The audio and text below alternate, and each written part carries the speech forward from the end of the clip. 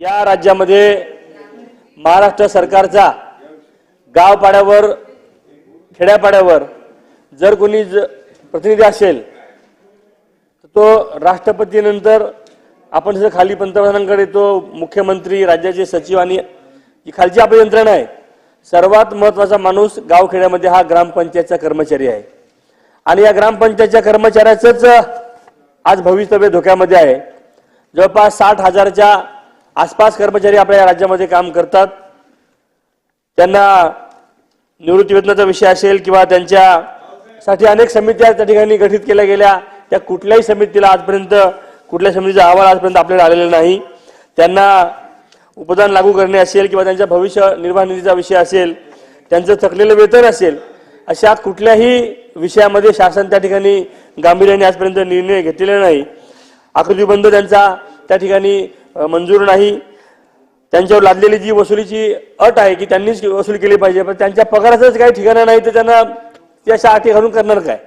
अतिशय तणावाखाली ते काम करतायत आणि सरपंचांपासून अनेक लोकांचा प्रेशर त्यांच्यावर त्या ठिकाणी येत असतो। अतिशय महत्त्वाचा असा ग्रामपंचायत कर्मचारी याच्याकरता आपल्याला काही ठोस बरेच सदस्य बोलणार आहेत, प्रश्न घ्या। गोष्टी आपल्या त्या ठिकाणी करणं अपेक्षित आहे। माझा सरकारला प्रश्न आहे की ग्रामपंचायत कर्मचाऱ्यांना नगर परिषदा जिल्हा परिषद कर्मचाऱ्यांप्रमाणे शासन वेतन श्रेणी मंजूर आपण करणार आहोत का? त्याचबरोबर त्यांना शासन निवृत्ती वेतन लागू करणार आहोत का? किमान वेतनाच्या अनुदानाचे गेल्या 19 महिन्यापासून त्यांचं वेतन थकीत आहे, त्यांना आपण शासन मंजुरी देणार आहे का? आणि ग्रामपंचायत कर्मचाऱ्यांचं EPF आपण जमा करणार आहोत का? हे आमचा प्रश्न माननीय मंत्री महोदयांना आहे। माननीय मंत्री महोदय, एकत्र विचारताय का? एकत्र विचारतायत? एकत्र उत्तर देऊ काय? त्यांना विचारू द्या। मंत्री महोदय आपण बोला। आता भाई मंत्री महोदय आपण बोला। चव्हाण सर, पहिलं मंत्र्यांचं उत्तर येऊ द्या, मग परत येऊ। ग्रामपंचायती महेश शेठ, आता आमच्या इथल्या अनेक ग्रामपंचायती या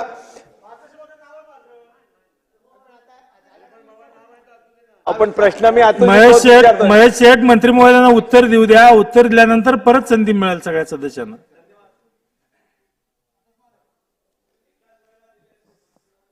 विचारा अशी पद्धत आहे का सगळ्यांनी विचारत मग मी त्याची उत्तर? सन्मान्य अध्यक्ष महोदय, सन्मान्य भुसाराजी यांनी विचारलेला प्रश्न जो अतिशय महत्वाचा आहे, आपण सांगितल्याप्रमाणे खरं आहे, ग्रामपंचायत कर्मचारी हे गावात खेड्यामध्ये खूप महत्वाची जबाबदारी बजावत असतात, मोठी जबाबदारी त्यांच्याकडे आहे, ही वस्तुस्थिती आहे। आपल्या राज्यामध्ये जवळपास 27,911 ग्रामपंचायती आहेत आणि या 27,911 ग्रामपंचायत जवळपास 28,000 ग्रामपंचायतीमध्ये 48,188 कर्मचारी आहेत। आपण 60,000 म्हणालात, पण आपले अधिकृत आपले कर्मचारी हे 48,188 कर्मचारी आहेत। उद्योग, ऊर्जा व कामगार विभागामार्फत या ठिकाणी 3 जुलै 1990चा एक आपला त्या ठिकाणी अधिसूचना GR नुसार ग्रामपंचायत कर्मचाऱ्यांना आपण किमान वेतन त्या ठिकाणी देतो। त्याचे वेतन त्या ठिकाणी ठरलेलं आहे, कर्मचाऱ्यांना किती वेतन द्यावं, किती, मग त्याच्यामध्ये कुशल, अर्धकुशल, अकुशल असे 3 ग्रेडिंग आहेत। तर त्यामुळे कुशलला 12,665 रुपये, अर्धकुशलला 14,125 रुपये, पाणी पुरवठा कर्मचारी मुकादम वगैरे असतात त्याच्यामध्ये त्यांना 11ला चालू तेच सांगतो। आणि त्याचप्रमाणे जे अकुशल आहेत त्यांना 13,420 पर्यंत, ते चपरासी आहे, सफाई कामगार आहेत, दिवापत्ती कर्मचारी आहेत असे, आणि यांना 3 ग्रेडिंग मध्ये हा सगळा त्या ठिकाणी पगार किमान वेतन त्या ठिकाणी दिला जातो। आता आपण आकृती बंधाच्या बाबतीमध्ये त्या ठिकाणी विचारलेलं आहे। आकृती बंधाच्या बाबतीमध्ये एक यावलकर समिती मागे नेमली गेलेली होती, तिचा अहवाल आलेला आहे, तो अहवाल आपण आता वित्त खात्याकडे गेलेला आहे। त्या वित्त खात्याकडे जाऊन त्या संदर्भात त्याच्यावर विचारविनिमय सुरू आहे, ते तपासून बघतायत। तो आल्यानंतर मला वाटतं त्या संदर्भामध्ये तो निर्णय त्या ठिकाणी घेता येईल। शासनोक्त कर्मचाऱ्यांना वेतन व भविष्य निर्वाह निधीसाठी आपण जो विषय या ठिकाणी भविष्य निर्वाह निधीचा विचारला, त्यासाठी शासनाची जी देय रक्कम आहे 8.33% ही शासन त्या ठिकाणी भरतो आहे, त्याच्यामध्ये कुठेही आपण थांबलेलो नाहीये। आणि आपण सदस्य महोदय आपण जो विषय केला की आपण वसुलीवर त्या ठिकाणी आपण त्यांना पगार देतो, ही वस्तुस्थिती आहे. कारण ज्या ग्रामपंचायतीमध्ये 90% कर वसुली त्याला आपण 100% अनुदान त्या म्हणजे कर्मचाऱ्यांना त्या ठिकाणी देत असतो. ज्या ठिकाणी 70 ते 89 पर्यंत त्या ठिकाणी वसुली आहे त्यांना 90% देतो आणि त्याच्या खाली ज्यांची वसुली आहे त्यांना आपण 50% अनुदान त्या ठिकाणी देतो. ही त्या ठिकाणी वस्तुस्थिती आहे. पण आता अनेक वेळेला आपण त्या ठिकाणी बघतो गावांमध्ये वसुलीचं प्रमाण खूप कमी असतं. आपणच सगळे नेते मंडळी निवडणुका आहेत आता करू नका, मग लोकसभेच्या येतात, मग ग्रामपंचायत, मग जिल्हा परिषदेच्या येतात, मग विधानसभेच्या येतात, कधी सोसायटीच्या येतात. मग त्यावेळेला आपणच आग्रह करतो यार सध्या राहू दे, आता लोकांना कशा अंगावर सोडतो आमच्या आहे. तर त्यामुळे मला असं वाटतं की ही अडचण त्यातली महत्वाची आणि त्यामुळे अनेक ठिकाणी थकबाकी मोठ्या प्रमाणात थांबली. अनेक ग्रामपंचायती अशा आहेत की त्या ठिकाणी दिवाबत्तीला किंवा त्या पाणीपट्टीच्या कर्मचाऱ्याला द्यायला सुद्धा त्या ठिकाणी पगार द्यायला सुद्धा त्या ठिकाणी पैसे नाहीत, दिवे लावायला सुद्धा पैसे नाहीत. ही वस्तुस्थिती आहे. आणि मग अशा ठिकाणी जर वसुली नसेल तर मग यांच्या महोदय चुकीचं उत्तर येत आहे, चुकीचं उत्तर येऊ नये म्हणून मी बोलतोय. एक मिनिट बोला बोला काय म्हटलं अध्यक्ष महोदय, मंत्री महोदयानं काय म्हटलं, अध्यक्ष महोदय मंत्री महोदयानं काय म्हटलं का 27 ऑगस्ट एक मिनिट चुकीचं उत्तर दुरुस्त करतो अध्यक्ष महोदय. 2 ऑगस्ट 2017 रोजी समिती गठीत झाली. 27 वर्ष झाले अध्यक्ष महोदय, 27 वर्ष. आणि आता तुम्ही युक्ती कशी बोलताय, 27 वर्ष लागतं बोलायला. कशा पद्धत तुम्ही लेखी उत्तर वेगळं देता, तोंडी इथं सांगताय वेगळं अध्यक्ष महोदय, आणि ते सांगतात वसुलीची अट. मग ग्रामसेवकाला काऊन नाही, सरपंचाला काऊन नाही? सरपंच ठराव देत आहे वसुली करू नका, टॅक्स पावते त्याची वसुली न करता दाखले द्या. मग तुम्ही कर्मचाऱ्यालाच वसुलीची अट का लावताय? तुम्ही नगरपालिकेच्या कर्मचाऱ्याला वसुलीची अट लावत नाही. अजूनही आम्ही पाहतो अध्यक्ष महोदय यांनी 19 महिन्याचं थकीत वेतन दिलं नाही, पैसे दिले नाही ग्रामपंचायत कर्मचाऱ्याला. आणि गिरीश भाऊ तुम्ही आमचे नेतृत्व करताय ग्रामीण भागातलं, मग शहरातल्या लोकांना वेगळा न्याय आणि आमच्या कर्मचाऱ्याला वेगळा न्याय का? यासाठी तुम्ही कधी पुढाकार घेणार अध्यक्ष महोदय? असं बरोबर नाही. मंत्री महोदय नाही, माझं अध्यक्ष महोदय माझं उत्तर चुकीचं आहे म्हणणं हे बच्चूभाऊ योग्य नाही. मी तुम्हाला तारीख सांगितलीच नाही, मी फक्त सांगितलं गिरीश भाऊ एक मिनिट एक मिनिट. सभागृहाची वेळ 5 मिनिटासाठी वाढवण्यात येत आहे. हो नाही अध्यक्ष महोदय मी वर्ष सांगितले का तुम्हाला की 5 वर्ष झाले, 2 वर्ष झालेत? मी सांगितलं यावलकर समिती नेमली गेली होती, खरं आहे. उशीर खूप झालेला आहे. याच्यानंतर अनेक सरकार आली, अनेक सरकार ते एक राज्यात राहतील. पण तुम्ही म्हणता उत्तर चुकीचं हे बरोबर नाही, दुरुस्त करा, बच्चूभाऊ काम काढून टाका. मी फक्त म्हटलं यावलकर समिती नेमलेली होती आणि तिचा जो अहवाल आहे तो वित्त विभागाकडे गेलेला आहे आणि आणि आणि आणि आणि त्याच्यावर वित्त विभाग हा अभ्यास करतोय, खरं आहे, आणि तपासून बघतोय. तो तपासल्यानंतर आपल्याला याच्यावर निश्चित त्या संदर्भामध्ये विचार करता येईल. पण आपण जे म्हणालात की वसुलीवर त्यांना, खरं आहे, त्यांचा विचार कर्मचाऱ्याचा काय दोष आहे? तुम्ही जे म्हणता सरपंच पण त्याला दोषी आहेत, ग्रामसेवक ग्रामविस्तार अधिकारी तो पण त्याच्यावर दोषी आहे, हे खरं आहे. त्याच्यामुळे निश्चित शासन नक्की मी तुम्हाला आधीच सांगितलं ना की प्रत्येक वेळेस निवडणुका आल्या की आमचे नेते मंडळी त्या ठिकाणी आमचे नेते मंडळी म्हणते की आता निवडणूक आहे, थोडक्यात घेऊ. त्यामुळे अध्यक्ष महोदय मला संरक्षण द्या ना, मला प्रत्येक शब्दाला बच्चूभाऊ मागून मला बोलत असले, मला संरक्षण पाहिजे. अट रद्द करायला अध्यक्ष महोदय. नानाभाऊ आपण बोला, झाल्या देऊ आपल्याला देतो. नानाभाऊ अध्यक्ष नानाभाऊ बोलते. नानाभाऊ प्रश्न विचारा, आपण वेळ कमी आहे, प्रश्न विचारा. प्रश्न विचारतो अध्यक्ष महाराज. याच्यामध्ये राज्यातील ग्रामपंचायत कर्मचाऱ्यांची वेतन श्रेणी व निवृत्ती वेतन व इतर मागण्या तसेच ग्रामपंचायत स्तरावरती प्रलंबित असलेल्या मागण्याकरता दिनांक अध्यक्ष महाराज हा मोर्चा आला होता. अध्यक्ष महाराज मागण्या त्यांच्या सरळ आहेत. माझं माननीय मंत्र्यांना माझी विनंती आहे की आपण या समित्या वगैरे बच्चूभाऊंनी सांगितल्याप्रमाणे हे करण्यापेक्षा शासन यांना काही आपण कर्मचाऱ्यांना नियमित केलेलं आहे, ग्रामपंचायतच्या पहिले केलेलं आहे, तसं यांना नियमित करायचा निर्णय घ्या ना. म्हणजे वसुली आणि या सगळ्या गोष्टी टाकून या गरीब माणसाला तुम्ही त्याला उपाशी कशाला मारता? आणि म्हणून माझी मागणी अशी आहे माननीय मंत्री महोदय की शासनाने या कर्मचाऱ्यांना नियमित करण्याचं धोरण या ठिकाणी सरकारने जाहीर करावं, एवढीच आमची विनंती आहे. म्हणजे हे कटकट संपते. मंत्री महोदय आपलं हे द्या, अजून एक प्रश्न विचारायचा आहे, बरेच सदस्य बोलणार आहे त्याच्यावरती. अध्यक्ष महोदय, हे कर्मचारी आहेत, हे ग्रामपंचायतीने नेमलेले कर्मचारी आहेत. ते नाही मागच्या वेळेला आपण कोणाला केलेलं नाही, कोणाला नियमित आपण केलेलं नाही. हे ग्रामपंचायतचे कर्मचारी आहेत असं म्हणतोय. शासनाकडे यांना नियमित करता येणार नाही, पण किमान वेतन आहे ते आता दुरुस्त झालेलं आहे. त्यांचं वेतन वाढवलेलं आहे. आपण त्यांना ते वेतन देतोय, त्यांचं अनुदान देतो आहे. त्यांचा हिस्सा जो असेल शासनाचा तो त्यांना आपण त्या ठिकाणी देतोय. आता आपण जे म्हणाले की त्यांना अनुदान नाही, आता आपण परवाच्या पुरवणी मागण्यामध्ये आपण त्यांना 400 कोटी रुपये व्यतिरिक्त निधी तरतूद काल त्याच्यात केलेली आहे. त्यांचं सगळं मागचं बॅकलॉग आहे ते आता लगेच त्या ठिकाणी या 15 दिवस यावलकर समितीचा अहवाल या ठिकाणी आलेला आहे. तो खाली बसून प्रश्न विचारू नका वरपुडकर साहेब. एक मिनिट. आजच मी त्याचा माहिती घेतो की वित्त विभागाकडून काय पूर्णता आहे, का तो पूर्ण होत नाही. तो लवकरात लवकर त्या संदर्भामध्ये माहिती घेऊन त्याच्यावर अंमलबजावणी त्या ठिकाणी आपण करू. सन्माननीय सदस्य चव्हाण साहेब. अध्यक्ष महोदय, आता मंत्री महोदयानं सकारात्मक उत्तर दिलं, परंतु ग्रामपंचायत कर्मचारी हा सर्वात शेवटच्या स्तरावर काम करणारा गरीब कुटुंबातील कर्मचारी असतो. त्यामुळे आज आपण जर बघितलं तर अतिशय हालाकीमध्ये हा जीवन जगतोय. त्यामुळे इतर सरकारी कर्मचाऱ्यांच्या तुलनेत या कर्मचाऱ्यावरती नेहमीच अन्याय होत आलाय. तर माझी मंत्रिमंडळाला स्पेसिफिक मागणी की आपण ग्रामपंचायत कर्मचाऱ्यांना त्यांची आर्थिक स्थिती सुधारण्यासाठी त्यांना नगरपालिका जिल्हा परिषद कर्मचाऱ्याप्रमाणे वेतन श्रेणीप्रमाणे मंजूर करणार का. दुसरी गोष्ट, त्यांना अतिशय अल्प वेतन असतं, त्यामुळे त्यांचं निवृत्तीनंतरचं जीवन सुद्धा अतिशय हालाकीचं असणार आहे. त्यासाठी या कर्मचाऱ्यांना निवृत्ती वेतन लागू करणार का. आणि सर्वात महत्वाचं म्हणजे त्यामध्ये वेतनासाठी वसुलीची अट ही रद्दच आपण केली पाहिजे, ते आपण करणार का. आणि शेवटचा प्रश्न, कर्मचाऱ्यांच्या रिक्त पदाच्या 10% अनुकंपा धर्तीवरती आपण वर्ग 3 आणि 4च्या पदार्थाला नियुक्ती पण देणार का. गिरीश भाऊ एक मिनिट. वरपुडकर साहेबाचे फक्त प्रश्न घ्या. वरपुडकर साहेब सगळ्यांची उत्तर एकदम द्या.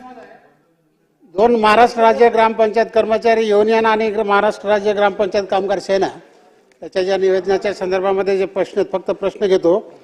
कर वसुलीच्या संदर्भात आता मंत्री महोदय आपल्याला बोलले की टक्केवारीमध्ये आपलं नसलं पाहिजे, ती अट त्यांनी शिथिल करावी. ग्रामपंचायत चतुर्थ श्रेणीच्या ती लवकरात लवकर त्यांनी लागू करावी. नगरपालिकेच्या संदर्भामध्ये नगरपालिकेच्या कर्मचाऱ्याला ज्या पद्धतीनं आहे त्या पद्धतीनं यांनी करावे. त्याचबरोबर यावलकर समितीचा आता जे आपण सांगितलं प्रश्न तेवढं, यावलकर समितीच्या याच्यामध्ये आपण ती शिफारस जे वित्त विभागाकडे दिलं असं सांगितलंय. 2017ला हा वित्त लागू केलेला आहे. आपण त्वरित त्याच्या संदर्भामध्ये कारवाई करावी. आणि 19 महिन्याचा जो थकिताचा फरकाचा जो फरक आहे आपण तो देण्याचा त्यांनी उत्तरामध्ये कबूल केलेलं आहे. ते किती दिवसात आपण देणार एवढंच या ठिकाणी. संदर्भामध्ये मी आता सांगितलं पुरवणी मागण्यामध्ये सभागृहाची वेळ मंत्र्यांच्या उत्तरानंतर 400 कोटी रुपयापर्यंत वाढवून देण्यात आपण त्या ठिकाणी आलेले. निश्चित अध्यक्ष महोदय, सरकार सुद्धा या बाबतीमध्ये अतिशय सकारात्मक आहे. कारण हे कर्मचारी सुद्धा गावातलेच आहेत, तिथले स्थानिक आहेत, अतिशय गरिबाची मुलं आहेत, मजूर वर्गातले आहेत. त्याबाबत शासन या बाबतीमध्ये अतिशय सकारात्मक आहेत. आपण पैसे आता आपण लगेच देतोय त्यांना. आपण 400 कोटी रुपये ही जी आता तुमची जी बाकी आहे की त्यांची ती 400 कोटी रुपये आपण त्या पुरवणी मागण्यामध्ये कालच दादांनी मांडलं, त्यामध्ये आपण त्याची तरतूद त्या ठिकाणी केलेली आहे. ती लगेच करून आपण त्या संदर्भामध्ये आदेश आम्ही वितरित करू. पण आपण जे म्हणता आहेत कर्मचाऱ्यांच्या बाबतीमध्ये किंवा आपलाही जो प्रश्न आहे की त्यांना कायम करावं, मला वाटतं की हे ग्रामपंचायतीचे कर्मचारी आहेत. आमची इच्छा आहे. मी पण ग्रामपंचायत सरपंच होतो सुरुवातीला. 91 मध्ये मी सुरुवातीला कॉलेजमध्ये असताना सोडल्याबरोबरच मी ग्रामपंचायत सरपंच झालो. नंतर 95 मध्ये मी त्याच्यात अनुषंगाने तिथेच काम करत आमदार झालो. एकदा, दोनदा, तीनदा, चारदा, पाचदा, सहादा कंटिन्यू झालो. पण ग्रामपंचायतीचे मी ग्रामीण भागातल्याच प्रतिनिधित्व करतो. मला इथल्या अडचणी माहिती आहे, इथल्या खूप काय प्रॉब्लेम आहेत ते सगळे त्या ठिकाणी मला प्रश्न त्यांचे काय ते सगळे मला माहित आहे. पण या संदर्भामध्ये सगळा अतिशय सकारात्मक आहे.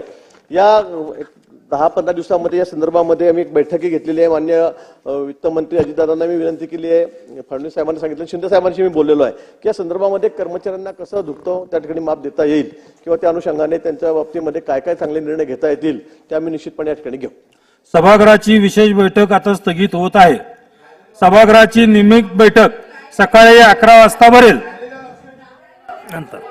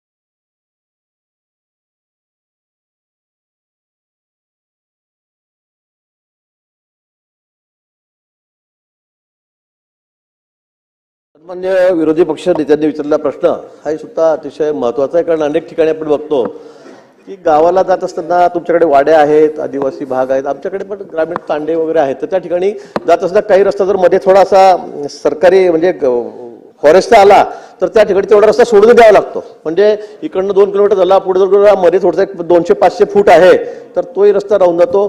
किंवा अनेक ठिकाणी वाड्या वस्त्यावर जायचा रानातून रस्ता असतो, वनातून असतो, फॉरेस्टची जमीन असते, त्यामुळे त्यालाही परवानगीसाठी खूप प्रयत्न करावे लागतात, त्याला उशीर लागतो. हे खरं आहे, ही वस्तुस्थिती आहे. आणि म्हणून त्या बाबतीमध्ये खरं फॉरेस्टचे वेगळे नियम आहेत, त्यांचा कायदा वेगळा आहे. आणि तिथे असं नाही आपल्याला करतात की घेतलं आणि चालले जा असंही करता येत नाही. पण त्या संदर्भामध्ये कुठे फार वेळ लागणार नाही, फार फिरावं लागणार नाही या संदर्भामध्ये फॉरेस्ट डिपार्टमेंट, कारण पण शेवटी कायद्यानेच मला वाटतं ते कायद्यानेच परवानगी घ्यावी लागते. ती अशी इथून होणार नाही सूचना काढून.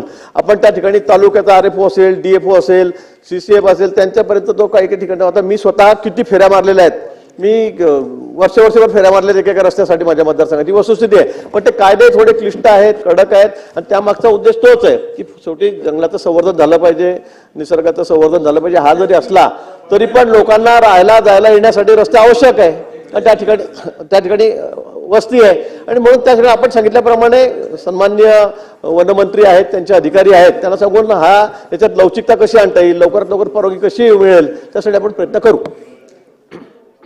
अध्यक्ष महाराज, थोडंसं कन्फ्युजन होत आहे. ते स्वतः मंत्री महोदय सांगतात की आम्हाला पण त्रास झालेला होता पहिले जे मंत्री नसताना. अध्यक्ष महाराज, वन विभाग आणि ग्रामीण विकास या दोन्ही सचिवा लेवलवर आणि सरकार लेवलवर याची मीटिंग करून अध्यक्ष महाराज मागच्या काळात एक स्टँडिंग ऑर्डर वन विभागाने काढलं होतं की ऍडजस्टिंग पाथ जे आहेत त्याला कुठल्याही कामामध्ये अडचण होता कामा नये अशा पद्धतीचं एक स्टँडिंग ऑर्डर मला वाटतं की स्वरूप सिंग नाईक साहेब ज्यावेळेस राज्याचे वनमंत्री होते त्यावेळेस काढला गेला होता अध्यक्ष महाराज. आणि रेकॉर्डवर जे रस्ते आहेत त्या रस्त्यामध्ये हे नाही, पण ते वन विभागावाले जे सातत्यानं विकासाच्या कामामध्ये झाडं नसताना सुद्धा अडचण करत असतील तर मला वाटतं की शासनाने त्या पद्धतीचं एक परिपत्रक त्या पद्धतीचं काढलं. आपणही त्याचा अनुभव घेतलाय, त्रासाचा अनुभव घेतला, तुम्ही आपण केलेला आहे. तर मला वाटतं की आता तुम्ही शासन आहात आणि शासनाने एक त्या पद्धतीचं परिपत्रक काढून त्या पद्धतीचं ऍडजस्टिंग पाथला जे आहेत रस्ते त्याला झाडं नाही, काही नाही, अशा रस्त्यांना पूर्णत्वास नेण्यासाठी कोणाची अडचण नसावी अशा पद्धतीचं शासनाने धोरण आखावं. म्हणजे आपल्याला असं म्हणता येणार नाही की नाही आहे, ते त्यांचा कायदा वेगळा आहे. कायदा तर लोकांसाठीच असते. मँग्रोव्ह आपण तोडलीत ना आता नवीन विमानतळासाठी, लोकांसाठी करा. हा फॉरेस्टचा कायदा अध्यक्ष महोदय, खरं म्हणजे नाना भाऊंनी जो प्रश्न विचार खरा आहे, पण हा कायदा हा सेंट्रलचा कायदा आहे वनाच्या बाबतीमध्ये. हा अतिशय कठोर आहे, कडक आहे, हे आपल्याला याची कल्पना आहे. आपण त्या भागातही राहतात, आपल्या भागामध्ये सगळी वनसंपदा त्या भागामध्ये आहे. पण निश्चित या बाबतीमध्ये खूप उशीर लागू नये ही अपेक्षा सगळ्यांचीच आहे, म्हणजे माझ्यापासून सगळ्यांची आहे. आणि त्यामुळे या संदर्भामध्ये स्थानिक राज्य पातळीवर आपल्याला काय थोडं सुसंवाद करता येईल का सगळ्या दोघांमध्ये, किंवा नीट व्यवस्थित कॉर्डिनेशन करून लवकरात लवकर परवानगी कशी मिळेल. कारण शेवटी त्या गावाला जाणारा रस्ता आहे, त्या गावाला तो द्यावाच लागणार आहे. गावही पूर्वीपासून आहे, पण फॉरेस्टमधून थोडा रस्ता जातोय म्हणून त्याची अडवणूक मोठ्या प्रमाणामध्ये ही वस्तुस्थिती आहे. आणि म्हणून या संदर्भामध्ये दोन्ही डिपार्टमेंट आम्ही एकत्र बसून काय याच्याबद्दल लवकरात लवकर कारवाई करता येईल, लवकर परवानग्या कशा देतील या संदर्भात आपण प्रयत्न करू. मंत्री महोदय, ह्या विषयात अनेक सदस्यांनी अडचण आपापल्या मतदारसंघात सांगितलेली आहे. मला वाटतं याच्यावरचा उपाय काय फार अवघड नाहीये. फॉरेस्ट राईट ऍक्ट अंडर ह्या सगळ्या परवानग्या दिल्या जातात. साध्या एका रस्त्याच्या परवानगीसाठी अगदी फाईल तुमची DFO पासून नागपूर पर्यंत आणि मग तिकडनं परत येते, तिकडनं भोपाळ आणि परत येते. तर मला वाटतं आपण जर का एक शिफारस केंद्र शासनाकडे पाठवली की ग्रामविकास खात्याने जर का एखादा रस्ता स्वतः करण्याची भूमिका घेतली असेल तर त्याकरता फॉरेस्ट राईट ऍक्ट खाली परवानगीची गरज नाही, तर मला वाटतं हा प्रश्न लगेच सुटेल. पूर्णच एक प्रश्न आहे अध्यक्ष महोदय, तो सुद्धा वन विभागाची आपण बैठक घेतून सांगितलं. माझा एक प्रश्न आहे की गावामध्ये आपण फॉरेस्टची जागा असली तिथं अंगणवाडीला जागा देतो, शाळेला जागा देतो, बालवाडीला जागा देतो, पण फॉरेस्टच्या जागेमध्ये स्मशानभूमीला जागा देत नाही. जेव्हा आपण फॉरेस्टची बैठक बोलवाल, ज्या गावाच्या लगत फॉरेस्टची जमीन आहे तिथं स्मशानभूमीच नाही आहे, तो प्रश्न सुद्धा त्यामध्ये घ्यावा. फॉरेस्टचे सिनियर मंत्री आहे तुमचे, त्यांना बोलवून एक बैठक बोलावून हे जे प्रश्न इथे उपस्थित केले, स्मशानभूमीचा सुद्धा अतिशय मोठा प्रश्न महाराष्ट्रामध्ये आहे. त्या बाबतीत सुद्धा वनमंत्र्यावर एक बैठक लावून असे जे अनेक प्रश्न इथे उपस्थित झाले त्याबद्दल त्याचं निराकरण करण्यासाठी बैठक लावावी ही विनंती. सन्माननीय अध्यक्ष महोदया, हा विषय महत्वाचा आहे. अनेक गावांमध्ये त्याला गावठाण बाजूला नाही, सगळं फॉरेस्ट आहे, आतमध्ये अंतर्गत आतल्या बाजूला ती गावं बसलेली आहेत. त्यामुळे स्मशानभूमी सुद्धा त्या ठिकाणी करता येत नाही, कारण ती जागा इंचभरही फूटभरही सुद्धा आपल्याला फॉरेस्टवाले देत नाही, ही वस्तुस्थिती आहे. पण अशा अत्यावश्यक ज्या बाबी आहेत, पाण्याची टाकी उभी करायची आहे, जागा देणार नाही मी तुम्हाला. हा हा फॉरेस्ट फॉरेस्ट फॉरेस्ट फॉरेस्ट नाही देत. हा हा हा जागा देते, बालवाडीचे झाड पाण्याच्या टाकीसाठी देते, फक्त स्मशानभूमीसाठी देत नाही. त्यामागचं कारण असं असेल की एखाद्या वेळेला त्यातून काही वणवा पेटला, आग पसरली, फॉरेस्टला काही दुर्घटना, त्या असंही त्याच्या मागचा हेतू असू शकेल. आता आपण जे म्हणतायत की सगळ्या गोष्टींसाठी जागा देतात पण स्मशानभूमीसाठी देते, त्या मागचा असाही हेतू असू शकेल. आपण ते निश्चित तपासून बघू. हा नाही, एक विषय मला असं वाटतंय, पण या संदर्भामध्ये निश्चित आपण त्याच्यामध्ये सहभाग करून घेऊ. अध्यक्ष महोदय, 1972च्या दुष्काळामध्ये अध्यक्ष महोदय अनेक रस्ते हे रोजगार हमीमध्ये करण्यात आले. ते मूळ टोपो शीटला होते, नकाशावर होते. अध्यक्ष महोदय, आज परिस्थिती अशी आहे की ग्रामविकास खातं आणि फॉरेस्ट हे त्याही रस्त्यावर त्या ठिकाणी काम करून देत नाही. उदाहरणार्थ माझ्या मतदारसंघामध्ये साखरवडी नावाचं डोंगरावर गाव आहे, तिथं रस्त्याला आम्ही निधी टाकला. आता फॉरेस्ट विभाग म्हणते की कॉन्क्रीटचाच रस्ता करा, तुम्हाला डांबरीकरण करता नाही, लांबी जास्त आहे करता नाही. तर माझा अध्यक्ष या माध्यमातून मागणं आहे की ज्यावर 72 साली किंवा त्या दरम्यानच्या काळात काम झालंय त्याला परवानगी देण्यात यावी. ग्रामविकास 14वा शेवटचा. ठीक आहे, तर हा विषय थोडा इकडे तिकडे चाललेला आहे. हा अतिक्रमणावरून आपण फॉरेस्टमध्ये आलेलो, जंगलात घुसलेलो आहोत. पण निश्चित ज्या ज्या अडचणी आहेत आपण सांगताय त्याची नोंद आम्ही घेतलेली आहे. त्या बाबतीमध्ये एकदा संयुक्त बैठक घेऊन वन विभागाची आपण त्यावर मार्ग काढू. झालंय वैभवजी, बोलायचं आहे का? की आपण आता अनेक वाड्या रस्ता करतो आणि त्यात 23 नंबरला रस्ते घेतो. 23 नंबरला रस्ते घेताना पहिल्यांदा संमती पत्रावर आपण घेत होतो, परंतु आता आपण जिल्हा परिषदेने बक्षीसपत्र कराव्याची अट घातली आहे. आणि बक्षीसपत्र अट ही खूप हे आहे, कारण सगळ्या लोकांना एकत्र करायचं, त्यांना बक्षीसपत्र घ्यायचं, त्याचा खर्च करायचा. आणि त्यामुळे हे 23 नंबरचे रस्ते संमती पत्रावर पहिल्यासारखे करावे एवढी विनंती आहे. आणि त्याचबरोबर जी MSCBची लाईट बिल आहे, जे आपण स्ट्रीट लाईटसाठी, ते आपण आपल्या मार्फत या ठिकाणी भरावं. ठीक आहे. प्रश्न क्रमांक 2. अध्यक्ष महोदय, प्रश्न क्रमांक 80067 80,067 वितरित केल्याप्रमाणे. अध्यक्ष महोदय, क्षयरोगाच्या संदर्भात मध्यंतरी औषधी खरेदी काही दुरुस्ती आहे? याच्यामध्ये उत्तरातील ओळ क्रमांक 4 मधील माहे एप्रिल 2023 ऐवजी म्हणजे प्रिंटिंग मिस्टेक आहे, माहे एप्रिल 2024 एवढं फक्त करेक्शन आहे उत्तरामध्ये. नाही, इथं 23 मेन्शन केलेलं होतं, त्याच्यामध्ये आहे. माझ्याकडच्या आलेल्या याच्यामध्ये जे होतं ते मी ठीक आहे, मग ते नसेल त्याच्यात तर ती करेक्शन आहे. बरं, ठीक आहे. अध्यक्ष महोदय, क्षयरोगाचे रुग्ण आणि त्यांना वेळेवर होणारा औषधोपचार, उपलब्ध असलेल्या औषधी यांना हा नियमित सेवन करावं लागतं क्षयरोगाच्या रुग्णाला. त्यामध्ये ब्रेक देता येत नाही अध्यक्ष महोदय, त्यांना खंड पडता कामा नये असं डॉक्टरांचा सल्ला आहे. परंतु मधामध्ये हे सगळं काय झालं की हे सगळी औषधी खरेदी असताना सेंट्रलाइज खरेदी करायचं, केंद्रीय खरेदी करायची असा राज्य सरकारने निर्णय घेतला. आणि त्यामध्ये हे खरेदी करत असताना तिकडनं या केंद्रीय स्तरावर तुटवडा पडला म्हणून सांगितलं आणि ती औषधी त्यापर्यंत पोहोचली नाही. अनेक रुग्णांचे हाल झालेत अध्यक्ष महोदय. या तुमच्या सरकारच्या चुकीमुळं, एका निर्णयामुळं जे जिल्हा स्तरावर औषधीचे खरेदीचे अधिकार होते पूर्वी ते काढून घेतले गेले. सेंट्रलाइज खरेदी करण्याचा निर्णय घेतला. तो का घेतला, त्याच्यामागे उद्देश काय होता मला सांगायची गरज नाही, तो उद्देश लोकांना सगळ्यांना कळतोय. परंतु तुम्ही जे तो खंड पडल्यामुळे जी परिस्थिती निर्माण झाली आणि अजूनही आहे, आपल्याकडे अध्यक्ष महोदय जी औषधी पाहिजेत ती औषधी आता आपल्याकडे अजूनही मार्केटमध्ये त्याचा तुटवडा आहे. तुम्ही तुमच्या उत्तरामध्येच सांगितलं आहे की FDC A 3 FDC A हा औषध अद्यापही मार्केटमध्ये तुटवडा असं सांगितलं. तुम्ही त्याचं मिश्रण सांगितलं.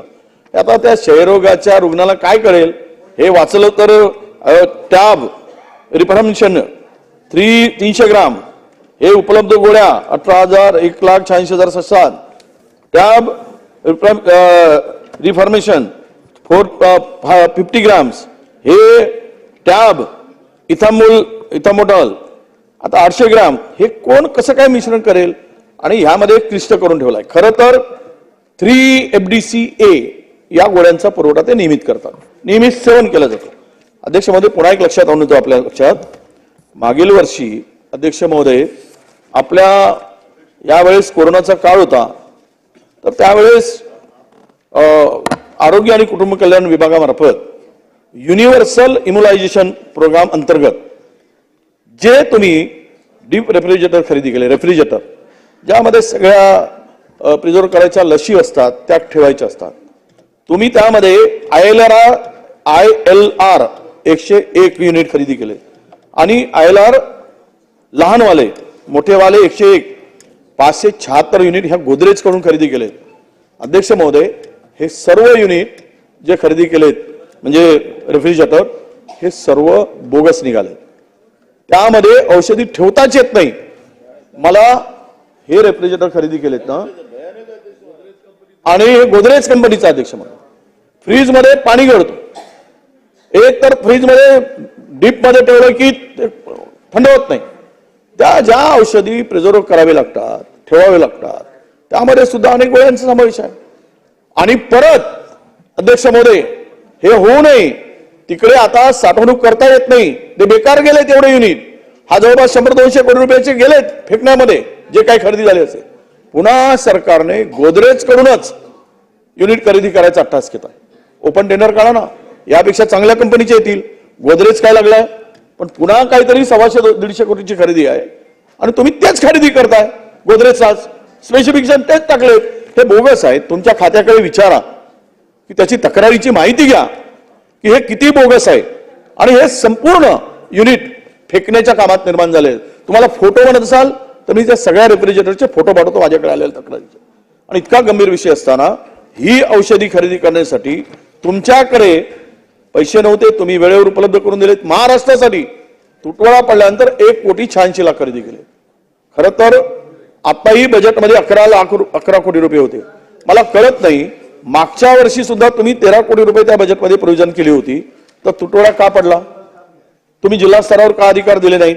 म्हणून माझा स्पेसिफिक प्रश्न आहे अध्यक्ष महोदय की तुम्ही पूर्वीसारखा हे सेंट्रलाइज न करता, कारण क्षयरोग रुग्णाला वेळेवर आणि नियमित उपचार होण्यासाठी या गोळ्यांची आवश्यकता आहे.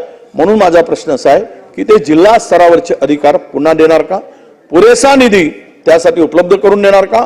आणि हे गोदरेज कंपनीचे जे काही घेतलेत हे त्यांच्याकडून परत रिप्लेस करून घ्या, नव्याने घ्या आणि पुन्हा गोदरेजची कडून खरेदी करून याला द्या. या कंपनी जे काही पुरवठा केली याला ब्लॅकलिस्ट करा आणि ओपन टेंडर करा. यापेक्षा अधिक चांगल्या कंपन्या यामध्ये सहभाग घेऊ शकतील आणि हा बोगसपणा थांबवता येईल. हे माझे 3 प्रश्न आहेत अध्यक्ष महोदय. खरं तर क्षयरोग निर्मूलन हा केंद्रानं सुद्धा एक मेजर उपक्रम म्हणून भारतामध्ये राबवायचं ठरवलेलं आहे. त्याप्रमाणे महाराष्ट्रही त्याच्यामध्ये मागं नाही आहे.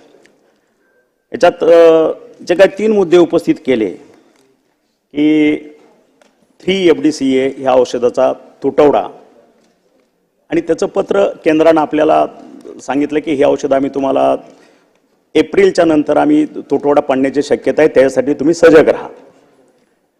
खरं तर आपण जे सांगितलं की ही औषधं आपल्या जिल्हा स्तरावरती किंवा इथं महाराष्ट्र आपलं स्टेट किंवा कुठलंही स्टेट ते खरेदी करतं, तसं नाही आहे. ही जी औषधं आहेत क्षयरोगाची बेसिकली ते केंद्र आपल्याला पुरवठा करतं. केंद्र आपल्याला देतं आणि ते दिल्लीतून सप्लाय डायरेक्ट मुंबई, पुणे आणि नागपूर ह्या 3 ठिकाणी होतो आणि ह्या 3 ठिकाणावरून हा सप्लाय संपूर्ण महाराष्ट्राभर वितरित केला जातो. ही प्रोसेस आहे.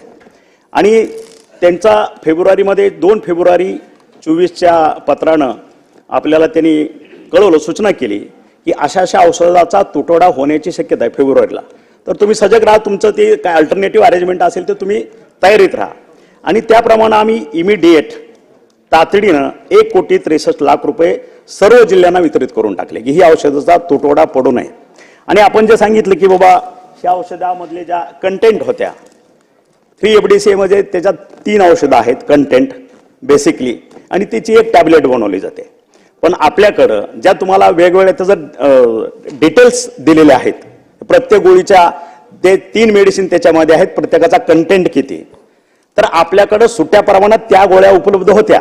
जे काय तुम्हाला 300 mg 200 mg 500 जे काय तुम्ही आता वाचून दाखवलं ते आपल्याला सुट्या म्हणजे 3 in 1 असं नाही, पण सेपरेट त्या गोळ्या आपल्याकडे औषधी उपलब्ध होती.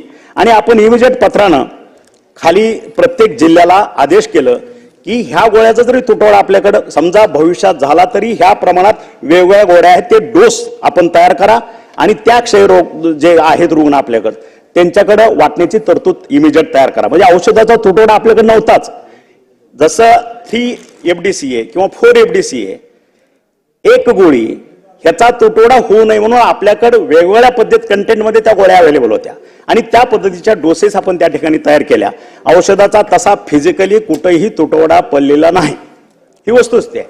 आपण जो दुसरा मुद्दा उपस्थित केला की ICR व डीप फ्रीजरच्या बाबतीतला, खरं तर ह्या प्रश्नाशी नाही ILR आणि डीप फ्रीजरचा ह्या प्रश्नाशी संबंध नाही, तरी सुद्धा ह्याच्यातली आपली तळमळ आणि त्याच्यातली सिव्हिरिटी बघता हा संपूर्ण अहवाल मागवला जाईल आणि ह्याच्यामध्ये जर तसा काय प्रकार आढळला तर ते संपूर्ण टेंडर रद्द केलं जाईल.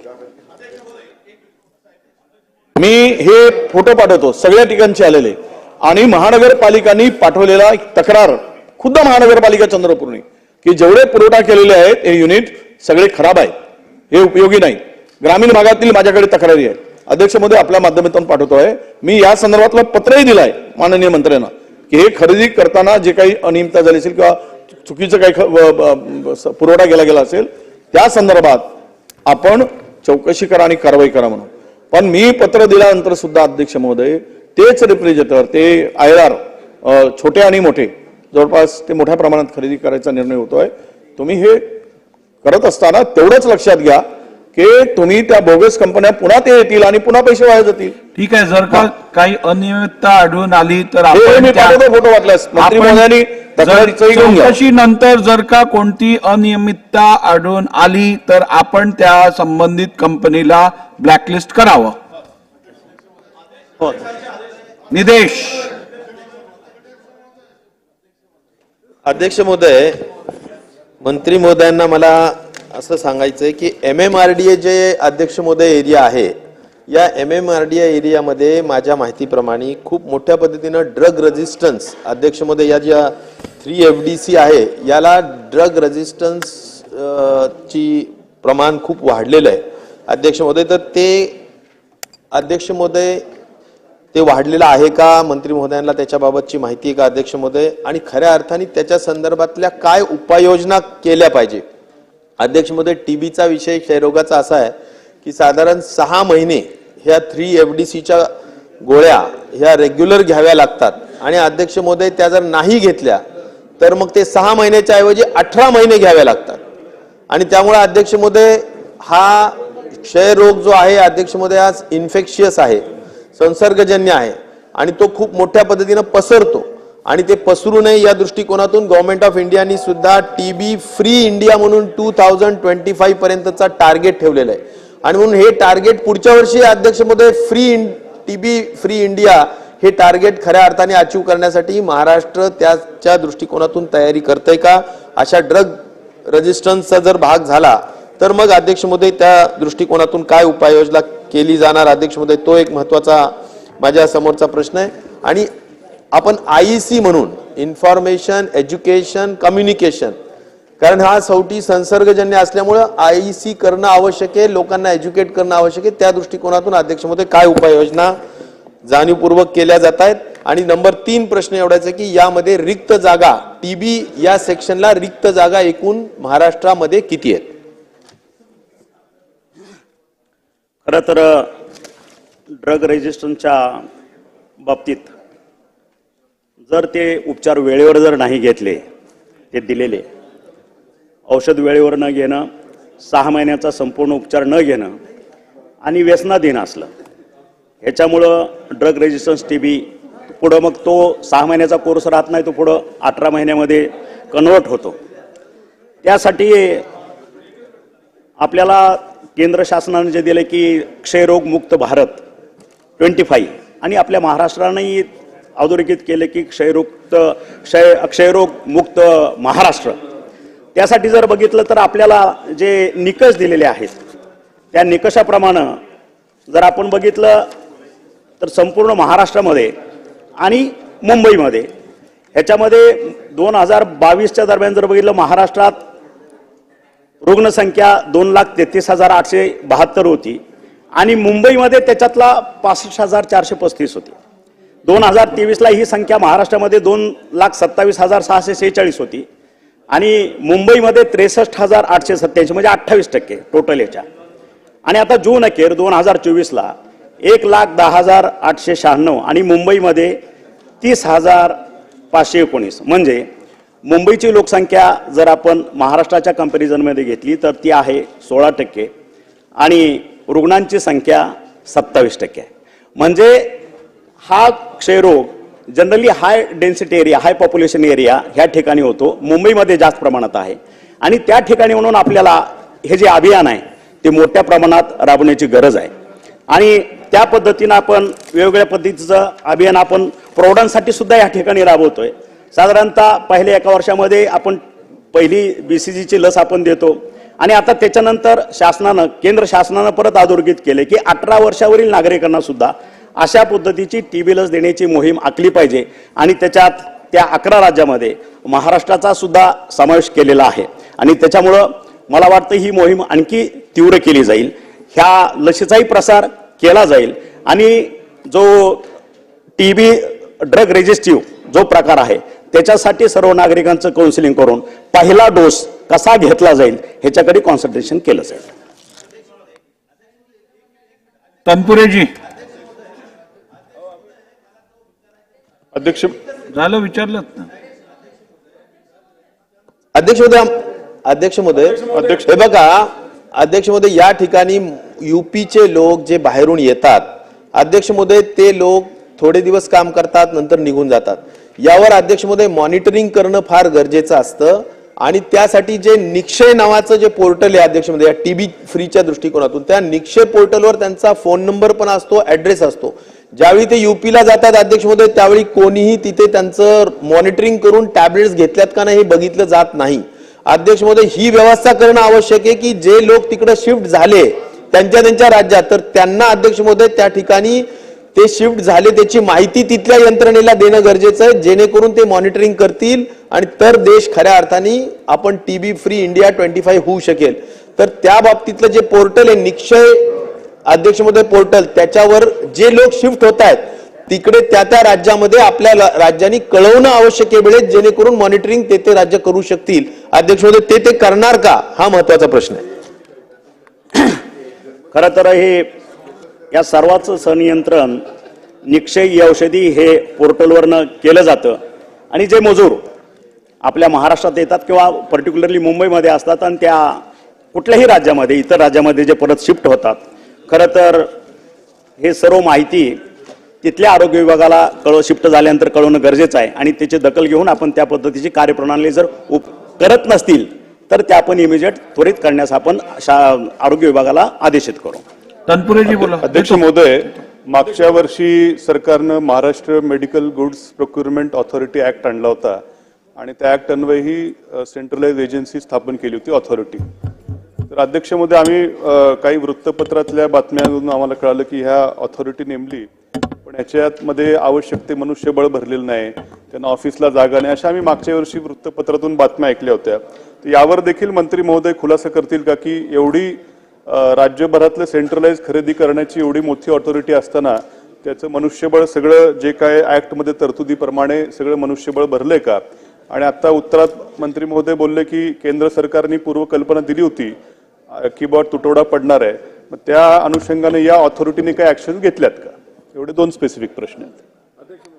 खरं तर मगाशी मी उत्तरात पहिलंच सांगितलेलं आहे की केंद्र सरकारनं 2 फेब्रुवारी 24ला आपल्याला इंटिमेट केलं. त्याबरोबर आपण तातडीनं प्रत्येक जिल्ह्याला आपण 1,63,00,000 वितरण त्या औषधी खरेदीसाठी केल्या. तसंच 4,95,00,000 रुपये 3 FDC औषधाच्या खरेदी करता औषध खरेदी प्राधिकरणाकडे आपण ते वर्ग केलं. त्याच्यामुळे अशा पद्धतीचा कुठलाही तुटवडा महाराष्ट्रामध्ये निर्माण झालेला नाही. कुठला?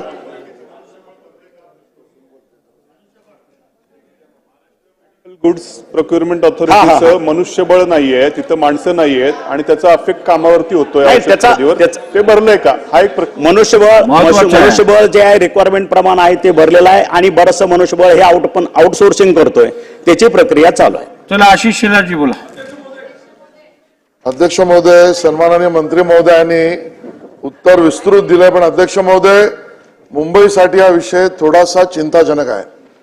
मुंबईमध्ये महानगरपालिकेच्या माध्यमातून चालतो, पण आकडेवारी जी मंत्री महोदयांनी दिली त्यामध्ये त्याचा प्रसार 27% मुंबईचा दिसतोय.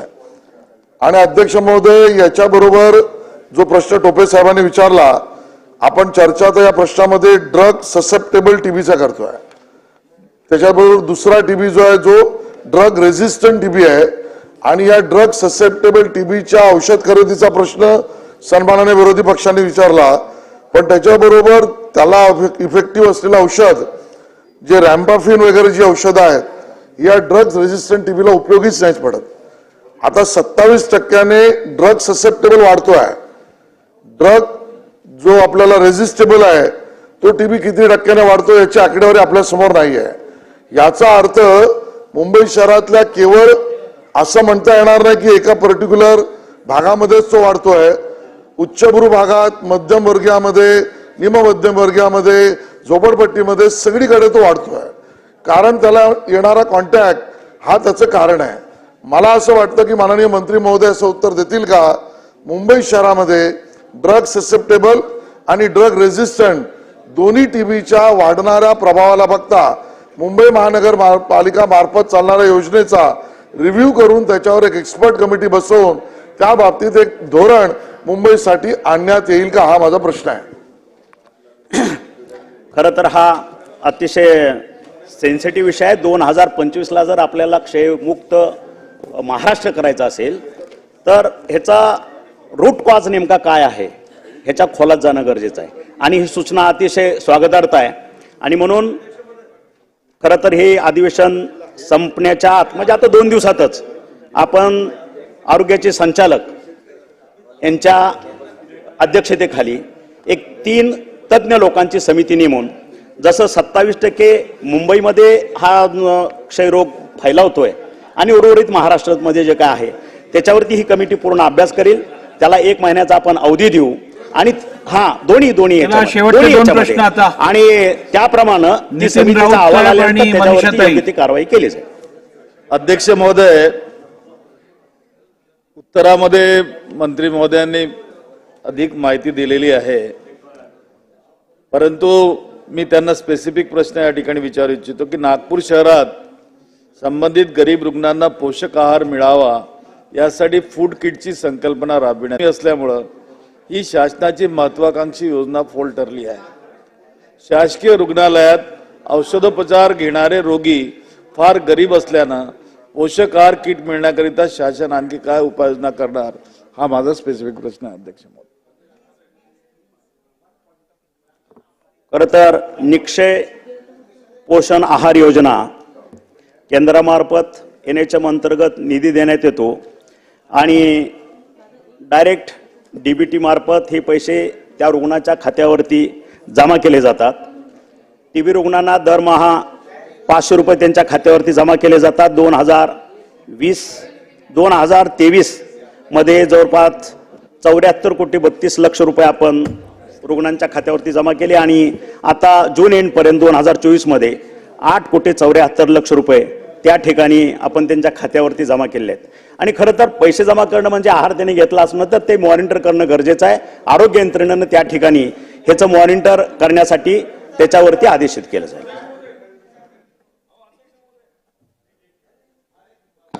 अध्यक्ष महोदय, फक्त औषध घेऊन क्षयरोग बरा होत नाही. अध्यक्ष महोदय, आमच्या नॉर्थ वॉर्डमध्ये आमच्या MOH मॅडमने क्षय मित्र होण्यासाठी आम्हाला सगळ्यांना आव्हान केलं. आणि अध्यक्ष महोदय, आम्ही जवळजवळ 60 जणांनी एका पेशंटला 6 महिने प्रोटीनयुक्त संपूर्ण 6 महिन्याचं दर महिन्याला आम्ही 650 रुपयाचं किट, कोण 30 लोक ॲडॉप्ट करतं, कोण 40 लोक ॲडॉप्ट करतं, असे 365 पेशंट आम्ही 6 महिन्यासाठी ॲडॉप्ट केलेले होते. त्याचा परिणाम इतका चांगला झाला की ते रुग्ण लवकर बरे झाले.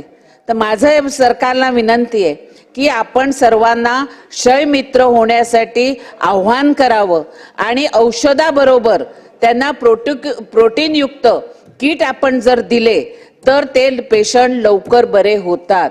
तर देशाचे पंतप्रधान नरेंद्र मोदीजींनी आव्हान केलेलं आहे की प्रत्येकाने क्षय मित्र बनायला पाहिजे.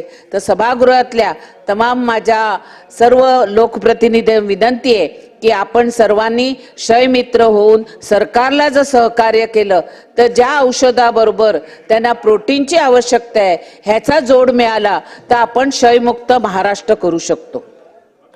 खरं तर सन्माननीय सदस्यांनी जी भूमिका मांडली ती अतिशय स्वागतार्ह आहे.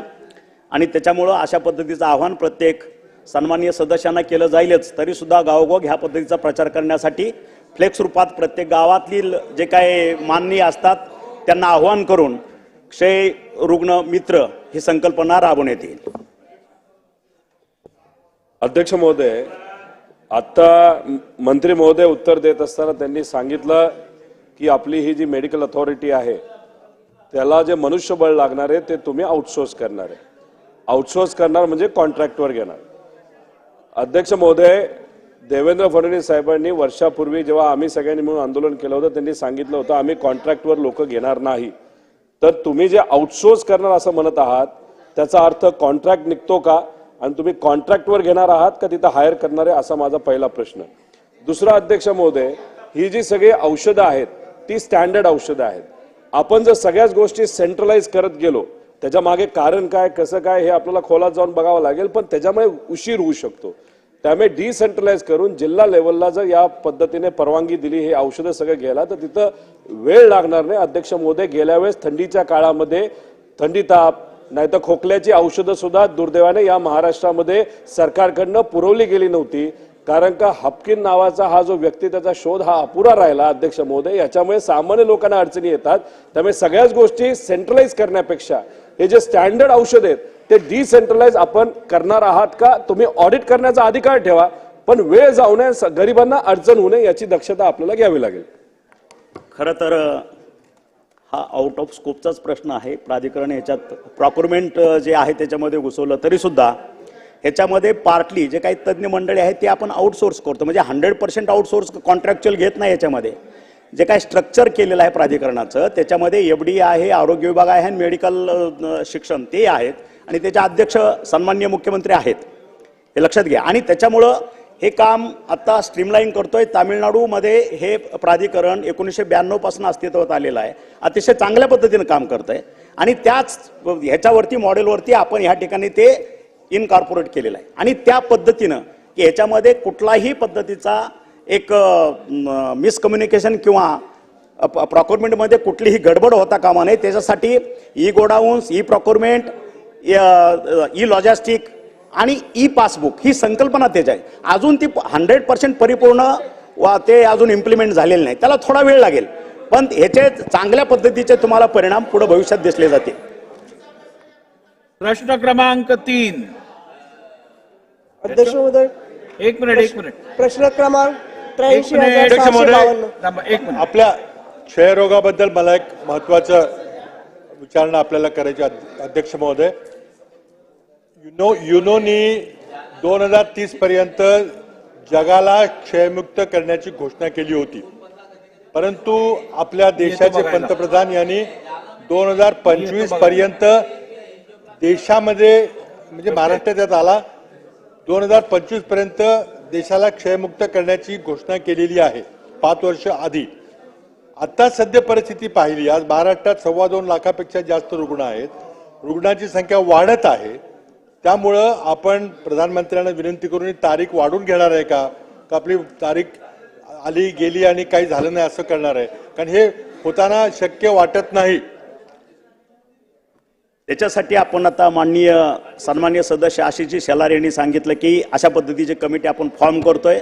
संपूर्ण महाराष्ट्रामध्ये ही कमिटी आपल्याला 1 महिन्यामध्ये अहवाल तयार देईल आणि मग 2025 मध्ये खऱ्या अर्थानं आपण क्षयरोग मुक्त होणार का याचा अहवाल आल्यानंतर तो निर्णय आपल्याला घेता येईल. प्रश्न क्रमांक 3. प्रश्न क्रमांक पॉइंट ऑफ 83,752. इन्फॉर्मेशन अभी नहीं. अरे प्रश्न उत्तरामध्ये पॉइंट ऑफ इन्फॉर्मेशन. प्रश्न क्रमांक प्रश्न क्रमांक 3. 83,752. आप टाइम पे आएंगे तो हम आपको देंगे. प्रश्न क्रमांक 83,652. अध्यक्ष महोदय वितरित केल्याप्रमाणे अध्यक्ष त्याच्यानंतर महोदय, त्यांना थांबायला सांगतो. आमच्या त्यांना थांबवतो. अहमदनगर जिल्ह्यामध्ये जवळपास 5,375 अंगणवाड्या आहेत. यापैकी जवळपास 1,375 अंगणवाड्यांना इमारत नाही आहेत. 1,375 इमारती नाही आहेत आणि त्यामुळे ही जी काही बोलायचं आहे ना? अंगणवाड्यांच्या हो, त्यांचं इमारती होतं आहेत त्यामध्ये जी लहान मुले आहेत त्या ग्रामपंचायतच्या कार्यालयात, सभामंडपात किंवा इतर भाड्याच्या जागेत बसतात. आणि जी काही माहिती माझ्यापर्यंत आलेली आहे तर या 115 अंगणवाड्यांना स्वच्छतागृहे नाही आहेत. परंतु मला असं वाटतं की या उत्तरामध्ये थोडीशी तफावत आहे की माहिती चुकीची आलेली आहे मंत्री महोदय. कारण की ज्या अंगणवाड्या भाड्योत्री जागेमध्ये भरतात, ग्रामीण भागात कुठेही शाळा खोल्या असतील किंवा भाडोत्री जागा, सभामंडप असेल, समाज मंदिरात ह्या अंगणवाड्या भरतात, त्या ठिकाणी कुठेही अटॅच टॉयलेट किंवा स्वच्छतागृहाची सोय नसते. म्हणून माझी आपल्याला विनंती आहे की या बाबतीत आमच्या नगर जिल्ह्यामध्ये जवळपास 115 अंगणवाड्यांना स्वच्छतागृह नाही आहेत आणि जवळपास 1,375 अंगणवाड्यांना इमारती नाही आहेत. तर ज्या धर्तीवर आपल्याला ग्रामविकास विभागातून ग्रामपंचायत कार्यालयांना निधी दिला जातो, आपण DPDC मधून अंगणवाड्यांना या ठिकाणी इमारतींना निधी देतो, परंतु अतिशय प्रत्येक वर्षी बघितलं तर 50, 55, 100 अंगणवाड्यांना निधीची तरतूद केली जाते. आमच्याच पाथर्डी माझ्या मतदारसंघामध्ये 284 पैकी पाथर्डी तालुक्यात फक्त 74 अंगणवाड्यांना इमारती नाही आहेत आणि 294 शेवगाव तालुक्यामध्ये 294 इमारती असणं आवश्यक असताना 82 अंगणवाड्यांना इमारत नाही आहे. तर माझी मंत्री महोदयांना विनंती आहे की खास बाब म्हणून आपण राज्याच्या बजेटमध्ये अंगणवाड्यांसाठी तरतूद करणार आहात का?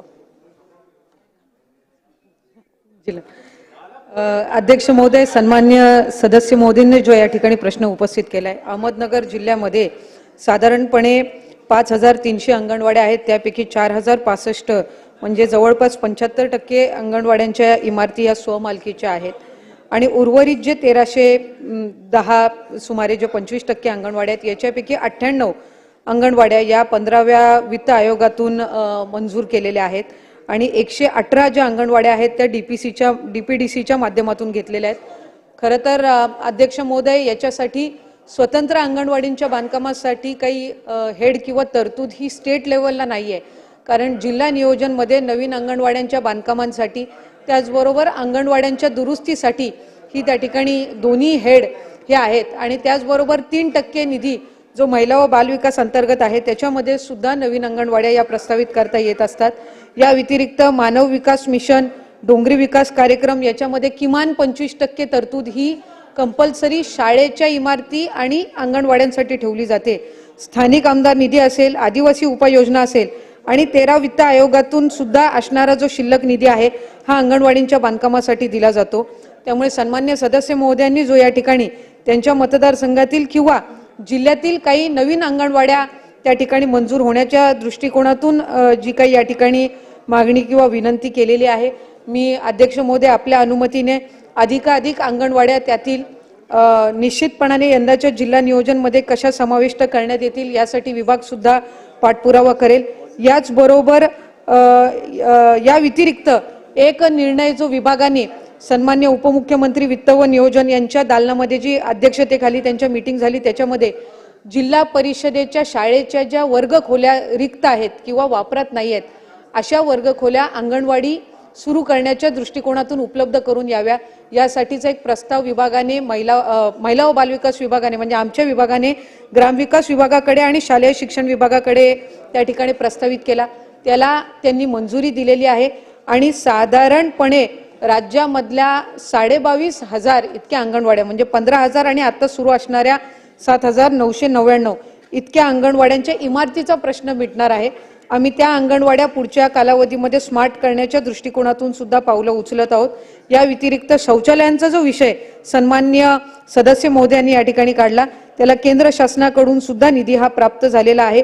आम्ही जास्तीत जास्त निधी सन्माननीय सदस्य महोदय किंवा इतर काही लोकप्रतिनिधींकडून सुद्धा जर त्यांच्या इथे शौचालय जिथं उपलब्ध नाहीत तिथले जर प्रस्ताव आले तर त्याला निश्चितपणाने प्राधान्याने अध्यक्ष महोदय आपल्या परवानगीने मी या ठिकाणी अनुमतीने या ठिकाणी निश्चितपणाने त्यांना आश्वासित करू इच्छिते की त्यांना त्या अंगणवाड्यांसाठी शौचालय हे उपलब्ध करून दिले जातील.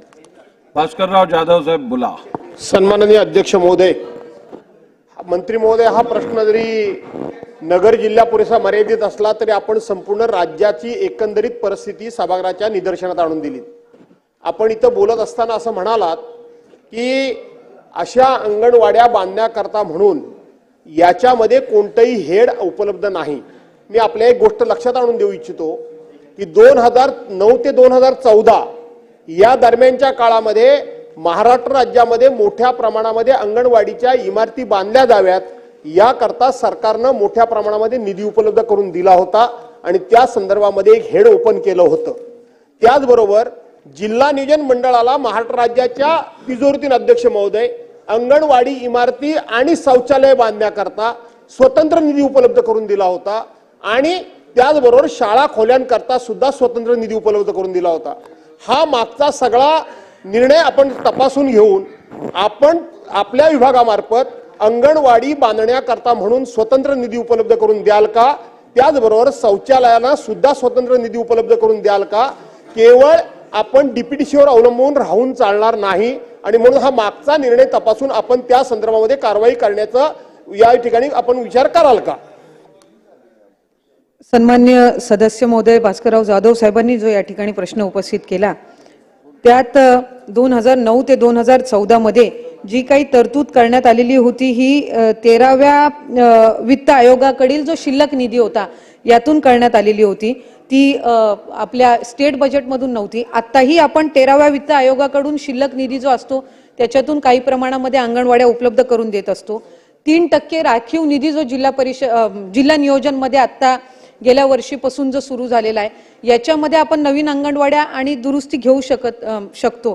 त्यामध्ये खऱ्या अर्थानं एक वित्त विभागाने एक मुद्दा उपस्थित केला होता की आता 3% राखीव ठेवलेला आहे तर अंगणवाडीचा आणि जो आपल्याला दुरुस्तीसाठी जो जिल्हा नियोजन मध्ये स्वतंत्र हेड आहे हा आपण कमी करावा का? तर आम्ही विभाग म्हणून त्यावेळेला अर्थ व नियोजन विभागाला विनंती केली की तो स्वतंत्र हेड राहून 3% मधून आणखीन प्रस्तावित करण्यात यावा. आणि आम्ही लोकप्रतिनिधींना विनंती करत आहोत की डोंगरी विकास विभाग जो आपल्याला निधी उपलब्ध होत असतो किंवा स्थानिक आमदार निधी जो उपलब्ध होत असतो यातूनही आपण अधिकाधिक त्या ठिकाणी अंगणवाड्या प्रस्तावित कराव्यात. या व्यतिरिक्त सुद्धा आम्हाला राज्य सरकारकडून जसं आपण म्हटल्याप्रमाणे स्टेट बजेटमध्ये जर काही अंगणवाड्यांसाठी नवीन बांधकामासाठी जर तरतूद ठेवण्यात आली तर तोही प्रस्ताव आम्ही वित्त व नियोजन विभागाकडे देऊ आणि ती तरतूद करण्याचा विभागाचा प्रयत्न आहे. अध्यक्ष महोदय, माझी मंत्री महोदयांना एकच विनंती आहे की ज्या अंगणवाड्यांना इमारतींना आमची जी मागणी आहे की राज्याच्या बजेटमध्ये आपण याची तरतूद करावी. कारण की ज्या भाड्याच्या ठिकाणी अंगणवाड्या भरतात त्या मोडकळीस आलेल्या असतात, जुन्या शाळा खोल्या असतात, जुने समाज मंडप असतात. तर आमची विनंती आहे की डोंगरीमध्ये निधी खूप कमी असतो, त्यात काही अंगणवाड्या होत नाही, 1 किंवा 2च होते. तर आमची अपेक्षा आहे की आपण याला राज्याच्या बजेटमध्ये विशेष तरतूद करावी. अध्यक्ष महोदय, दोन्ही सन्मान्य सदस्यांनी भास्करराव जाधव साहेबांनी किंवा आमच्या मोनिकाताईंनी या ठिकाणी जो प्रश्न उपस्थित केला त्यानुसार नक्कीच सकारात्मक प्रस्ताव विभाग तयार करून हा शासनाकडे त्या ठिकाणी पाठवण्यात येईल आणि अधिकाधिक तरतूद नवीन अंगणवाडीच्या बांधकामासाठी त्या ठिकाणी ठेवण्यात येईल. धन्यवाद. धन्यवाद. आधी लेंग घेऊया. लेंग लेंग लेंग लेंग झाल्यानंतर लेंग झाल्यानंतर बोला. अध्यक्ष महाराज, आज आपण आम्हाला जे कामकाज पत्रिका मिळालेली आहे, अध्यक्ष महाराज, ते एवढी कामकाज पत्रिका मी माझ्या एवढ्या वर्षाच्या या विधिमंडळाच्या कामकाजात कधीच पाहिली नाही. जवळपास 36 लक्षवेधी आहेत अध्यक्ष महाराज. नाही, ते दोन्ही मिळून आहेत. स्पेशल सिटिंग आणि रेग्युलर सिटिंग दोन्ही मिळून आहेत. मी सांगतो ना, त्यातल्या बऱ्याचशा सकाळी झाल्या आहेत. अध्यक्ष महाराज, सत्तापक्ष अध्यक्ष महाराज त्यांचा आणि आमचा 293 आमचे पेंडिंगच आहे अध्यक्ष महाराज. आणि आज आमचा महत्वाचा अधिकाराचा अंतिम आठवडा प्रस्ताव पण आहे अध्यक्ष महाराज या ठिकाणी. अध्यक्ष महाराज, आपण मी मगाशी आल्या आपल्याला सांगितलं की काल तर आमच्यावर अन्याय झालाच, पण आज अन्याय आम्हाला करू नका असं आमचं तुम्हाला मगाशी मी म्हणालो. ते माझं सूचक लाईन होती अध्यक्ष महाराज. अध्यक्ष महाराज, अंतिम आठवडा प्रस्ताव आज आलेला आहे. आज एक बिल पण आपण आणलेलं आहे घाईगर्दीनं. अजून ते पिजोनमध्ये पण आम्हाला ते बिल पाहायला मिळालं नाही. काय नेमका उद्देश आहे तो. अध्यक्ष महाराज, माझा आपल्याला एवढंच आम्हाला म्हणणं आहे की 2 वाजता अजून पुन्हा महामहिम उपराष्ट्रपती महोदय याच सभागृहात येत आहेत असं आम्हाला ऐकायला मिळालेलं आहे. आपलं सेंट्रल हॉल मतदानासाठी तयार आहे असं माहीत आहे. कामकाज होणार नाही 2 वाजताच्या नंतर असंही आम्हाला माहिती आहे. अजून आपल्याकडे नाही आहे अद्यावत, पण जी माहिती आहे त्याला मी तुम्हाला रेकॉर्डवर आणतो. अध्यक्ष महाराज, सभागृहाचं हे कामकाज आहे. अध्यक्ष महाराज, मी तुम्हाला मागच्या आठवड्यात एक मुद्दा उपस्थित केला जय भीम नगरचा. अध्यक्ष महाराज, त्या झोपडपट्ट्यांना काहीच न्याय नाही. अध्यक्ष महाराज, मी काल आझाद मैदानावर गेलो. अध्यक्ष महाराज, या मुंबई शहरामध्ये पावसामध्ये सगळ्या लोकांची घरं पाडण्याचं काम चालू आहे. अध्यक्ष महाराज, लोकांच्या डोळ्यात अश्रू आहे. अध्यक्ष महाराज, आम्हाला आमचं काही इथं राजकारण करायला नाही आलो. अध्यक्ष महाराज, जनतेचे प्रश्न सोडवायला आलो.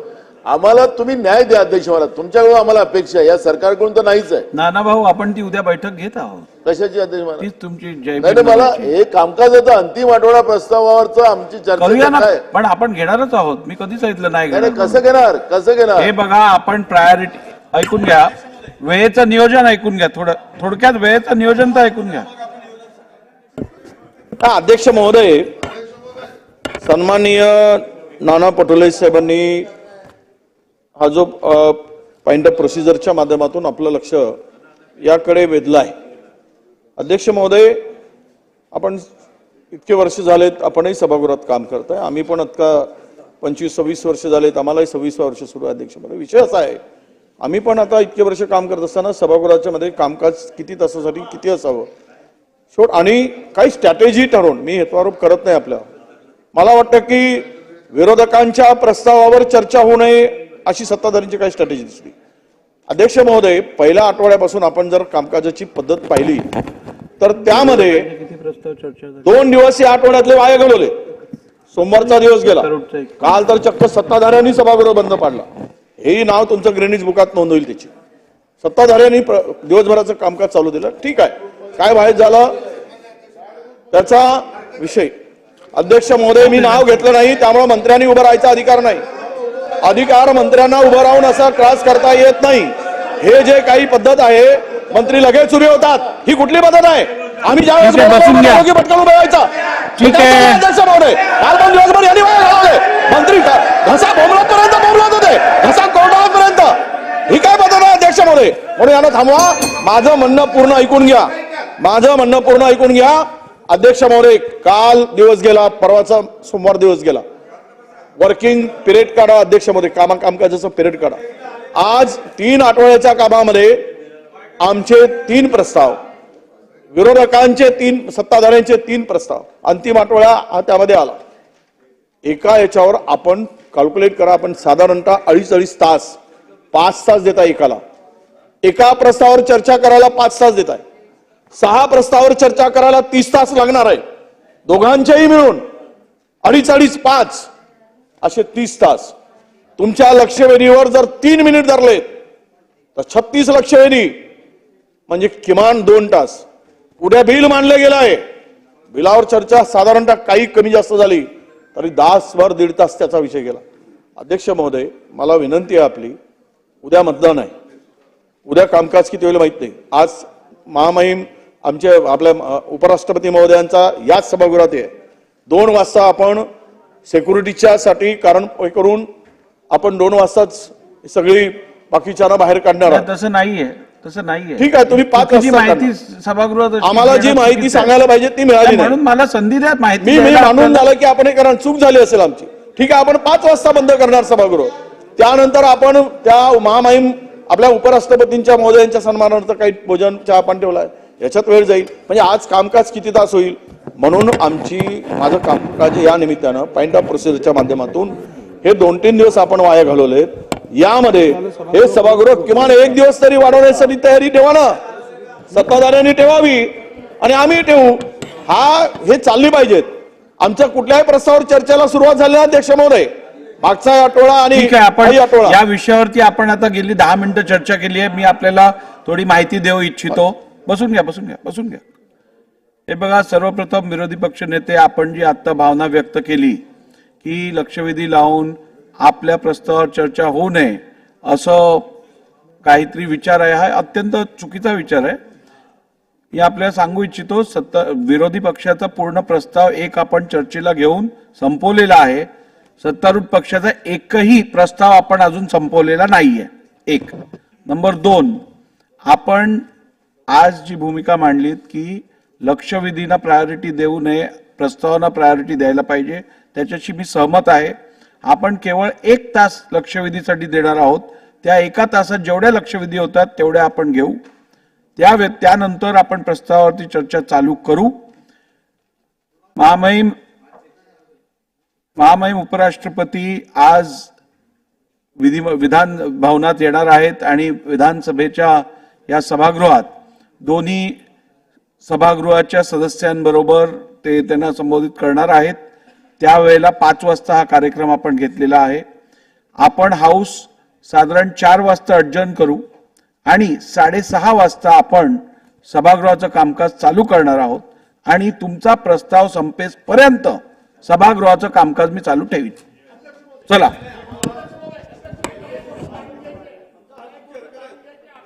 प्रयोग असा केला अध्यक्ष महोदय की माननीय उपराष्ट्रपती महोदय इथे येणार आहेत आणि ते विधानसभेमध्ये येणार आहेत, म्हणजे या सभागृहामध्ये येणार आहेत आणि दोन्ही सभागृहाच्या सदस्यांना इथं ते संबोधित करणार आहेत.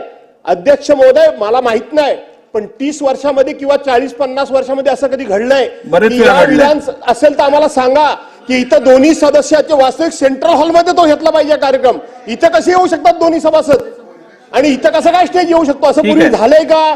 असं झालं असेल तर आम्हाला सांगा, आमचं काय म्हणणं नाही. झालंय काय सांगा. ठीक आहे. सन्मान्य भास्करराव जाधवांनी जो मुद्दा इकडे उपस्थित केला त्यावरती मी सभागृहाला अवगत करू इच्छितो की उद्या मतदान असल्यामुळे सेंट्रल हॉल हा आपण इलेक्शन कमिशनच्या ताब्यात दिला आहे आणि तिकडे उद्या विधान परिषदेचं मतदान होणार आहे. 1 त्यामुळे तो आज उपलब्ध नाही. यापूर्वीही या सभागृहात अगदी गेल्या वर्षीही सीपीएचा म्हणजे आपला संपूर्ण प्रिसाइडिंग ऑफिसर्स कॉन्फरन्स हा पण इकडे घेण्यात आलेला आणि त्या आधीचे पण ज्या कार्यक्रम घेतले गेले त्याची मी यादी आपल्याला देईन.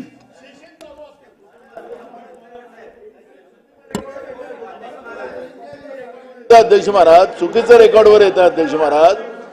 एक बघा अध्यक्ष महाराज, बरोबर आहे, आपण अनेक सेशन इथं करतोय, तुम्ही सांगितलं ते रेकॉर्डला आहे. अध्यक्ष महाराज, आपण अधिवेशनात आहो, अध्यक्ष महाराज अधिवेशनात आहो आणि काय त्याला काय झालं, काय चमत्कार? उपराष्ट्रपती म्हणजे काय मोठं झालं का? जनता महत्वाची का? जनता महत्वाची, जनतेचे प्रश्न महत्वाचे, जनताचे प्रश्न लक्षात घ्या. नाही कशा म्हणजे कुठली आपण प्रश्नापेक्षा तुमचं ते महत्वाचं आहे का? जनतेच्या प्रश्नापेक्षा महत्वाचं आहे. जसे वडेट्टीवार साहेब आपल्याला 25-26 वर्ष झाले, आम्हालाही 30 वर्ष झाले. उपराष्ट्रपती महोदय, 2 गोष्टी आहे. एक तर निवडणूक उद्या आहे, तिथं निवडणुकीची तयारी आहे अध्यक्ष महाराजांनी सांगितलं, आणि उपराष्ट्रपती महोदय हे अधिवेशन असताना पहिल्यांदा येत आहे आणि त्यांना सुरक्षा किंवा इतर सर्व अधिवेशनाच्या कालावधीचा विचार करून आपल्याला हा अधिकार आहे की या सभागृहामध्ये त्यांना निमंत्रित करून कार्यक्रम इथं घेता येतो. आपण मला व्यक्तिगत रीतीने वाटतं की एक उपराष्ट्रपती महोदय हे सर्वोच्च पदातील 5-6 पदापैकी एक असताना भास्करराव कोणत्याही गोष्टीत गंमत करणं उचित नाही. तुम्ही इतक्या पक्षाचा अनुभव घेऊन आला आहात, तुमच्या पाशी तर इतर पक्षाचा अनुभव आहे. ठीक आहे, आता राहू दे. भास्करराव, चला आपण पुढे जाऊया आता. हो करा ना. चला आपण पुढे जाऊया. मी राजीनामा देईल, मी राजीनामा देईल, मी राजीनामा देईल भास्करराव. ठीक आहे, आपण पुढे जाऊया. लेंग घ्या. चला लेंग घ्या. सभागृहाच्या पटलावर ठेवणे माननीय मुख्यमंत्री. सन्माननीय अध्यक्ष महोदय, मी लेंग झाल्यावर देतो.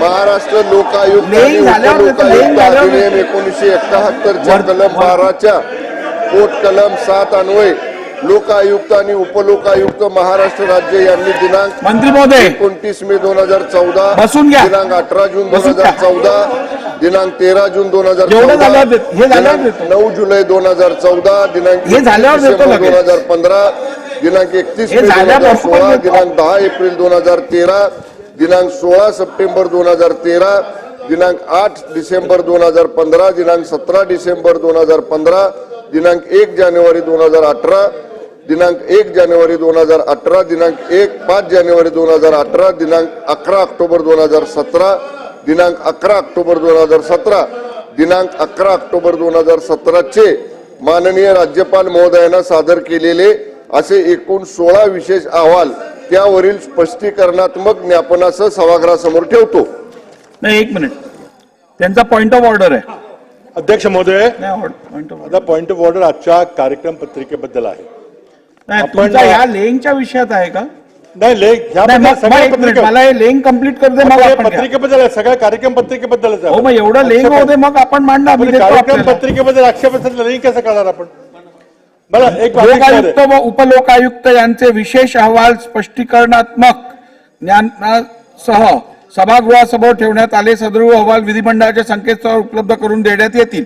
बोला चव्हाण साहेब, बोला. अध्यक्ष महोदय, माझा खाटकरीचा मुद्दा आहे की आजच्या ज्या दिवसाचा कामकाजाचा क्रम आपण इथे दर्शवलेला आहे त्यामध्ये 6व्या क्रमांकामध्ये काही शासकीय विधेयके दाखवलेली आहेत. अध्यक्ष महोदय, आपण आमच्या अधिकाराचं संरक्षण करण्याकरता आपण तिथं स्थानापन्न आहात. आज शासनानं 6व्या क्रमांकामध्ये एक विधेयक, 2 विधेयक आहेत, पण एक विधेयक महाराष्ट्र विशेष जनसुरक्षा विधेयक 2024 हे दाखवलेलं आहे. पुनर्स्थापनार्थ आहे, काही हरकत नाही, आपल्याला विधेयक मांडायचा अधिकार आहे, पण लगेच आपण ते विधेयक पास करणार आहे. आणि अध्यक्ष महोदय, अजूनही त्या विधेयकाची प्रत पिजन होल्डमध्ये ठेवलेली नाही. महाराष्ट्राचं त्याचे इतकं महत्वाचं विधेयक आहे. आज या जनसुरक्षा कायद्याखाली तुम्ही कोणालाही उद्या अरेस्ट करू शकणार आहे आणि हा असा लपून छपून कायदा आणायचा चाललेला आहे. आपण आमच्या अधिकाराचं संरक्षण करावं ही आमची विनंती आहे. आज काय अर्जन्सी आहे एवढी? अजून तुम्ही बिल छापलेलं पण नाही. कदाचित मंत्री महोदयांना पण माहित नाही काय बिल आहे ते. कॅबिनेटमध्ये चर्चा झाली की नाही मला माहिती नाही, पण ते बिल तुम्ही अजून पिजन हॉलमध्ये टाकलेलं नाही आणि ते बिल आपण ते ले करणार आहे का हरकत नाही, पुनर्स्थापनार्थ करणार आहे का हरकत नाही. मला वाचायला मिळेल 4 दिवसाचा अवधी दिला पाहिजे, पण आपण ठीक आहे 1 दिवसाचा दिला पाहिजे, पण लगेच तुम्ही पास करणार आहे. आपण याला परवानगी कशी दिली? सन्माननीय आपण आमच्या अधिकाराचं संरक्षण केलं पाहिजे आपण. सन्मान्य पृथ्वीराज चव्हाण साहेब या सभागृहाचे ज्येष्ठ सदस्य आहेत, या राज्याचे माजी मुख्यमंत्री राहिलेले आहेत आणि त्यामुळे त्यांना हे अवगत करायची मी तर खरं गरज नाही, कारण आपण मुख्यमंत्री असतानाही मी आपल्याला प्रेसिडेंट दाखवतो जेव्हा आपण इंट्रोडक्शन आणि कन्सिडरेशन एकाच दिवशी घेतलेले आहेत. 123 नियम आपण वाचून बघावा. त्याच्यात आपण सस्पेन्शन ऑफ रूलची प्रोव्हिजन आहे, ज्याच्यात आपण एकाच दिवशी कन्सिडरेशन आणि इंट्रोडक्शन घेऊ शकतो. त्यामुळे याच्यात कुठची अनियमितता नाहीये. या कायद्यामुळे आज आपण पास केला तर कुठल्याही व्यक्तीला कुठल्याही व्यक्तीबद्दल कुणाला अर्बन नक्सल म्हणून शासन यामध्ये अडचणी जाणू शकेल, तुरुंगात टाकू शकेल. निवडणुकीची ही तयारी आहे, पूर्व तयारी आहे. आणि हा कायदा आम्हाला किमान मी आपल्याला म्हणणं मान्य करतो की त्याच दिवशी आपल्याला अगदी विशेष परिस्थिती असेल तर करता येईल, पण निदान बिल वितरित तरी करा ना. मान्य आहे. काय बिल त्याचं करा, जोपर्यंत ते बिल वितरित होत या नाही, संदर्भातलं- तोपर्यंत हा स्थगित करावा आठवत. बिलाची कॉपी आपल्याला त्वरित मिळण्यास, जर पिजन बॉक्स मध्ये नसेल तर ती त्वरित आपल्यापर्यंत पोहोचण्याची सोय केली जाईल.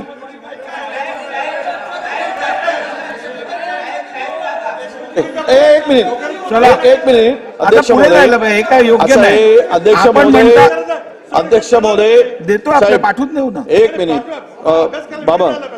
अध्यक्ष महोदय, विनंती, आपण सर्वोच्च या सभागृहाच्या सर्वोच्च स्थानावर आहात. खरं तर महाराष्ट्राचं अधिवेशन सुरू आहे. महाराष्ट्रातील जनतेचं लक्ष या सगळ्या अधिवेशनाकडे, सगळ्या घडामोडीवर असतं. रोज लाईव्ह पाहणारे आपल्याला रोज 50 लाख लोक दिसतील. हे सगळं आपण आपल्याकडे उपलब्ध आहे ती माहिती. अध्यक्ष महोदय, मला एवढीच विनंती करायची आहे, बघा यापूर्वी झालेल्याचा रेफरन्स देऊन, दाखला देऊन आपण जे मांडलं त्याबद्दल विरोधी आम्हाला काही पक्ष दुमत नाही. नेते, आपण सर्वप्रथम हे चुकीचं रेकॉर्डवरती आणायचं थांबवायला पाहिजे. कारण मी आपल्याला नियम सांगितलं की कसं हे करता येतं. मी पाठचे दाखले देऊन आपल्याला सांगितलं नाही. विरुद्ध बोलायचा आम्हाला अधिकार नाही आहे अध्यक्ष महोदय, पण आमच्या भावनाची थोडीशी आपण काळजी करावी एवढीच आमची विनंती आहे. खरं तर हे बिल इतकं महत्वाचं बिल होतं. आज सकाळी हे बिल जर आमच्या लक्षात आलं, आमच्या प्रिझन हॉलमध्ये दिसलं असतं, आम्हाला त्यातले मुद्दे काढून चर्चा करता आली असती. या बिलावर 3 दिवस बिलावर चर्चा करायला वेळ नाही. आम्ही 2-2, 3-3 तास या बिलावर आम्हाला बोलता येईल.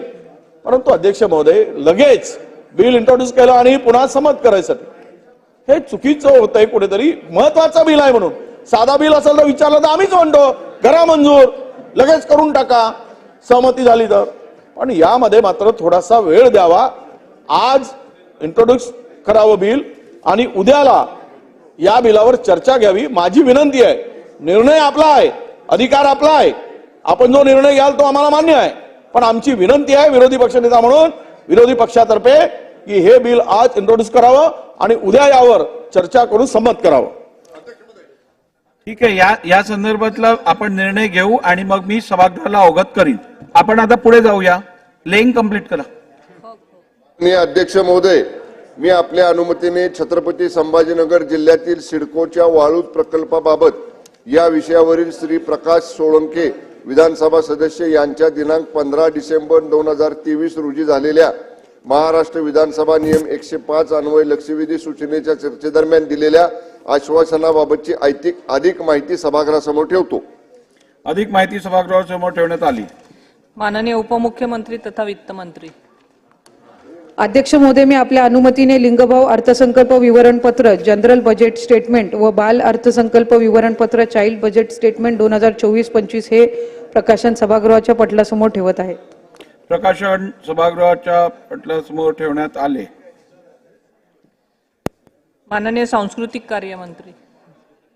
महोदय, मी आपल्या अनुमतीने हुतात्मा शिवराम हरी राजगुरू यांचे जन्मस्थळ असलेल्या खेड येथील वाड्याचे राष्ट्रीय दर्जाचे स्मारक व्हावे या विषयावरील श्री दिलीप मोहिते पाटील व इतर विसस यांच्या दिनांक 13 मार्च 2023 रोजी झालेल्या महाराष्ट्र विधानसभा नियम 105 अन्वये लक्षवेधी सूचनेच्या चर्चेदरम्यान दिलेल्या आश्वासनानुसार हुतात्मा शिवराम हरी राजगुरू जन्मस्थळ परिसर विकास आराखड्या संदर्भातील प्रगती अहवाल सभागृहासमोर ठेवतो.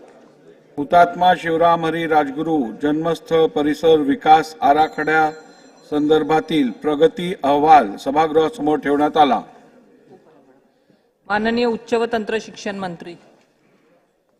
अध्यक्ष महोदय, मी आपल्या अनुमतीने महाराष्ट्र सार्वजनिक विद्यापीठ अधिनियम 2016च्या कलम 136(2) अन्वये शिवाजी विद्यापीठ कोल्हापूर यांचा सन 2022-23 वर्षाचा अहवाल 60वा वार्षिक अहवाल सभागृहावर ठेवतो. अहवाल सभागृहासमोर ठेवण्यात आला. सदर अहवाल विधिमंडळाच्या संकेतस्थळावर उपलब्ध करून देण्यात येते. माननीय मृद व जलसंधारण मंत्री. अध्यक्ष महोदय, मी आपल्या अनुमतीने महाराष्ट्र जलसंधारण महामंडळ अधिनियम क्रमांक 3 मधील कलम 39च्या पोट कलम 4 अन्वये महाराष्ट्र जलसंधारण महामंडळ छत्रपती संभाजीनगर यांचे सन 2015-16, सन 16-17, सन 17-18 व सन 18-19 या कालावधीतल्या लेखावरील भारताचे नियंत्रक व महालेखा परीक्षण यांचा सलग लेखा अहवाल सभागृहासमोर ठेवतो. अहवाल सभागृहासमोर ठेवण्यात आले. सदर अहवाल विधिमंडळाच्या संकेतस्थळावर उपलब्ध करून देण्यात येतील. माननीय कामगार मंत्री. अध्यक्ष महोदय, मी आपल्या अनुमतीने महाराष्ट्र माथाडी हमाल व इतर श्रमजीवी कामगार नोकरीचे नियम व कल्याण अधिनियमन 1969च्या कलम 7च्या पोट कलम 3 अन्वये अनुक्रम क्रमांक क ते न वरील 19 माथाडी मंडळाचे एकूण 25 वार्षिक अहवाल सभागृहाच्या पटलावर ठेवतो. बिलाची कॉपी वितरित करायला सांगा ना. कधी आता हा दुसरे आहे ना, त्यांना द्या क सायटेशन ख ग घ हे द्या त्यांना.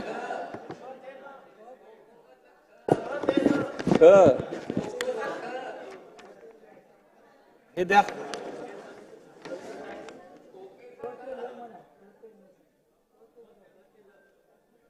ख ते न म्हणलं, क ते न म्हणलं ना मी, ख ते ल म्हणलं ना मी, बोललो ना मी. दुसरा, माननीय अध्यक्ष महोदय, मी आपल्या अनुमतीने महाराष्ट्र खाद्य सुरक्षा रक्षक नोकरीचे नियम व कल्याण अधिनियम 1981च्या कलम 8च्या पोट कलम 3 अन्वये अनुक्रम प ते ल वरील 8 सुरक्षा मंडळाचे एकूण 8 वार्षिक अहवाल सभापटलावर ठेवतो. अहवाल सभागृहासमोर ठेवण्यात आले. सदर अहवाल विधिमंडळाच्या संकेतस्थळावर उपलब्ध करून देण्यात येतील. आज प्राप्त झालेल्या सर्व सगन प्रस्तावांच्या सूचनांना मी दालनात अनुमती नाकारलेली आहे. Point of information.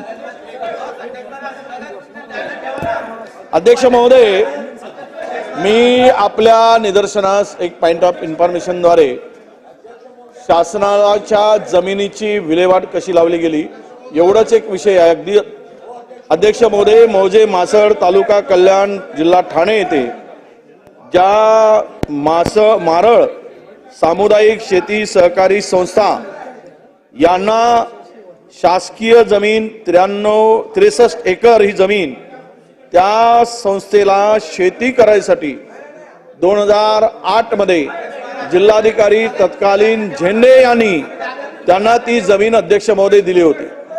अध्यक्ष महोदय, ही जमीन केवळ शेती उपयोगासाठी दिली असताना या 63 एकर जमिनीची विल्हेवाट लावण्यासाठी रिजन्सी निर्माण लिमिटेड आणि अधिकाऱ्यांनी मिळून 12 दिवसामध्ये, फक्त ही कंडिशन काय होती, 63 एकर जमिनीवर, या जमिनीवर मारळ तालुका कल्याण जिल्हा ठाणेच्या शेती प्रयोजनासाठी ते जर कंडिशन झाला असेल तर ती जमीन परत घेण्याचे सुद्धा त्या आदेशमध्ये नमूद होते.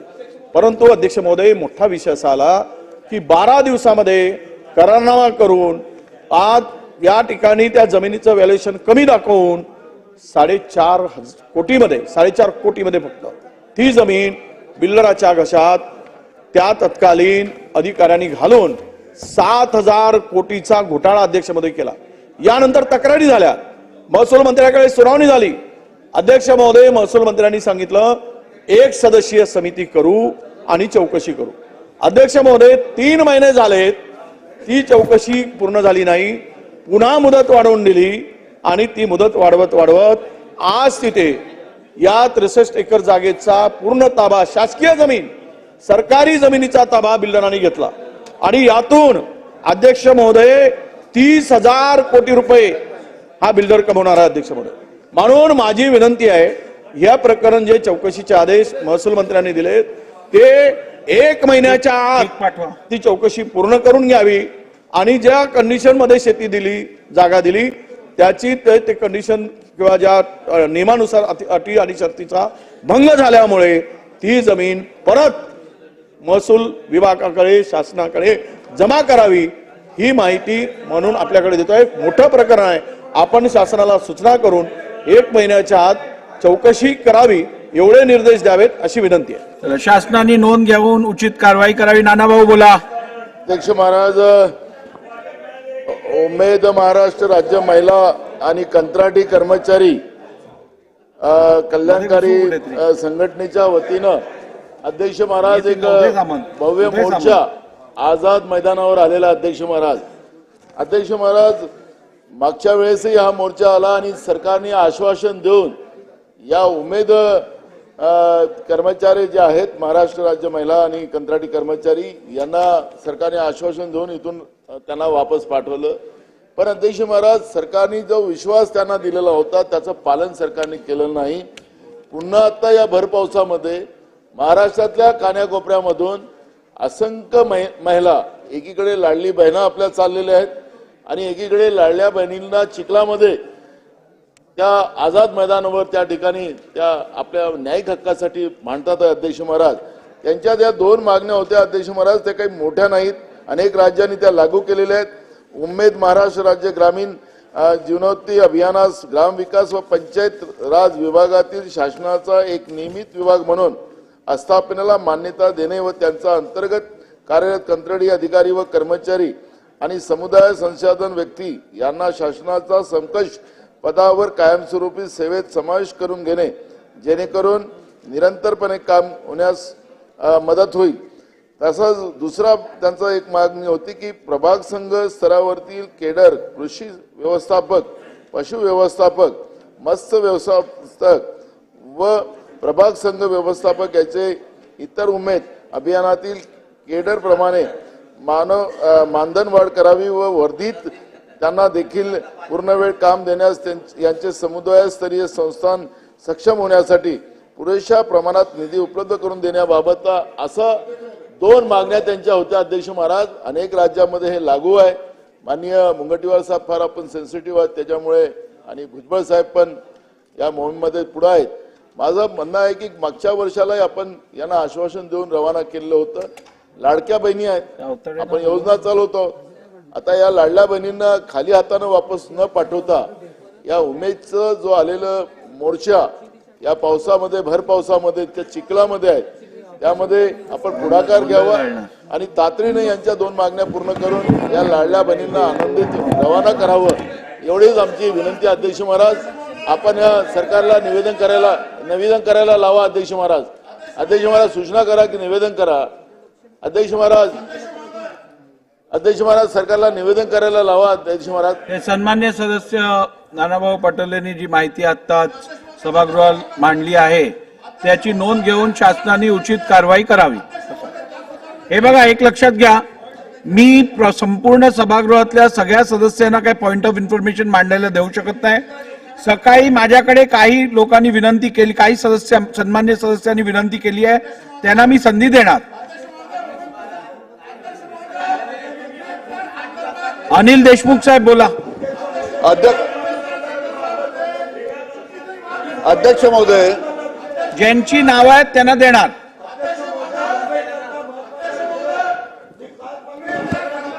देतो ना तुम्हाला, बसा. अरे बेटा, आम्ही नोटीस दिली आहे. अध्यक्ष महोदय, काय हरकत आहे तुमची, बोला. त्यांची हरकत आहे. सन्मान्य सदस्य नाना पटोलेंनी अतिशय महत्वाची बाब उपस्थित केली. तो मोर्चा आलेला तुम्हाला द्यायला लागेल. परंतु मागच्या मोर्चामध्ये मी स्वतः गेलो होतो माननीय मंत्री महोदयासोबत. 3,000 रुपयाचा जो त्यांचा सीआरपीचे पैसे होते ते सरकारने 6,000 केले अध्यक्ष महोदय. त्यामुळे तोंडाला पाणी पुसले नाही, त्यांना न्याय दिला अध्यक्ष महोदय. आणि आता देखील माननीय मुख्यमंत्री महोदयांनी उमेदच्या सर्व लोकांना सांगितलं की आम्ही त्यांच्या मागण्या मान्य करू. यांच्या राज्यापेक्षा या राज्यामध्ये उमेदला आणि सीआरपीला जास्त मदत आहे आणि यापुढे देखील त्यांच्या मागण्या सरकार मान्य करणार आहे. बोला देशमुख साहेब, बोला. अध्यक्ष महोदय, पुणे जिल्ह्यामध्ये अध्यक्ष महोदय, पुणे जिल्ह्यामध्ये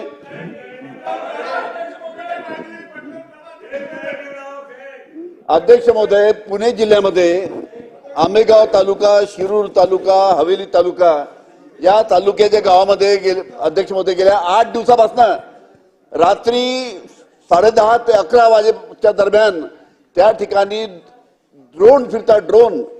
आणि 8 दिवसापासून अशा पद्धतीने आंबेगाव तालुका, शिरूर तालुका आणि हवेली तालुक्याच्या अनेक गावामध्ये 8 दिवसापासून ड्रोन फिरतात अध्यक्ष महोदय. त्याच्यामुळे अध्यक्ष महोदय या भागामध्ये लोकांमध्ये भीतीचं वातावरण त्या निमित्तानं पसरलेलं आहे की हे ड्रोन कशासाठी येतात. त्यांनी पोलीस कमिशनरकडे सुद्धा तक्रार केली, एसपी कडे सुद्धा तक्रार केली की या ठिकाणी अशा पद्धतीने रात्री ड्रोन येतात, त्याच्याबद्दल तिथली या अनेक गावातील जनता भयभीत झाली आहे. त्याच्यामुळे शासनाच्या माध्यमातून याच्या बाबतीत निवेदन करावं. आणि अध्यक्ष महोदय, जे नानाभाऊ या ठिकाणी यांनी विषय मांडला, अध्यक्ष महोदय, उमेद महाराष्ट्र राज्य महिला कर्मचारी संघटना यांच्या ज्या 4 मागण्या अध्यक्ष महोदय, त्या बिचाऱ्या पावसात त्या ठिकाणी बसलेल्या आहेत. हजारो महिला पावसात बसलेल्या आहेत. न्याय मान्य आहे त्याला त्या निमित्तानं न्याय देण्याची. अध्यक्ष महोदय, मुंबई शहरातील आपल्या चर्मकार बंधू भगिनींचा हा महत्वाचा विषय. अध्यक्ष महोदय, आपल्याला माहिती आहे की आपल्या मुंबई शहरातले चर्मकार बंधू भगिनी 1 मीटर बाय 1 मीटर पीच परवान्यामध्ये ऊन पारा पावसामध्ये बसतात आणि अध्यक्ष महोदय सेवा करतात. सध्या परिस्थिती अशी आहे अध्यक्ष महोदय की आपला पारंपरिक चर्मोद्योगामध्ये पादत्राणे जी बनवतो ती कातड्यापासून बनवतो अध्यक्ष महोदय. आता पूर्वी आपले चर्मकार बंधू जे रस्त्यावर बसायचे ते त्याला झिजली असेल चप्पल तर शिवून द्यायचे, लावून द्यायचे, त्यातनं त्याच्या चप्पलेचं कालावधी कार्यमर्यादा वाढायची. आता यूज अँड थ्रोचा धंदा सुरू झाल्यामुळे प्रत्यक्षामध्ये त्यांच्या व्यवसायामध्ये अडचणी आल्या. आणि बरोबर अध्यक्ष महोदय, मुंबई महानगरपालिकेचा विचार करता मुंबई महानगरपालिकेकडून लॉकडाऊन मधल्या अडचणीच्या काळातली भाडे प्रलंबित आहेत आणि ती सुद्धा बाबतीत निर्णय करण्याची आवश्यकता. अध्यक्ष महोदय, परवानाधारकांना वारसाच्या पद्धतीने मिळत नाही, त्यातले परवाना ट्रान्सफर होत नाही आणि त्यामुळे चर्मकारांचा पूर्ण व्यवसाय अडचणीत आलेला आहे. आणि म्हणून अध्यक्ष महोदय, मी आपल्या माध्यमातून राज्य सरकारला ही विनंती करतो की चर्मकार बंधू भगिनींच्या स्टॉलच्या बाबतीत आणि धंद्याच्या बाबतीत आमच्या संत शिरोमणी रोहिदास ट्रस्टच्या विनंतीच्या आधारावर निर्णय लवकर करा. योगेश सागरजी. महोदय धन्यवाद. अध्यक्ष महोदय, मुंबई शहरामध्ये सेस बिल्डिंगला अध्यक्ष महोदय जर ती इमारत कोसळली किंवा त्या डिलॅबिटेड कंडिशनमध्ये आली तर त्याला अध्यक्ष महोदय म्हाडाच्या माध्यमातून रिडेव्हलपमेंट करण्याची संधी मुंबईकरांना तळ मुंबईमध्ये आहेत. अध्यक्ष महोदय, हा उपनगरचा सर्वात मोठा प्रश्न आहे. शेकडो नाही अध्यक्ष महोदय, हजारो बिल्डिंग उपनगरामध्ये अशा पद्धतीने असतात की ज्याची मालकी एका ऑनरची असते आणि त्याच्यामध्ये लोक भाडोत्री म्हणून राहतात. अध्यक्ष महोदय, त्यांचा कोणी वाली नाही, कोणी धनी नाही. अध्यक्ष महाराज, सरकारला अध्यक्ष महोदय वारंवार 1, 2, 3, 4, 5 अध्यक्ष महोदय 10 वेळा या प्रश्नाच्या संदर्भात चर्चा केल्यानंतर सुद्धा अध्यक्ष महोदय त्यांना त्यांचा पुनर्विकास करण्यासाठीचा मार्ग मोकळा होत नाहीये. अध्यक्ष महोदय, आर्थिक परिस्थिती त्यांची चांगली नसते, बिल्डिंग तुटलेल्या असतात, भाडे भरू शकत नाही. अशा परिस्थितीमध्ये 100-150 फूटमध्ये राहणारे लोक बाहेर राहतात. अध्यक्ष महोदय, सरकारने ज्या धर्तीवरती मुंबई शहरामध्ये म्हाडाने लँड एक्वायर करून त्या बिल्डिंगचा पुनर्विकास लँडलॉर्डचा हिस्सा राखून सुद्धा आणि भाडोत्रीने न्याय मिळेल अशा पद्धतीने केला आहे.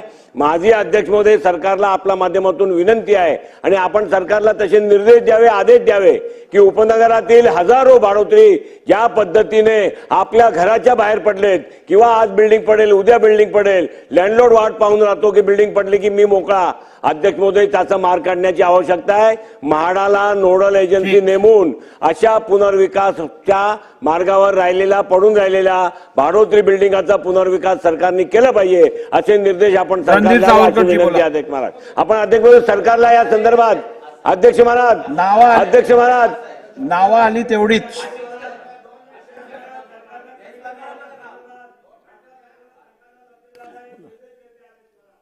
अध्यक्ष महोदय, शासनाने नोंद घेऊन सन्मान्य सदस्य योगेश सागरजींनी दिलेल्या माहितीची शासनाने नोंद घेऊन उचित कारवाई करावी.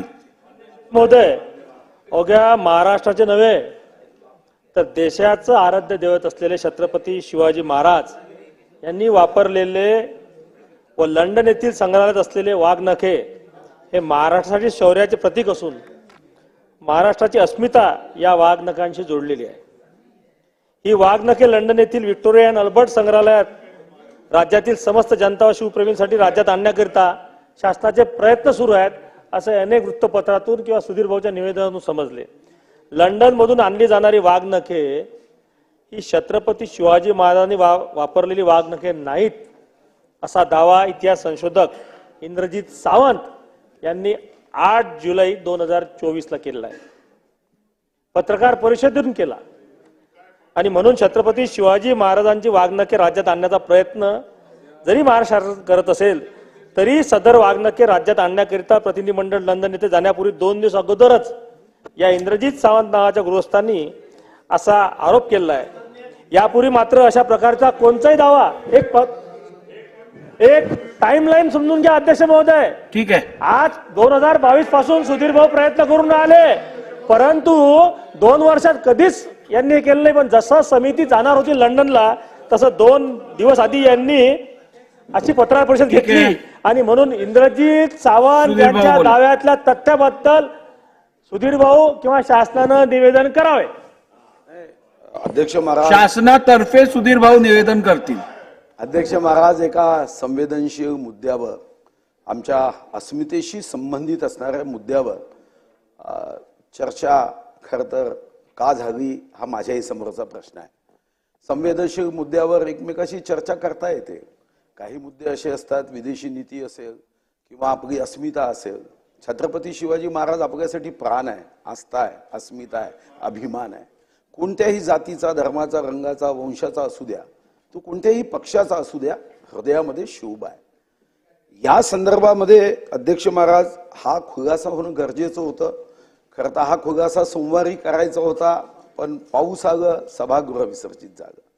काल आपण करायचा विचार केला, पण तेव्हाही राहिलं. म्हणून खुलासा सभागृहाच्या माध्यमातून जागा पाहिजे म्हणून पत्रकार परिषदेने उत्तर न देता 13.5 कोटी लोकांचा महाराष्ट्राच्याच या भावना नाही तर जगभर अनेक देशामध्ये, देशातील अनेक राज्यांमध्ये छत्रपती शिवाजी महाराज हे आपल्यासाठी आदर्श राजा म्हणून आपल्याला अध्यक्ष महाराज हे आपण सर्वजण त्या ठिकाणी ओळखतो.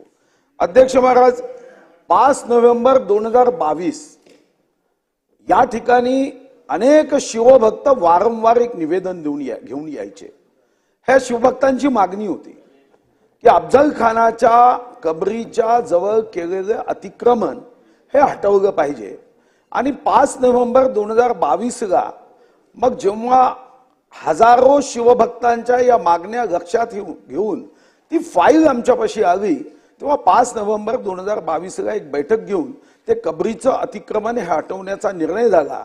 10 नोव्हेंबर 2022 रोजी तो महाशिवप्रताप दिवस आहे.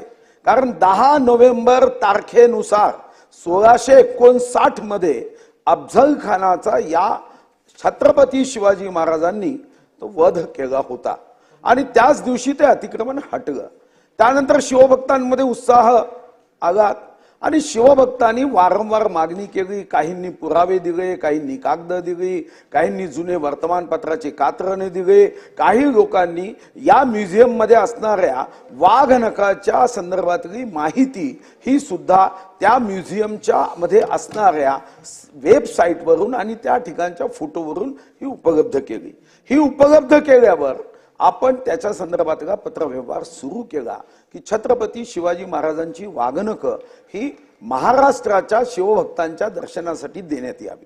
हा पत्रव्यवहार आपण प्रधानमंत्री महोदयांशी केला, हा ब्रिटनच्या प्रधानमंत्री महोदयांशी केला, हा आपण त्या म्युझियमच्या प्रमुखांशीही केला.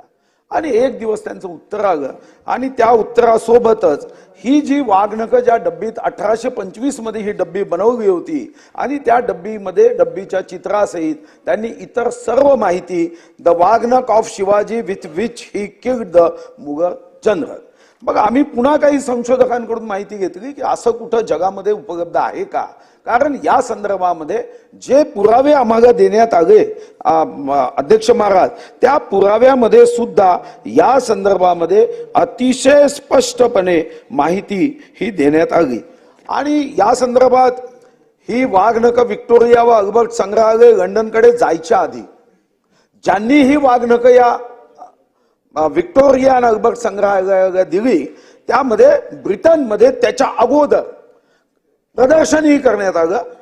मग ते 1875चं असो, 1896चं असो, या प्रदर्शनाचे माहिती तेव्हाच्याही वर्तमानपत्रात जी देण्यात आली, मग ते पियर्सन्स वीकली असेल, डंडी कुरिअर असेल, त्या बातम्याही काही शिवभक्तांनी आमच्याकडे दिल्या की या बातम्यानुसार हे वाघनख हे व्हिक्टोरिया व अल्बर्ट संग्रहालयामध्ये आहे.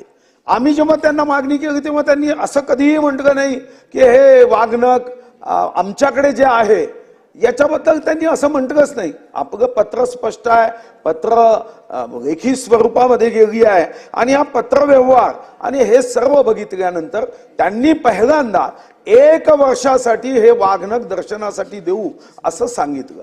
पण आपण पुन्हा प्रयत्न केला आणि या प्रयत्नामध्ये 3 वर्ष हे वाघनख आपल्याकडे राहील असाही निर्णय हा अध्यक्ष महाराज करण्यात आला. हा निर्णय केल्यानंतर अध्यक्ष महाराज मला सांगायला आनंद होतोय की 19 जुलैला हे वाघनख साताऱ्याच्या सरकारी म्युझियम मध्ये छत्रपती संभाजी महाराज, छत्रपती शिवाजी महाराजांचे वंशज व त्या ठिकाणी असणारे सरदार यांच्या उपस्थितीमध्ये 19 तारखेला हे वाघनख साताऱ्याच्या संग्रहालयामध्ये दर्शनासाठी ठेवले जाणार आहे आणि यासोबतच शस्त्रास्त्र दालनाचं उद्घाटन सुद्धा 19 तारखेला होणार आहे, ज्याचं निमंत्रण मी सभागृहातल्या सर्व सदस्यांना व महाराष्ट्राच्या तमाम शिवभक्तांना या माध्यमातून देतोय. मला एका गोष्टीचा निश्चितपणे आनंद आहे की हजारो इतिहासकार आहे, जे संशोधक आहे, त्यापैकी फक्त एका संशोधकांनी याबद्दल प्रश्न उपस्थित केले आणि मला याचा आनंदही आहे की या संवेदनशील विषयामध्ये विरोधी पक्षाच्या 99% नेत्यांनी काहीही प्रतिक्रिया न देता समजून घेण्याचा प्रयत्न केला. मी विरोधी पक्षाचंही आणि तमाम शिवभक्तांचं निश्चितपणे अभिनंदन करेन. पण यासोबत काही शंका अध्यक्ष महाराज ज्या उपस्थित केल्या गेल्या त्याचंही निराकरण करणं गरजेचं आहे, कारण विषय छत्रपती शिवाजी महाराजांचा आहे. एक शंका कारण नसताना उपस्थित केल्या गेली की वाघनख आणण्यासाठी भाडं दिलं जाणार आहे.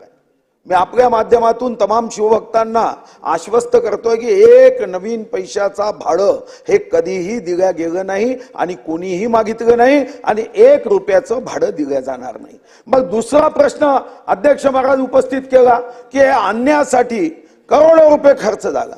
अध्यक्ष महाराज, हे आणण्यासाठी कोणतेही करोडो रुपये खर्च झाला नाही. आपल्या एका दिवसाच्या अधिवेशनाचा जेवढा खर्च आहे त्याच्याही पेक्षा कमी खर्च म्हणजे एकूण फक्त जाणे येणे करार करणे याच्यासाठी फक्त 14,08,000 रुपयाचा खर्च झाला. म्हणून हाही गैरसमज हा दूर करण्याची आवश्यकता आहे. मग तिसरा मुद्दा कारण नसताना आणण्यात आला की वाघनख ठेवण्यासाठी 7 कोटी रुपये खर्च केला जातो आहे. हेही अर्ध सत्य नाही तर पूर्ण असत्य आहे, कारण यासाठी कोणताही खर्च केलेला नाही. या वाघनखासोबत आपण छत्रपती शिवाजी महाराजांच्या इतर सर्व शस्त्रांचा या निमित्ताने जे प्रदर्शन करतोय 4 ठिकाणी, त्याची डागडुजी, त्या म्युझियमचं नूतनीकरण यासाठी हा खर्च केला गेला, हा वाघनखासाठी केलेला नाही. एक प्रश्न उपस्थित केला गेला की 350वं वर्षच नव्हतं. मला माहित नाही अध्यक्ष महाराज, मी 7-8 लोक लावून हे पुन्हा एकदा नव्हे 10 मोजून घेतलं की शंका असता कामा नये. पण अध्यक्ष महाराज 2 जून आणि 6 जून मागची जी होती 2023 तो 350वा राज्याभिषेक होता आणि आता जो आपण साजरा केला तो 351वा होता. पण 350वं वर्ष म्हणून आपण विविध कार्यक्रमाचं अध्यक्ष महाराज या ठिकाणी आपण नियोजन केलं आणि या माध्यमातून आपण अनेक कार्यक्रम हे या निमित्ताने आपण केले की छत्रपती शिवाजी महाराज यांचं अतिशय अध्यक्ष महाराज आदर्श राजा आणि रयतेचं राज्य ही कल्पना ही सर्वसामान्य लोकांपर्यंत पुन्हा एकदा पोहोचवता यावी या दृष्टीने अध्यक्ष महाराज या ठिकाणी आपण काम केलं.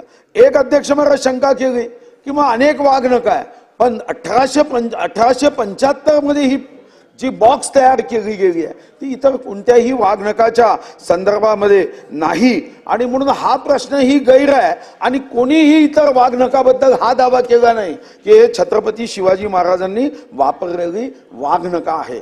खरं तर वेळेच्या अभावी आज व्यस्ततेचा दिवस असल्याने मी पूर्ण टिप्पणी करू शकणार नाही, पण राज्याभिषेकाच्या संदर्भातली एक छोटी पुस्तिका ही लवकरच तयार करून निश्चितपणे सर्व सदस्यांना दिली जाईल, कारण अध्यक्ष महाराज हा संवेदनशील विषय आहे आणि एखाद्याच्या मनात कोणतीही शंका उपस्थित झाली तर प्रत्यक्ष भेटून त्यांनी शंकाचं निरसन करा.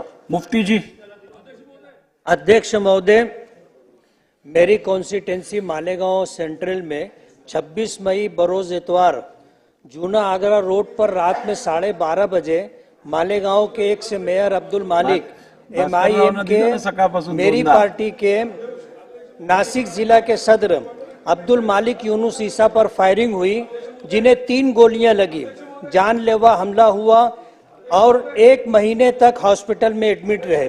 पुलिस ने अब तक इस केस में 11 लोगों को गिरफ्तार किया, लेकिन जिन लोगों को गिरफ्तार किया है उनमें से अक्सर शूटर के अलावा अक्सर लोग डमी और हम्माल किस्म के लोग हैं। इस केस में अब्दुल मालिक मेयर ने जो बयान दिया है उसमें मास्टरमाइंड के तौर पर शेख आसिफ, शेख रशीद और शेख अकील, शेख शफी का नाम दिया है।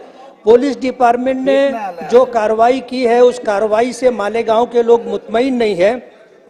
आपके माध्यम से मेरी सरकार से ये गुजारिश है कि ये बगैर सियासी बेकिंग के और बगैर प्लानिंग के ये काम नहीं हो सकता, इसलिए सरकार इसमें आदेश जारी करे कि जो मास्टरमाइंड किस्मों के लोग हैं उनको गिरफ्तार किया जाए और जो इंजर्ड है उसको इंसाफ मिले। शुक्रिया सर। चौधरी साहेब बोला. चौधरी साहेब. धन्यवाद अध्यक्ष महोदय. अध्यक्ष महोदय, मुंबई करता अतिशय महत्वाचा असा विषय आहे. मुंबईतल्या म्हाडाच्या 388 इमारतीचा पुनर्विकास सरकारच्या लाल फितीमध्ये अडकून राहिलेला आहे. अध्यक्ष महोदय, हे 160, 180, 225 चौरस फुटाची घरं आहेत आणि ह्या मुंबईच्या 388 म्हाडा इमारतींची परिस्थिती अत्यंत दयनीय आहे. हा आपल्या मतदारसंघातला देखील विषय आहे. माझ्या मतदारसंघातला, मुंबईतल्या अनेक आमदारांच्या मतदारसंघातला विषय आहे. आरटी बिल्डिंगचा आहे का? हा, आरके बिल्डिंगचा. आणि अध्यक्ष महोदय, या इमारतींचा पुनर्विकास व्हावा म्हणून अत्यंत सर्वांनी प्रयत्न केले. मी सातत्याने मांडत आलो. सरकारने 33-24 अन्वये याची पुनर्विकासाचं धोरण जाहीर केलं. पण अध्यक्ष महोदय, 33-24 मध्ये अनेक त्रुटी आहेत, अनेक अडचणी आहेत. नाही, या संदर्भात अजय चौधरी साहेब, मी आपल्याला अवगत करू इच्छितो की मी स्वतः या विषयातली बैठक घेतलेली आणि आरटी बिल्डिंग ज्या आहेत, 368 बिल्डिंग ज्या आरटी बिल्डिंग आहेत त्याच्या पुनर्विकासासाठी सध्या 33-24च्या ज्या अटी होत्या त्यांना आता 33-60च्या अटी लागू झालेल्या आहेत आणि त्या संदर्भातले आता प्रस्ताव म्हाडामध्ये स्वीकारले जात आहेत. चला त्याच्यामध्ये एका मिनिटात सांगतो, त्याच्यामधल्या अटी सांगतो, त्याच्यामध्ये असणाऱ्या अडचणी सांगतो. अध्यक्ष महोदय, रहिवाशांचं काय म्हणणं आहे की सरकारने इस्टेट प्रीमियममध्ये जे 50% सवलत द्यायला पाहिजे ती जर दिली तर आता डेव्हलपर पुढे येईल. त्याच्यासोबत पुनर्विकास प्रक्रिया एक खिडकी योजनेअंतर्गत म्हाडाने करावी. त्याचबरोबर एका इमारतीच्या उपकरप्राप्त जुन्या इमारतींच्या तालमालकांनी व रहिवाशांनी एकत्रित प्रस्ताव सादर करणे सक्तीचे करावे. अशा प्रकारच्या रहिवाशांच्या मागण्या आहेत. माझ्या आपल्या माध्यमातून अध्यक्ष महोदय विनंती आहे की या संदर्भामध्ये एक बैठक लावा आणि या बैठकीमध्ये एकदाच काय तो निर्णय घ्या, कारण लोक वाट पाहतात कधी एकदा पुनर्विकास होतो याची. आपण त्यांना न्याय द्या, हीच माझी आपल्याला विनंती आहे. आवाज साहेब बोला. अध्यक्ष महोदय, शेवटी सन 2017 साली युतीचं सरकार असताना बावनकुळे साहेब एनर्जी मिनिस्टर असताना मुंब्रा, कळवा आणि काही भागामध्ये टोरेंट मार्फत वीज देण्याचा उद्योग सुरू झाला. अध्यक्ष महोदय, आता जवळजवळ 2007 वर्ष होत आली, तेव्हाही तेच सरकार होतं, आताही तेच सरकार आहे. अध्यक्ष महोदय, इतकी भरमसाठ बिलं येत आहेत, याबद्दल आम्ही वारंवार तक्रारी करतो. माननीय मुख्यमंत्र्यांनी आश्वासन दिलं होतं की उच्चस्तरीय समिती नेमून याची चौकशी करू. बिल भरता येत नाही. एका घरात एक फॅन आहे आणि बिल 4000 रुपये. अध्यक्ष महोदय, हे जे बिलचे प्रकार आहेत, हे जे मीटर बदलण्याचे प्रकार आहेत, ह्याच्यात फसवाफसवी चालते. त्यामुळे शासनाने ही बाब गांभीर्याने घ्यावी. मुंब्रा, कळव्यामध्ये 50% माणसं ही अंडर पॉवर्टी लाईन आहेत, तरी सरकारने ही बाब गांभीर्याने घ्यावी, अन्यथा तिथे कायदा आणि सुव्यवस्थेचा प्रश्न निर्माण होईल. अध्यक्ष महोदय, गेल्या या अधिवेशनाच्या सत्रामध्ये प्रत्येक अधिवेशनामध्ये आपण महाराष्ट्राच्या कानाकोपऱ्यातनं सर्वसामान्य लोक, शेतकरी, महिला, सर्व घटकातील लोक मोठ्या संख्येने आझाद मैदानावर आपल्या मागणीसाठी येत असतात आणि अनेकदा सर्व आमदार महोदयांना तिकडे जाऊन त्या लोकांच्या भावना समजून घेणं, ऐकून घेणं आमचं नैतिक कर्तव्याने आम्ही त्या सभागृहात मांडण्याचा प्रयत्न करतो. अध्यक्ष महोदय, तिथं प्रचंड गैरसोय असते. तिथे पावसामुळे सुद्धा तिथे जी गर्दी, तिथं ज्या महिला बसतात, महाराष्ट्राच्या कानाकोपऱ्यात जी गोरगरीब येतात त्यांना इतकी अवहेलना वागणूक दिली जाते. पाण्याची व्यवस्था नसते, तिथं छत नसतं. या सगळ्या गोष्टींवर विचार करायला पाहिजे. अध्यक्ष महोदय, महाराष्ट्र राज्य ग्रामीण जीवनोन्नती अभियान अंतर्गत ज्या उमेद महिला आहेत ह्याचा विषय नाना भाऊंनी मांडला. परंतु मला एवढंच सांगायचं आहे, काल मी या उमेदच्या महिलांच्या भावना ऐकण्याकरता गेलो होतो आणि हजारोच्या संख्येने तिथं प्रत्येक जिल्ह्यातल्या उमेदच्या महिला आलेल्या आहेत. त्यांच्या भावना समजून घेतल्या पाहिजे. सरकारने त्यांची दखल घेतली पाहिजे तातडीने. मुख्यमंत्री मोदयांनी जरी शब्द दिला असला तरी त्याच्यावर मंत्रिमंडळाची त्या खात्याची बैठक घेऊन त्या उमेदच्या महिलांच्या मागण्या आणि त्यांच्या वेतनवाढाबाबतीत निर्णय घेतला पाहिजे. अध्यक्ष महोदय, एसटी कर्मचाऱ्यांचा एक विषय, एसटी कर्मचाऱ्यांचा पगार दिला जातो दर 7 तारखेला. अध्यक्ष महोदय, महेश बालदी झाली, एसटी कर्मचाऱ्यांचा महेश बालदी नाही, ह्याची दखल सरकारने घेतली. अध्यक्ष महोदय, ठाणे आणि रायगड या जिल्ह्यातील सिडको मार्फत नवी मुंबई शहरांची निर्मिती झाली आणि 95 गावांच्या गावठणासोबत त्या जमिनीचं संपादन तेव्हा केलं गेलं. त्यानंतर गावठण विस्तार न होता आणि गावठण विस्तार योजना न राबवल्यामुळे प्रकल्पग्रस्तांना सिडकोने विकलेल्या आपल्याच जागेत घरे बांधावी लागलीत आणि अशी सर्व बांधकामे नियमित करावी याच्याकरता कायम मागणी आमचे लोकनेते कैलासवासी दिवा पाटील साहेबांनी अनेक वेळा केली. शासनाने या संदर्भात कधी 200 मीटर, कधी 250 मीटर, तर कधी क्लस्टर प्रस्ताव आणला. अनेक गावांमध्ये 250 मीटरपेक्षाही पलीकडे घरं बांधलेली आहेत आणि या अनेक योजनांचा त्या प्रकल्पग्रस्ताला, भूमिपुत्राला काही उपयोग झाला नाही. तर त्याच्यामुळे आणि आता 2024 संपत आलंय. माझी शासनाकडे आपल्या मार्फत एक विनंती आहे की हे 250 मीटरचं बंधन संपून किमान गावठणापासून 500 मीटरची जी घरं आहेत ती सरसकट नियमित करावी आणि तसं 500 मीटर पर्यंत असलेली घरं ही जे सिडको आता नोटीस देऊन नैनासारखे प्रकल्प आणून त्या प्रकल्पग्रस्तांची घरं तोडायला जाते ते थांबवावं आणि सिडकोला तसे निर्देश द्यावेत आणि ही 500 मीटर गावठणापासून 500 मीटरची घरं आहेत ती नियमित करावी ही आपल्या मार्फत विनंती आहे. आणि गेल्या अधिवेशनामध्ये द्रोणागिरी नोड मधील सिडकोनी द्यायचे 470 प्लॉट गेल्या अधिवेशनामध्ये आपल्या समोर मंत्री महोदयांनी कबूल केलं की आम्ही पुढच्या अधिवेशनापर्यंत ते 30 वर्ष झाली द्रोणागिरीतले प्लॉट दिले जात नाहीत आणि इतर विकासकांना बिल्डरांच्या घशात मात्र आत्ता खरेदी केलेले प्लॉट हे गेल्या 2-4 वर्षाचे दिले जातात. ही भयावह स्थिती आहे. प्रकल्पग्रस्तांवर अन्याय आहे. ज्या भूमिपुत्रांनी जागा दिली आणि त्यांना 470 प्लॉट सिडकोनी द्यायचे द्रोणागिरीतले बाकी आहेत ते तात्काळ द्यावेत ही विनंती आहे. अभिमन्यू पवार. अध्यक्ष महोदय, महाराष्ट्रातील हजारो विद्यार्थ्यांच्या दृष्टीने अतिशय महत्वाच्या विषयावर मी आपलं लक्ष वेधू इच्छितो. महाराष्ट्र राजपत्रित नागरी सेवा पूर्व परीक्षा 2024च्या जाहिरातीत एसईबीसी आरक्षण लागू झाल्यानंतर ईडब्ल्यूएस प्रवर्गातील मराठा उमेदवारांना एसईबीसी ओपन प्रवर्गात जाण्याची मुभा लोकसेवा आयोगाने दिली होती. परंतु त्या काळामध्ये एकूणच महसूल यंत्रणा निवडणूक कामात व्यस्त असल्याने त्यामुळे मराठा उमेदवारांना वेळेवर प्रमाणपत्र उपलब्ध झाले नाहीत. तसेच आयोगाने देखील मराठा उमेदवार ईडब्ल्यूएस प्रवर्गात आपल्या इच्छेने राहू शकतात असे चुकीचे मार्गदर्शन केले. त्यामुळे काही विद्यार्थी ईडब्ल्यूएस वर्गातच राहिले. एकूणच ही जाहिरात प्रक्रिया न्यायालयीन प्रकरणामध्ये अडकण्याची शक्यता नाकारता येत नाही. अनेक मराठा उमेदवार हे ईडब्ल्यूएस प्रवर्गात राहिल्याने कायदेशीर पेच निर्माण होणार आहे किंवा तशी शक्यता आहे. या ईडब्ल्यूएस प्रवर्गातील मराठा उमेदवारांना परीक्षा आयोग होण्यापूर्वीच ईडब्ल्यूएस किंवा एसईबीसी ओपन किंवा एसईबीसी प्रवर्गात जाण्याची संधी पुन्हा उपलब्ध द्यावी ही विनंती आहे. 15 दिवस एखादा महिना ही परीक्षा पुढे ढकलता आली तर हरकत नाही, पण मराठा उमेदवारांना एसईबीसी आरक्षणाचा लाभ घेता आला पाहिजे आणि ही जाहिरात न्यायालयीन प्रक्रियेमध्ये अडकली नाही पाहिजे याची काळजी घेतली पाहिजे. अध्यक्ष गेल्या 2 वर्षामध्ये कृषी विभागाची जाहिरात आली नाही.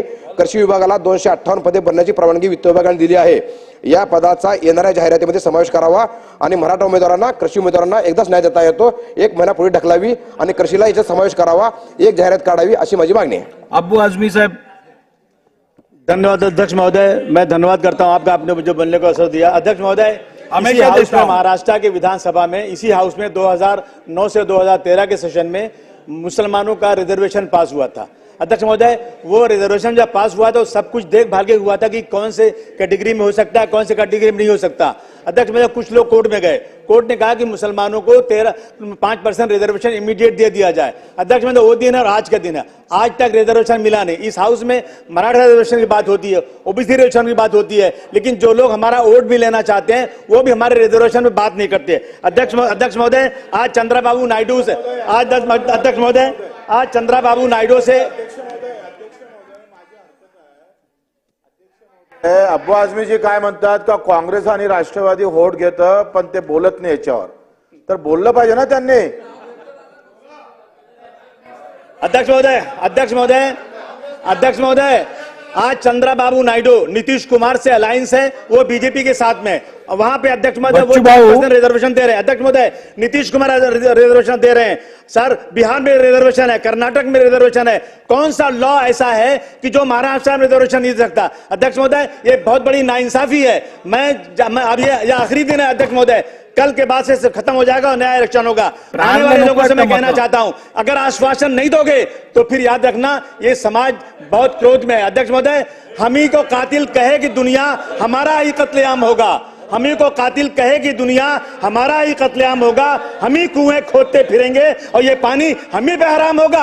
अध्यक्ष महोदय, अगर यही ज़हनियत रही तो मुझे इस बात का डर है कि इस सदी में न कोई अब्दुल हमीद होगा न कोई अब्दुल कलाम होगा। मेरा निवेदन अध्यक्ष महोदय कि हम इस मुल्क में रहते हैं, हम इस मुल्क के डेवलपमेंट में काम करते हैं, अगर महाराष्ट्र में मुसलमानों के साथ नाइंसाफी होगी तो महाराष्ट्र कभी भी विकसित राज्य नहीं कहा जा सकता, डेवलप कंट्री नहीं कहा जा सकता।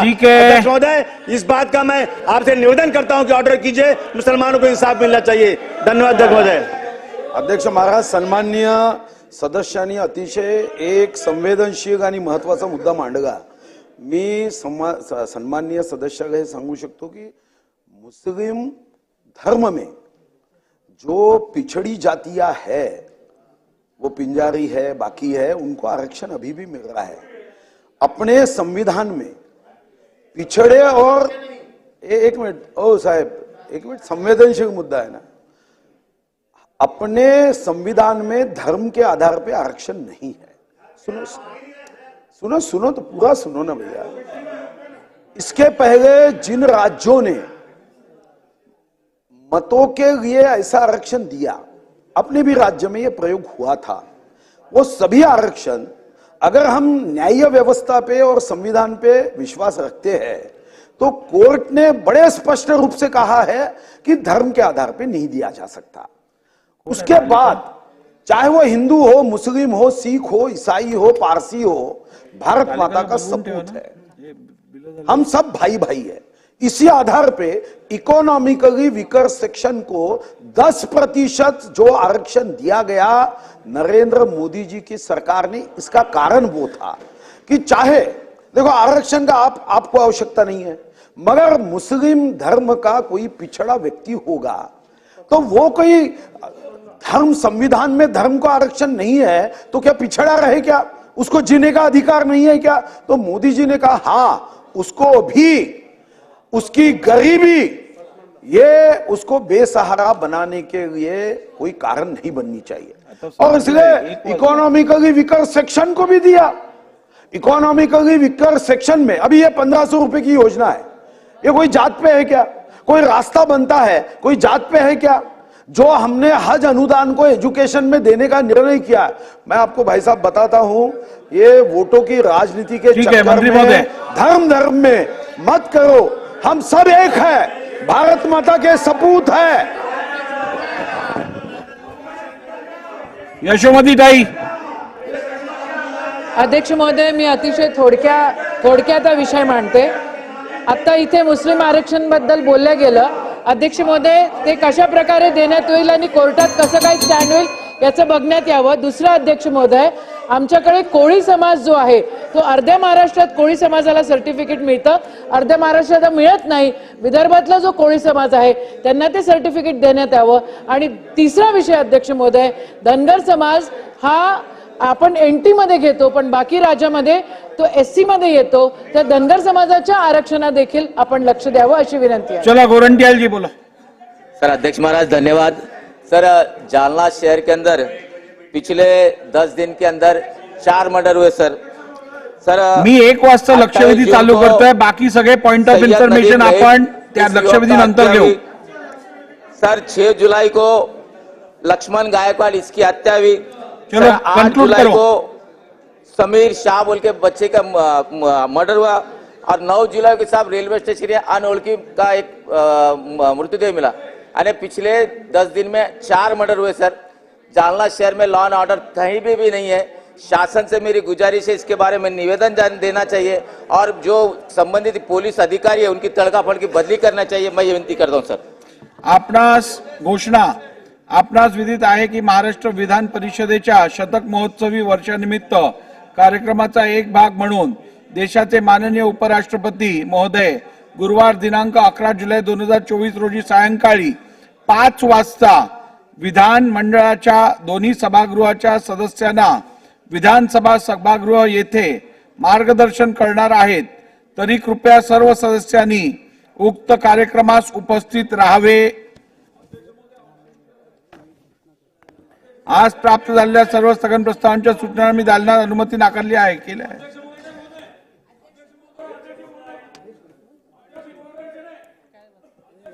अशासकीय कामकाज सचिव घोषणा करतील। शुक्रवार दिनांक 12 जुलै 2024 रोजी अशासकीय कामकाज घेण्यात येणार आहे। उक्त दिवशी अशासकीय कामकाजातील विचारार्थ एकूण 12 अशासकीय विधेयके चर्चेकरिता घेण्यासाठी निश्चित करण्यात आले आहेत। अशासकीय विधेयकांना द्यावयाचा वेळ अशासकीय विधेयक व ठराव समितीने निश्चित करावयाचा असतो। तथापि सध्या अशासकीय विधेयके व ठराव समिती नव्याने गठीत करण्यात येत असल्याने मी शुक्रवार दिनांक 12 जुलै 2024 रोजी अशासकीय कामकाजासाठी उपलब्ध असलेल्या 150 मिनिटाच्या वेळेपैकी 18 मिनिटांचा वेळ पुरस्थापनार्थ अशासकीय विधेयकांना व उर्वरित 132 मिनिटांचा वेळ चर्चेकरिता घेण्यात येणाऱ्या खालील नमूद अशासकीय विधेयकांना देत आहे। सन 2019 चे विधानसभा विधेयक क्रमांक 51 11 मिनिटांपेक्षा जास्त नाही। सन 2020 चे विधानसभा विधेयक क्रमांक 9 11 मिनिटांपेक्षा जास्त नाही। सन 2020 चे विधानसभा विधेयक क्रमांक 10 11 मिनिटांपेक्षा जास्त नाही। सन 2020 चे विधानसभा विधेयक क्रमांक 11 मिनिटांपेक्षा जास्त नाही। सन 2020 चे विधानसभा विधेयक क्रमांक 22 11 मिनिटांपेक्षा जास्त नाही। सन 2020 चे विधानसभा विधेयक क्रमांक 23 11 मिनिटांपेक्षा जास्त नाही। सन 2020 चे विधानसभा विधेयक क्रमांक 24 11 मिनिटांपेक्षा जास्त नाही। सन 2022 चे विधानसभा विधेयक क्रमांक 24 11 मिनिटांपेक्षा जास्त नाही। सन 2023 चे विधानसभा विधेयक क्रमांक 35 11 मिनिटांपेक्षा जास्त नाही। सन 2021 चे विधानसभा विधेयक क्रमांक 30 11 मिनिटांपेक्षा जास्त नाही। सन 2022 चे विधानसभा विधेयक क्रमांक 25 11 मिनिटांपेक्षा जास्त नाही। सन 2021 चे विधानसभा विधेयक क्रमांक 32 11 मिनिटांपेक्षा जास्त नाही। वरीलपैकी कोणत्याही विधेयकाचा वेळ वाचल्यास तो त्या पुढील क्रमांकाच्या विधेयकाला देण्यात येईल। चला बिल घ्या। इंट्रोडक्शन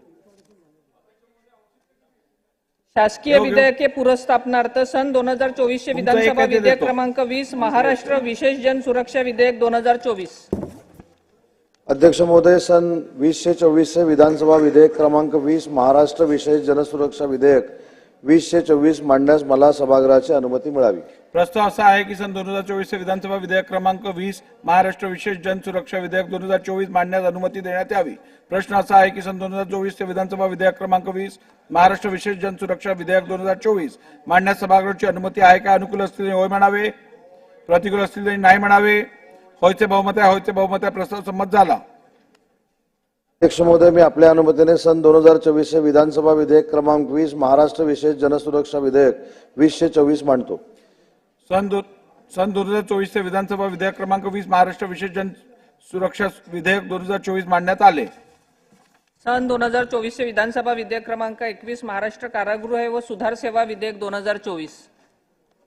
अध्यक्ष महोदय, सन 2024 से विधानसभा विधेयक क्रमांक 21 महाराष्ट्र कारागृह व सुधार सेवा विधेयक 2024 मांडण्यास मला सभागृहाची अनुमती मिळावी। प्रस्ताव असा आहे की सन 2024 से विधानसभा विधेयक क्रमांक 21 महाराष्ट्र कारागृह व सुधार सेवा विधेयक 2024 मांडण्यास अनुमती देण्यात यावी।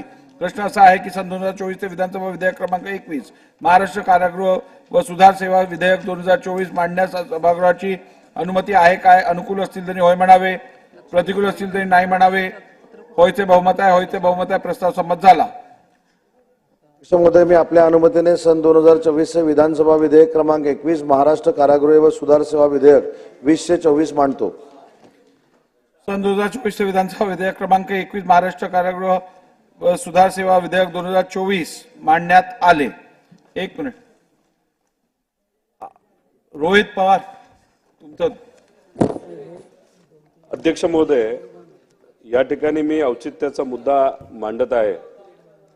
मौजे, पाटेगाव आणि खंडाळा, तालुका कर्जत, जिल्हा अहमदनगर येथे औद्योगिक क्षेत्र स्थापन होणे बाबतचा प्रस्ताव शासन स्तरावर प्रस्तावित असणे, सध्या स्थिती औद्योगिक विकास विभागामार्फत भूनिवड समितीचं स्थळ पाहणी आणि ड्रोन सर्वे होऊन उच्च अधिकार समितीचीही दिनांक 24 जुलै 22 रोजी मान्यता मिळालेली आहे. त्यानुसार मौजे, पाटेगाव आणि खंडाळा, तालुका कर्जत येथील 620 हेक्टर क्षेत्र औद्योगिक विकासासाठी प्रस्तावित करण्यात आले होते.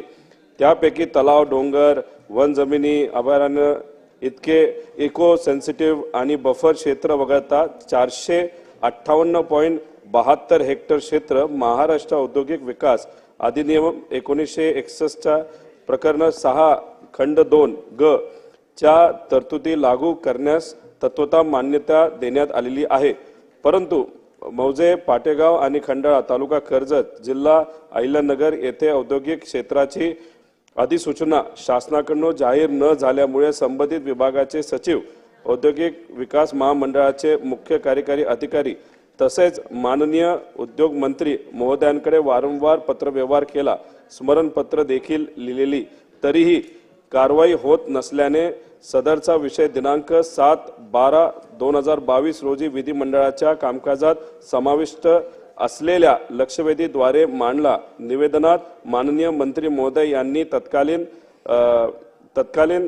स्तरातील अधिवेशनाचे कामकाज संपेपर्यंत अधिसूचना निर्गमित करून सन 2023 च्या जानेवारी महिन्यात सर्व अनुषंगिक कायदेशीर प्रक्रिया पूर्ण करून कर्जत येथील औद्योगिक क्षेत्राच्या शासनाच्या मध्यस्थीने उद्योग आणले जातील असे आश्वासित केले होते. परंतु आश्वासनाप्रमाणे कोणतीही कारवाई न झाल्यामुळे मार्च 2023 च्या अर्थसंख्या अधिवेशनात पुन्हा सदरील विषय उपस्थित केला असता यावेळी औद्योगिक वसाहतीच्या प्रस्तावास मान्यता देण्याबाबतची अधिसूचना काढण्यात आली नाही.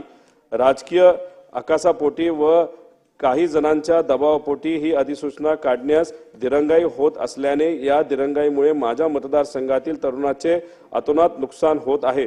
त्यांना न्याय देण्यासाठीच मी अधिसूचनेच्या आणि अनुषंगिक कायदेशीर बाबी पूर्ण करण्याच्या मागणीसाठी उपोषणा बाबतीचं पत्र 23 जून 2023 रोजी दिले होते. परंतु माननीय उद्योग मंत्री 26/7/2023 रोजी पत्राद्वारे उपोषण न बसण्याबाबत केलेल्या विनंतीला मान ठेवून मी आणि माझ्या मतदारसंघातील नागरिकांनी उपोषणास बसण्यास घेतलेला निर्णय तुर्तास स्थगित केला होता. परंतु मतदारसंघातील नागरिक आणि तरुणांच्या तीव्र भावना लक्षात घेता मौजे, पाटेगाव आणि खंडाळा, कर्जत, अहिल्यानगर येथील औद्योगिक क्षेत्राची अधिसूचना जाहीर करून इतर अनुषंगिक बाबी पूर्ण होणे अतिशय गरजेचे आहे. याबाबत माननीय उद्योग मंत्र्यांनी लेखी पत्र देऊन माझ्या मतदारसंघातील नागरिकांना आणि तरुणांना आश्वासित करून देखील अद्याप कुठलीही कारवाई करण्यात आलेली नाही.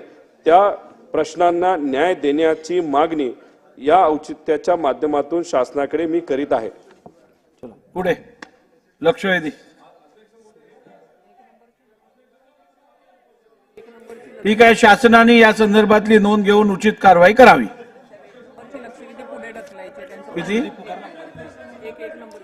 किती नंबर घ्यायची आता? लक्षवेधी क्रमांक 2.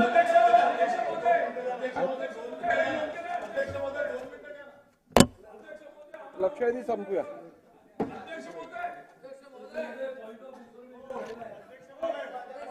लक्षवेधी क्रमांक 2 देतो. कदम साहेब, लक्षवेधी क्रमांक 2. लक्षवेधी क्रमांक 2. अध्यक्ष महोदय, मंत्री महोदय, लक्षवेधी 2. उत्तर कोण देत आहे? अध्यक्ष महोदय, जलसंपदा विभागाचा प्रश्न आहे. ठीक आहे घ्या. लक्ष्मी क्रमांक 2 अध्यक्ष म्हणून जलसंपदा विभाग आहे.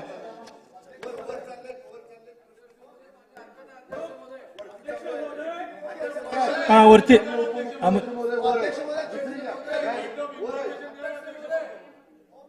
वरच्या हाऊस मध्ये आहेत.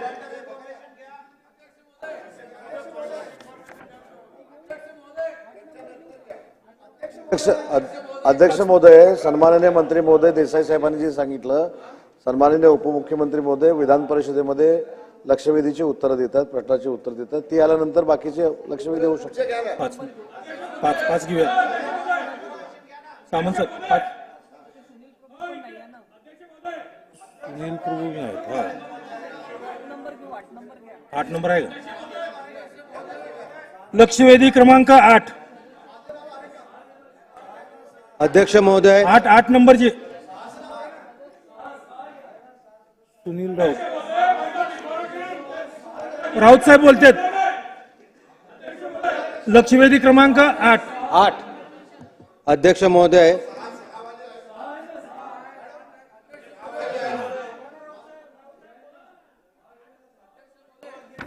अध्यक्ष महोदय,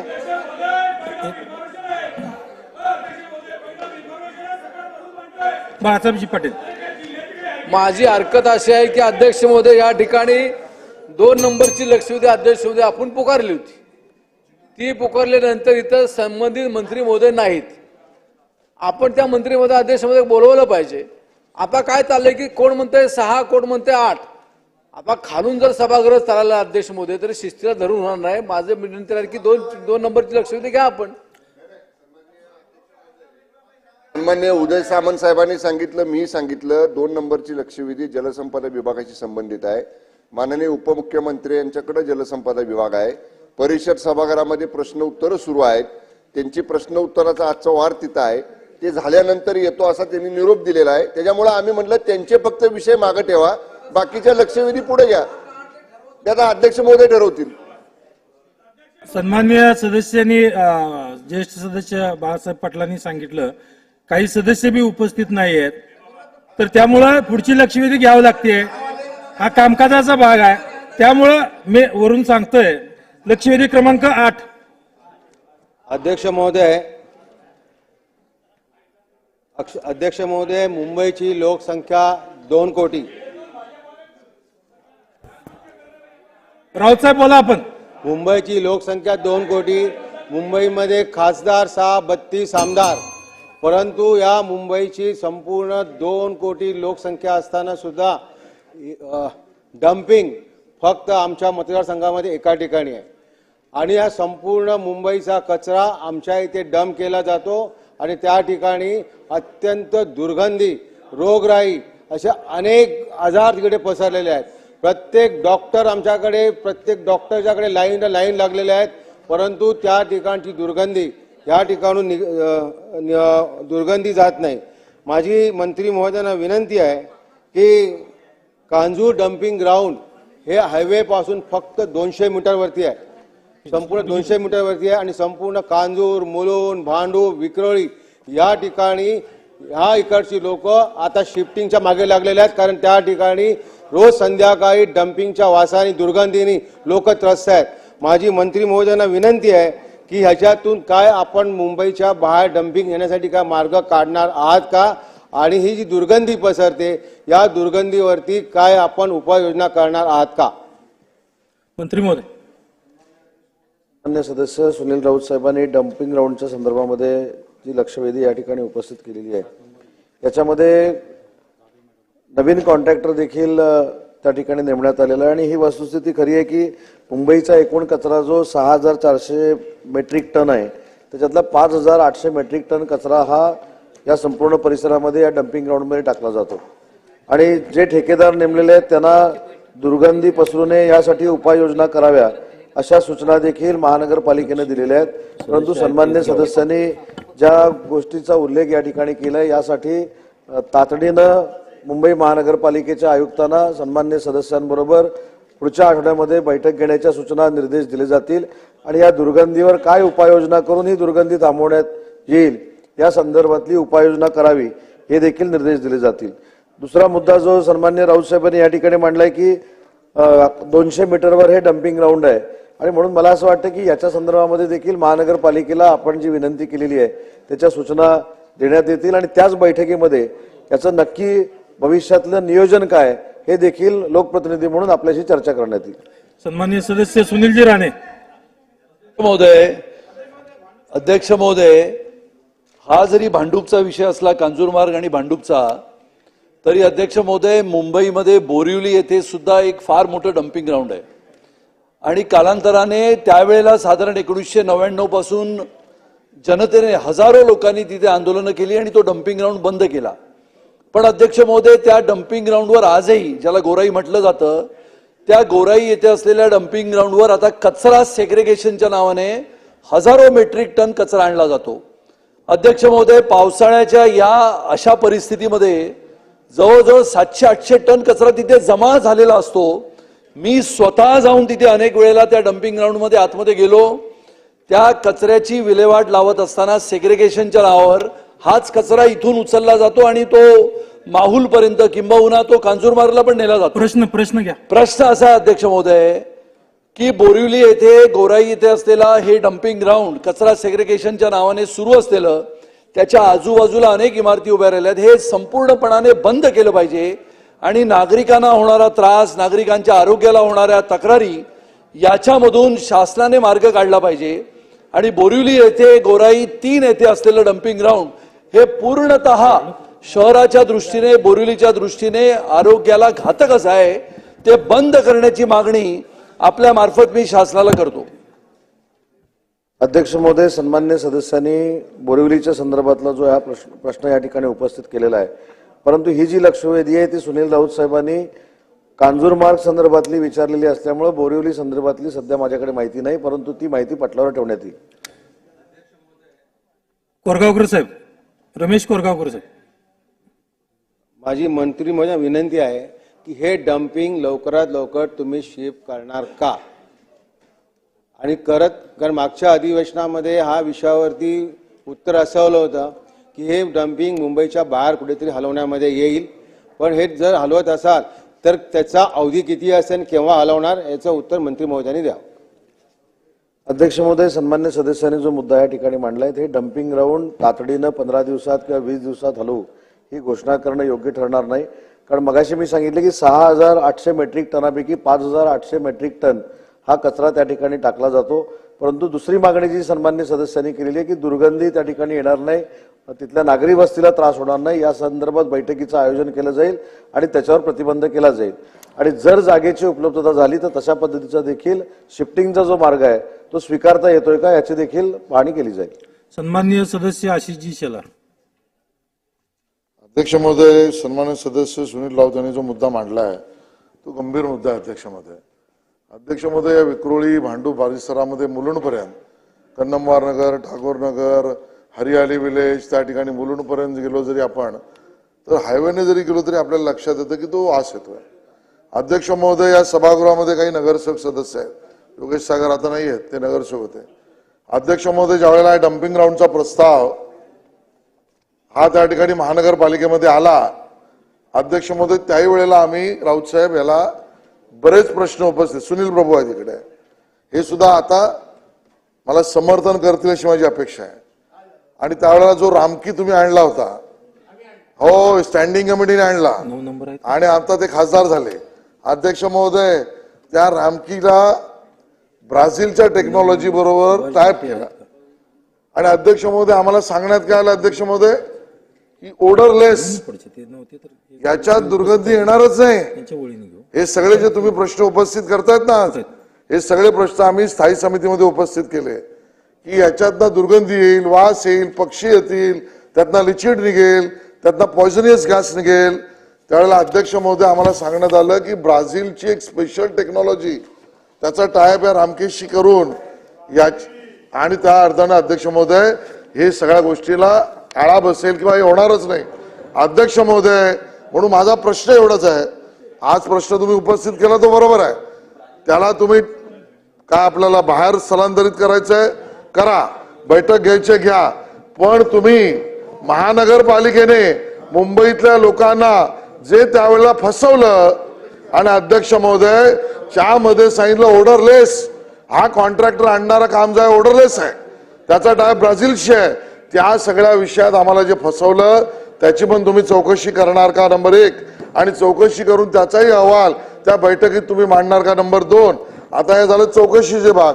तिसरा मुद्दा जो त्यांनी मांडलेला आहे की स्थलांतरणाचा विषय आता खूप ऐरणीवर आलेला आहे.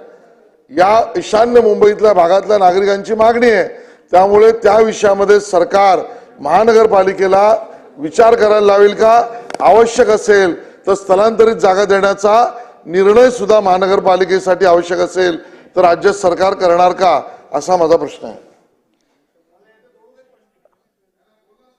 अध्यक्ष महोदय, सन्माननीय सदस्य आशिषजींनी नक्की ही दुर्गंधी कुणी आणली याच्यावर या ठिकाणी भाष्य केलेलं आहे आणि ही दुर्गंधी येण्यामागचं कारण काय आहे, त्याच्याबद्दल तो प्रोजेक्ट कशा पद्धतीने आला याची माहिती नक्की घेतली जाईल, त्याचा अहवाल देखील सभागृहासमोर ठेवण्यात येईल. परंतु महत्वाची गोष्ट आशिषजींनी सांगितलं आणि सुनील राऊत साहेबांनी देखील सांगितले की हे जर शिफ्टिंग करायचं झालं तर जागेचं ॲक्विजिशन कुठं आहे, हे कुठं जाणार आहे. तर मला सभागृहाला इथं सांगितलं पाहिजे की जिल्हाधिकारी मार्फत अंबरनाथमध्ये 18 हेक्टर जमिनीचं भूसंपादन करण्याची प्रक्रिया ही सुरू झालेली आहे आणि हे भूसंपादन झाल्यानंतर जी सन्मान्य सदस्यांनी मागणी केलेली आहे त्याच्यावर कार्यवाही करण्यात येईल. सन्मान्य सदस्यांना विनंती आहे, बऱ्याचशा लक्षवेधी आहेत, अजून बऱ्याचशा लक्षवेधी आहेत. कारण सन्मान्य भास्कर जाधव साहेब, सन्मान्य उपमुख्यमंत्री अजितदादा यांनी सांगितलं एकच लक्षवेधी अर्धा पाऊण तास चालते. घ्या सुनील प्रभू साहेब.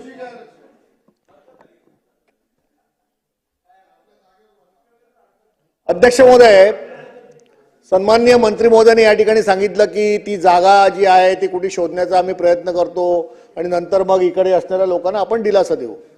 माझे मित्र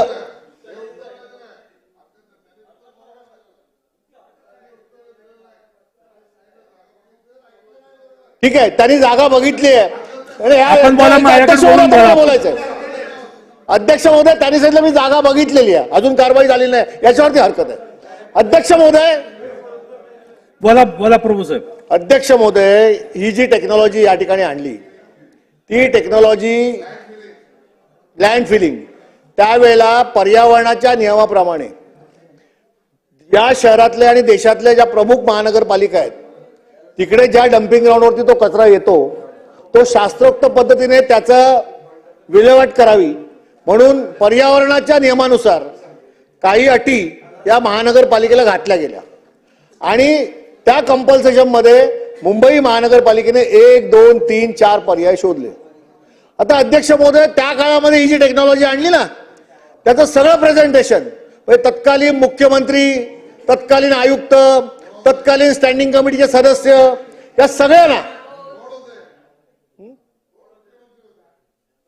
जे कोण असतील ते त्यांना सगळ्यांना दाखवलं गेलं आणि मग हा प्रस्ताव आणावा म्हणून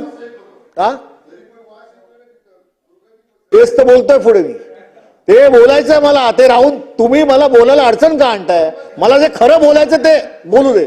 माझ्याकडे बघून बोला. त्या टेक्नॉलॉजीमध्ये असं सांगितलं गेलं की ही टेक्नॉलॉजी केली की दुर्गंधी येणार नाही, तो सगळा कचरा जो आहे तो जमिनीमध्ये बसेल आणि कार्बन डायऑक्साईडची आपण निर्मिती करू. कार्बन शहर निर्माण करण्यामध्ये आपलं जे काही शहर आहे ते फार मोठं, मुंबई शहराची त्याच्यात हे होईल. आपण जगाच्या सगळ्या पर्यावरणामध्ये कार्बन डायऑक्साईडची निर्मिती करणार, त्याच्यामध्ये आपला नंबर 1 असेल, असं गोड गोड स्वप्न दाखवली गेली. आणि रामकी ना, ही रामकी कंपनी मुंबई शहरात नाही, सिंगापूरमध्ये आम्ही गेलो होतो अध्यक्ष महोदय. त्या सिंगापूरमध्ये या रामकीचा एवढा बोलबाला होता की रामकी नावासारखी दुसरी कुठची कंपनीच नाही. अध्यक्ष महोदय, मला असं म्हणायचंय की रामकीने आतापर्यंत मुंबई महानगरपालिकेमध्ये जे कचऱ्याचे प्रोजेक्ट केले ते सगळे फेल गेले. कचरा उचलायचे असो, डम्पिंग ग्राउंडचे असो. अध्यक्ष महोदय, या सगळ्या प्रकरणाची तुम्ही चौकशी करणार का? आणि दुसरं असं की ते टेक्नॉलॉजी ब्राझीलची आहे की नुसतं ब्राझील म्हणून मुंबई शहरामध्ये आणून दाखवली, हे चेक करण्यासाठी या विधिमंडळाची एक समिती तुम्ही ब्राझीलला पाठवणार काय? हे माझे 2 प्रश्न आहेत. मंत्री महोदय. अध्यक्ष महोदय, सन्माननीय सदस्य सुनील प्रभू साहेबांनी सुरुवातीला जे माझ्या उत्तरामध्ये थोडंफार करेक्शन केलं तसं उत्तर मी दिलेलं नव्हतं. माझी विनंती आहे की सुनील प्रभूंसारख्या सिनियर सदस्यांनी उत्तराकडे लक्ष दिलं पाहिजे. त्याच्यामुळे चुकीचं पटलावर राहू नये म्हणून सांगितलं.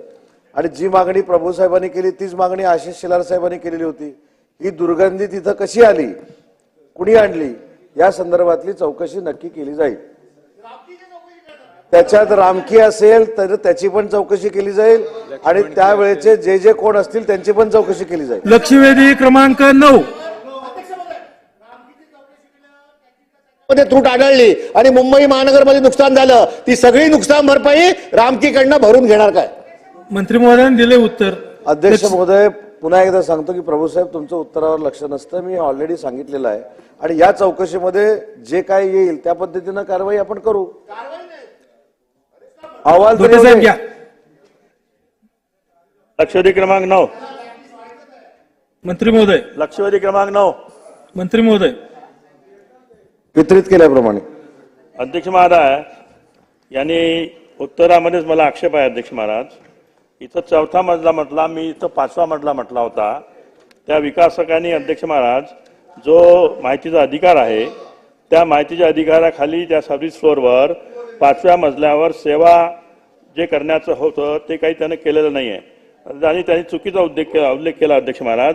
आणि यामध्ये मी माननीय मंत्री महोदयाला सांगू इच्छितो की जे काही मी या संबंधामध्ये माहिती घेतली त्या माहितीमध्ये त्या तिथल्या महानगरपालिकेच्या कार्यकारी अभियंत्यांनी जे उत्तर पाठवलं त्या उत्तरामध्ये त्यांनी सगळं कबूल केलेलं आहे. परंतु इथं उत्तर देताना माननीय मंत्री महोदयांनी सभागृहाची दिशाभूल होत असल्यामुळे माझे माननीय मंत्री महोदयाला स्पेसिफिक प्रश्न आहे की मंजूर आराखड्याप्रमाणे नसलेले सदर इमारतीचे 5व्या मजल्यावरील बांधकाम महानगरपालिकेप्रती ताबडतोब तुम्ही तोडणार का? विकासकाने मंजूर आराखड्याची पायमल्ली केली, सदर सेवा मजल्यावर 5व्या मजल्यावर सदनिका बनवून विक्री केली व करोडो रुपये गैरमार्गाने कमवले. सदर विकासक दोषी असलेल्या महानगरपालिकेच्या अधिकारी कर्मचाऱ्यावर MRTP कायद्याने कारवाई करणार काय? आणि तिसरा प्रश्न, या विकासाच्या सर्व प्रोजेक्टची अनियमितता व गैरप्रवाहाची SIT किंवा CID मार्फत चौकशी करणार काय? सन्मान्य अध्यक्ष महोदय, सन्मान्य सदस्यांनी सांगितलं ती वस्तुस्थिती खरी आहे की ज्या ठिकाणी 2.5 मीटर बांधकाम व्हायला पाहिजे होतं ते बांधकाम 4 मीटर झालेली आहे. वस्तुस्थिती खरी आहे, त्याच्यामुळे कोणालाही पाठीशी घातलं जाणार नाही. ते जर वाढीव बांधकाम झालं असेल त्याच्यावर देखील महानगरपालिका नक्की कारवाई करेल. आणि आपण जे सांगितलं की कार्यकारी अभियंता असू दे किंवा तिथला दुय्यम अभियंता जो कोण असेल यांच्यावर कारवाई प्रस्थापित केलेली आहे. त्याच्यामुळं चौकशी करण्याचा देखील प्रश्न येत नाही. तातडीनं तुम्ही जी केलेली मागणी आहे ती मान्य करून त्यांच्यावर कारवाई केली जाईल. असं म्हटलेलं आहे आणि आज जवळपास त्याला 6 वर्ष झाले, कुठलीच कारवाई झाली नाही आहे. मला स्पेसिफिक विचारायचं की तुम्ही किती दिवसात कारवाई करणार आणि हे अवैध जे बांधकाम केले तोडणार का? सन्मान्य अध्यक्ष महोदय, मी स्पष्टपणाने सांगितलं की याच्यामध्ये वस्तुस्थिती खरी आहे. याच्या संदर्भामधले निर्देश महानगरपालिकेला दिले जातील आणि या अधिकाऱ्यांवर ऑलरेडी कारवाई सुरू झालेली आहे. लक्षवेधी क्रमांक 10. लक्षवेधी क्रमांक 10. मंत्री महोदय. वितरित केल्याप्रमाणे अध्यक्ष महोदय, या उत्तरामध्ये आपण जर बघितलं तर शासनानं हे चुकीचं झालंय हे उत्तरामध्ये सुद्धा मान्य केलेलं आहे. थोडक्यात अध्यक्ष महोदय सांगायचं म्हटलं तर 1954 पासून ही जागा एका कुटुंबाची होती.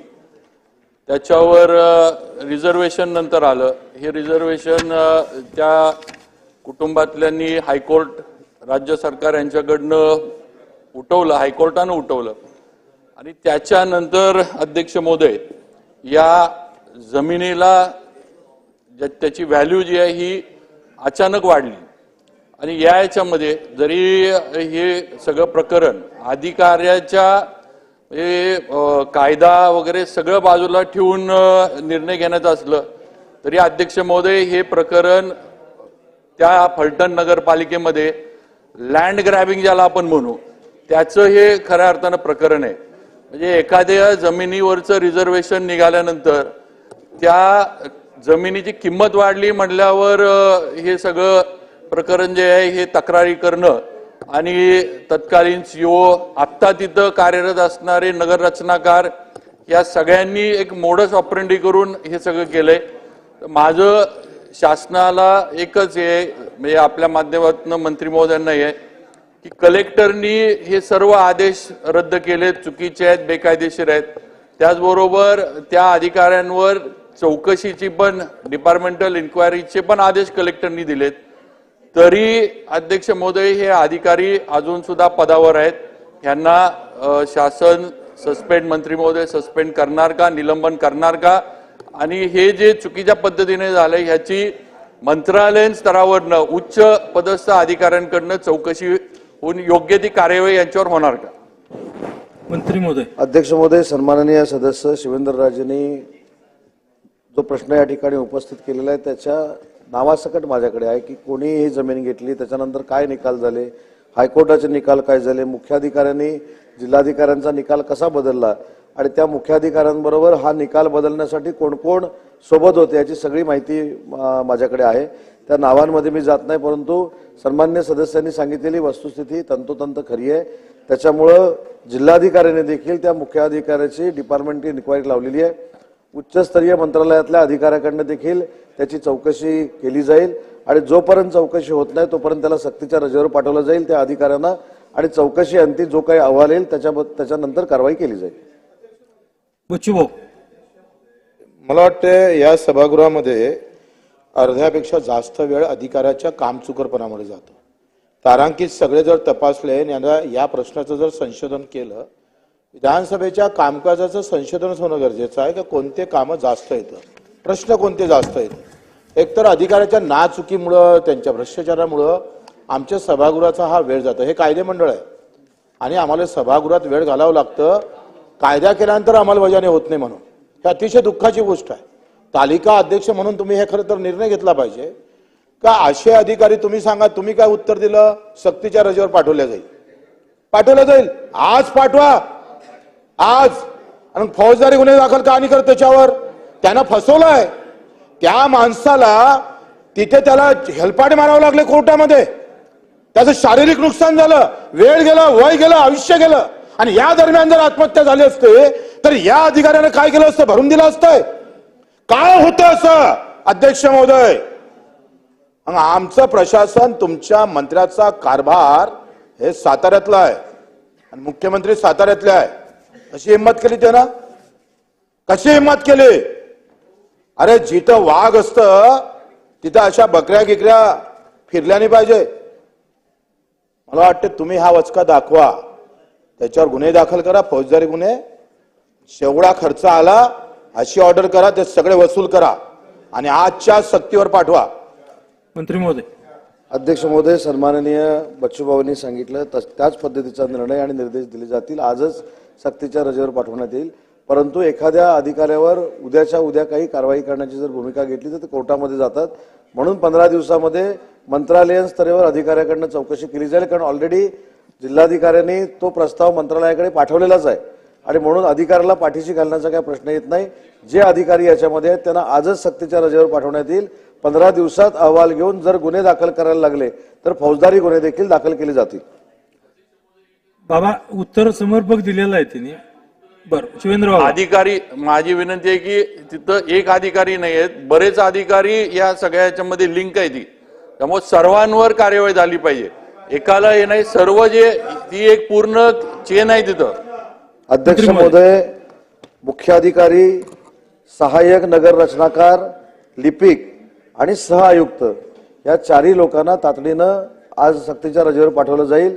त्यांना त्यांची इन्क्वायरी केली जाईल 15 दिवसामध्ये आणि त्याच्या अहवालामध्ये जे काय येईल त्याच्यावर कारवाई केली जाईल. पण भले त्याच्यामध्ये फौजदारी दाखल करावी लागली तरी चालेल, फौजदारी दाखल केली जाईल. लक्षवेधी क्रमांक 5 सुनील प्रभू साहेब नाहीत का? लक्षवेधी क्रमांक 6 दिलीप मामा नाहीत का?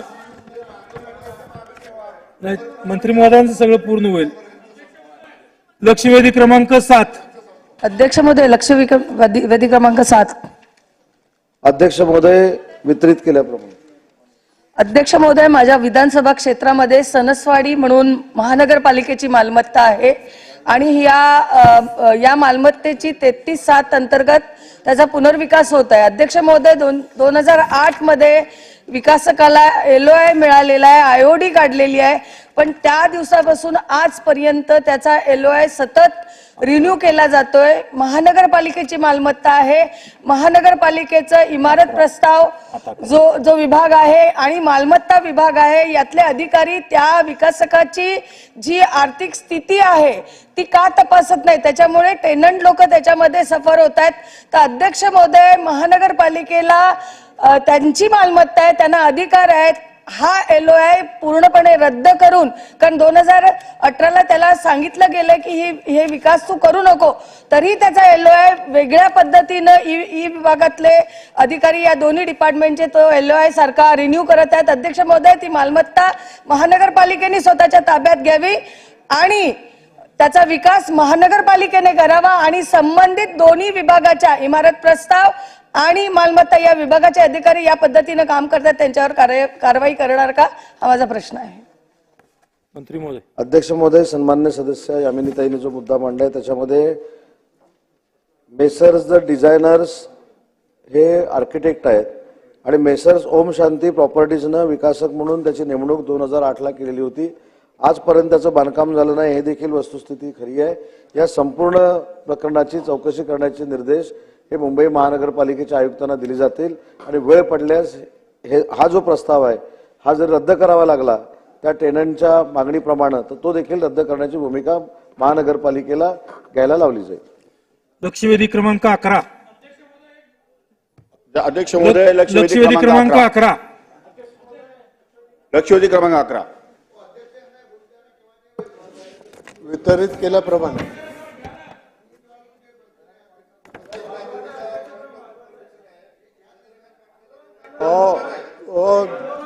दादा नाहीत, 1 मिनिट. लक्षवेधी पुकारले मंत्री महोदय, लक्षवेधी पुकारले, एवढी होऊ द्या. मला वरती वितरित केल्याप्रमाणे. अध्यक्ष महोदय,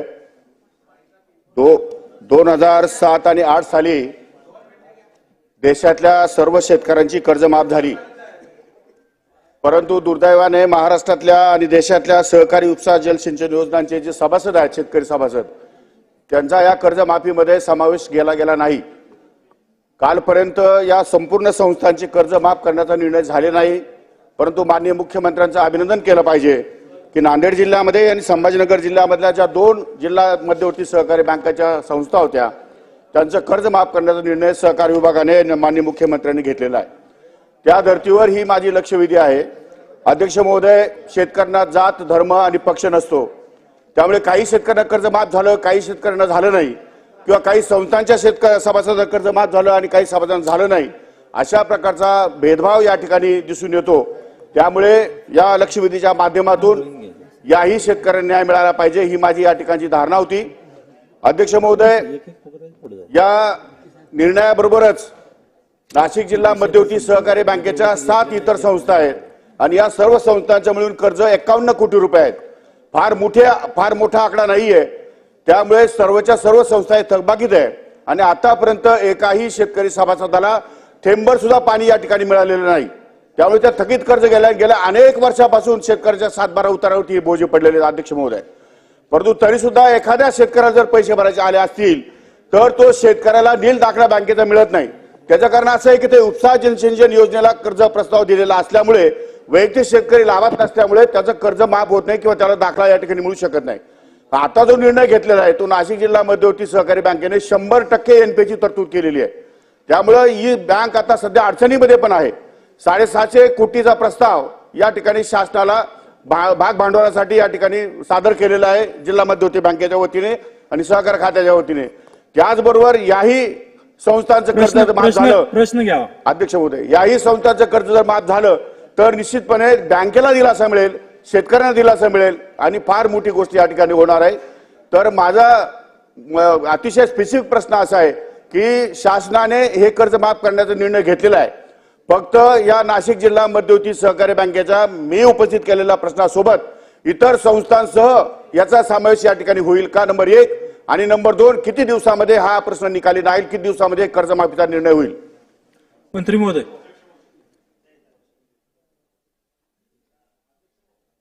अध्यक्ष महोदय,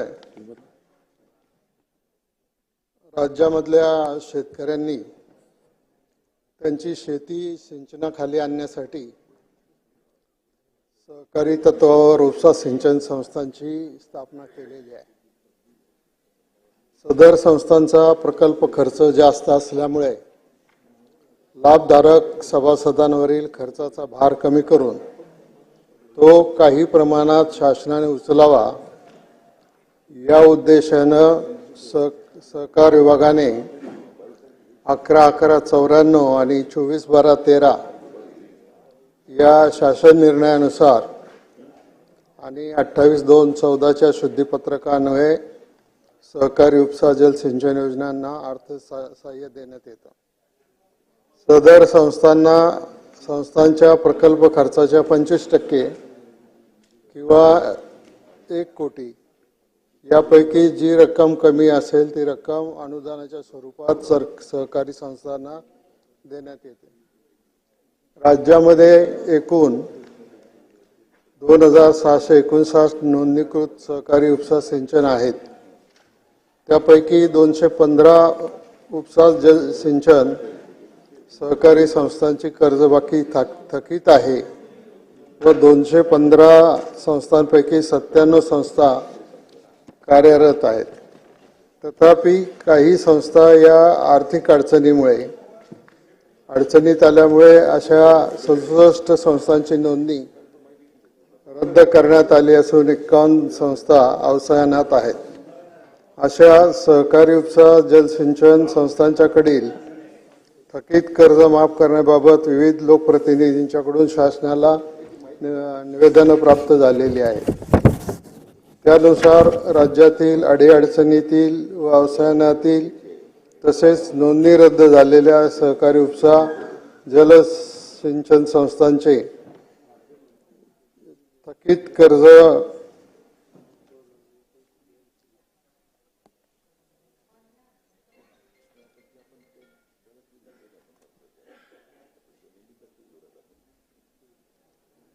कर्ज माफ करण्याबाबत विविध लोकप्रतिनिधींकडून शासनाचे निवेदन प्राप्त झालेले आहे. या अनुषंगाने राज्यातील अडीअडचणीतील व अवसायनातील तसेच नोंदणी रद्द झालेल्या सहकारी उपसा जलसिंचन संस्थांचे योजनांचे थकीत कर्ज मुद्दल माफ करण्याबाबतचा प्रस्ताव मंत्रिमंडळासमोर सादर करण्यात आला होता. मंत्रिमंडळाच्या 16/3/24 रोजीच्या बैठकीमध्ये कुंडलवाडी विविध कार्यकारी सहकारी संस्था मर्यादित कुंडलवाडी व बिलोली जिल्हा नांदेड या 2 योजनांचे थकीत कर्ज रुपये 2.6 कोटी व श्रीराम गोदावरी सहकारी उपसा जलसिंचन योजना वैजापूर संभाजीनगर या संस्थेच्या 4 योजनांचे थकीत कर्ज मुद्दल 64.27 कोटी माफ करण्यास व सदर कर्ज रक्कम संबंधित बँकांना शासनातर्फे अदा करण्यात देण्यात आली आहे. अध्यक्ष महोदय, तसेच सदर बैठकीमध्ये राज्यातील अन्य सहकारी उपसा जलसिंचन संस्थांच्याकडील थकीत कर्ज म्हणजे मुद्दल माफ करण्याबाबत धोरण तयार करण्यात शासनाच्या मान्यतेने प्रस्ताव मंत्रिमंडळाच्या मान्यतेसाठी सादर करण्यासाठी विभागातर्फे कार्यवाही सुरू आहे. साधारणपणाने या सर्व संस्थांचा ही जी स्कीम आहे त्या स्कीमच्या अंडर या सगळ्या संस्थांना आणण्याच्या दृष्टिकोनातून आणि नाशिक जिल्हा मध्यवर्ती सहकारी बँकेने सदर संस्थेला मुद्दल 9.14 कोटी उपलब्ध करून दिले असून 31/3/24 रोजी अखेर व्याज व रक्कम 40.92 कोटी इतकी आहे. तर या संदर्भातली एक तयारी विभागाने केलेली आहे आणि हा विषय येत्या 15 दिवसात मंत्रिमंडळाच्या समोर ठेवून त्याला मंजुरी घेतली जाईल. सन्माननीय सदस्य तनपुरे साहेब. महोदय, हा खरं खूप गंभीर या ठिकाणी मुद्दा लक्षवेधी उपस्थित झालेली आहे आणि मंत्री महोदयांनी सांगितलं की 2 अशा उपसा जलसिंचन योजनांचं मुद्दल रक्कम शासनानं माफ केली किंवा त्यांना निधी दिला असेल आणि पुढच्या उर्वरित राज्यातल्या इतर संस्थांचं देखील धोरण शासनाच्या विचाराधीन आहे. माझ्याही मतदारसंघामध्ये राहुरी तालुक्यामध्ये ताहराबाद म्हणून एक दुष्काळी गाव आहे. तिथलं खूप काही वर्षांपूर्वीची एक अशीच उपसा जलसिंचन योजना आहे. आता ते योजनाही राहिली नाही, त्यातलं मटेरियल राहिलेलं नाही आणि 7-12 उतारावर मात्र शेतकऱ्यांचे त्या ठिकाणी बोजे चढलेले आहेत. त्यांना काही त्याच्यामुळे क्रॉप लोन घेता येत नाही काय. त्यामुळे ही लक्षवेधी खरं अत्यंत चांगली लक्षवेधी या ठिकाणी मांडली गेली आहे. हे धोरण त्याच्यामध्ये अध्यक्ष महोदय माझं एवढंच म्हणणं आहे की हे या सगळ्या राज्यातल्या सगळ्याच उपसा जलसिंचन योजनेचं शासन याच्यामध्ये समावेश करणार आहे. कारण फक्त मुद्दलापेक्षा, कारण आता काही संस्था अशा आहेत की ज्यांना मुद्दलापेक्षा आता व्याज चक्रवाढ व्याजाचे मुद्दलाच्या कितीतरी पट व्याज देखील झालेलं असेल आणि असे शेतकरी आता उभाच राहू शकत नाही. त्यामुळं व्याजाचं देखील धोरण शासन याच्यामध्ये काही घेणार आहे का आणि हे किती दिवसामध्ये असं धोरण शासन राबवू इच्छिते? मंत्री महोदय. अध्यक्ष महोदय, याबाबत विभागाला सूचना दिलेल्या आहेत आणि त्या दृष्टिकोनातून प्रपोजल तयार करण्यात येत आहे आणि जास्तीत जास्त ज्या अडचणीत आलेल्या संस्था आहेत त्या सर्व संस्थांना याच्यामध्ये घेण्याचा आमचा प्रयत्न आहे. सन्मान्य सदस्य विनयजी कोरे साहेब. अध्यक्ष महोदय, हा अतिशय महत्वाचा मुद्दा आहे. कारण सहकारी पाणी पुरवठा संस्था करत असताना 7-12 बँकेचं नाव आलं नाही, सहकारी संस्थेचं नाव 7-12च्या इतर हक्कात आलं आणि त्यामुळं आतापर्यंत जेवढ्या कर्जमाफ्या केंद्र सरकारच्या आणि महाराष्ट्र सरकारच्या झाल्या यातली एकही कर्जमाफी ज्यांनी स्वतः कर्ज काढून आपल्या शेतापर्यंत पाणी नेण्याचा प्रयत्न केला, शासन कालव्यानं पाणी देतं, उचलून पाणी देतं, त्याच्यावर अवलंबून न राहता स्वतःच्या जमिनीत तारण देऊन ज्यांनी स्वतःच्या रानापर्यंत पाणी नेलं आणि तोच घटक दुर्दैवानं या सगळ्या कर्जमाफ्यांच्या मध्ये वंचित राहिलेला आहे. माझा स्पेसिफिक 2च प्रश्न मंत्री महोदयांना आहेत. त्यांनी सांगितलं नांदेड जिल्ह्यातल्या काही संस्थांना आम्ही माफ केलं. आज राज्य म्हणून आपण हे धोरण स्वीकारणार आहात का की ज्यांना एकाही कर्जमाफीचा फायदा झाला नाही कारण 7-12 बँकेचं नाव नव्हतं, तर त्या संस्थांच्यासाठी एक ड्राईव्ह म्हणून आपण ही योजना आखून ह्या शेतकऱ्यांना न्याय देणार आहात का, पहिला प्रश्न. आणि तुम्ही जे सांगितलं की 25% अनुदान आम्ही सहकारी संस्थांना देतोय, तर माझ्या माहितीप्रमाणे गेले 10 वर्ष पश्चिम महाराष्ट्रातल्या एकाही संस्थेला अनुदान मिळालेलं नाही. विदर्भाच्या आणि महाराष्ट्राच्या निधी वाटपामध्ये तिकडचा कोटा पूर्ण झाल्याशिवाय पश्चिम महाराष्ट्रात अलोकेशन येणार नाही. म्हणून 8-8, 9-9 वर्ष आपल्याकडे 25% अनुदानाचे प्रस्ताव प्रलंबित आहेत. तर जेवढी वर्ष हे प्रस्ताव आपण प्रलंबित ठेवणार आहे तेवढ्या वर्षाच्या व्याजासकट ते अनुदान आपण देणार आहात का आणि लवकरात लवकर हे 2 निर्णय घेणार आहात का, इतकाच माझा स्पेसिफिक प्रश्न आहे. मंत्री महोदय. या दोन्ही बाबी तपासून घेतल्या जातील आणि त्याचा धोरणामध्ये समावेश केला जाईल. लक्षवेधी क्रमांक 12.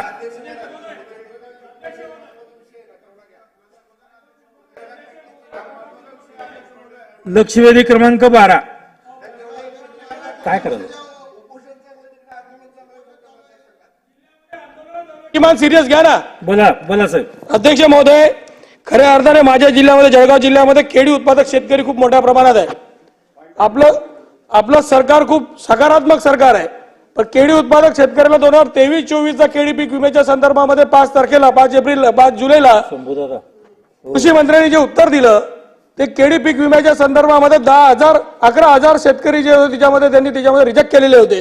आणि आम्ही सरकारकडे, माननीय मुख्यमंत्र्यांकडे, माननीय उपमुख्यमंत्र्यांकडे ज्या दिवशी निवेदन दिलं त्या दिवशी त्यांनी प्रॅक्टिकली खाली कलेक्टर ऑफिस पर्यंत जाऊन त्या लोकांनी तशा पद्धती विम्याचे त्या ठिकाणी जाऊन सर्वेक्षण करण्याच्या संदर्भामध्ये तिथे आदेश केला आणि आदेश केल्यावर कलेक्टरांनी या लोकांच्या समितीने 6,686 लोकांना तिथे त्यांनी पात्र केलं. तर परवा मंत्री महोदयांनी उत्तर देताना सांगितलं की बाबा जागेवर केळी नाहीये. जागेवर खूप मोठ्या प्रमाणात केडी असेल. आता माझ्या मतदारसंघावर तांदलवाडी असेल, बलवाडी असेल किंवा तो सगळा परिसर असेल, सगळीकडे मोठ्या प्रमाणात केडी आहे. त्या गावात 2-2, 3-3 लोक लाभार्थी आहे. आपण इतके आज याची शोकांतिका आहे की आपण या संदर्भात इतके संवेदनशील झालं का, इतके संवेदनाहीन झालो का की त्या केडी उत्पादक शेतकऱ्यांनी इतक्या मोठ्या प्रमाणात केडी लावल्यावर बारमाही रोजगार देणारा तो केडी उत्पादक शेतकरी आज आपल्याकडे याचना करतोय आणि सरकार त्याच्याकडे दुर्लक्ष करत आहे. खऱ्या अर्थाने तर ऐका सर, ऐका, हा महत्वाचा मुद्दा आहे. जळगाव जिल्ह्यामध्ये आंदोलन चाललंय, व्यापक पद्धतीने आंदोलन चाललंय. लोकप्रतिनिधी म्हणून आम्हाला फिरणं मुश्किल झालंय. आपण सरकारच्या माध्यमातून या लोकांना जर काही न्याय देणार नसू तर मला असं वाटतं योग्य नाहीये. तात्काळच्या संदर्भात निर्णय घेतला पाहिजे. याच्यामध्ये प्रत्यक्ष समिती जागेवर गेली, त्यांनी सांगितलं इथं केडी लागली आहे, तरी मंत्री महोदयाने अशा पद्धतीचा निर्णय घेतल्यामुळे आपण सकारात्मक निर्णय घेतला पाहिजे.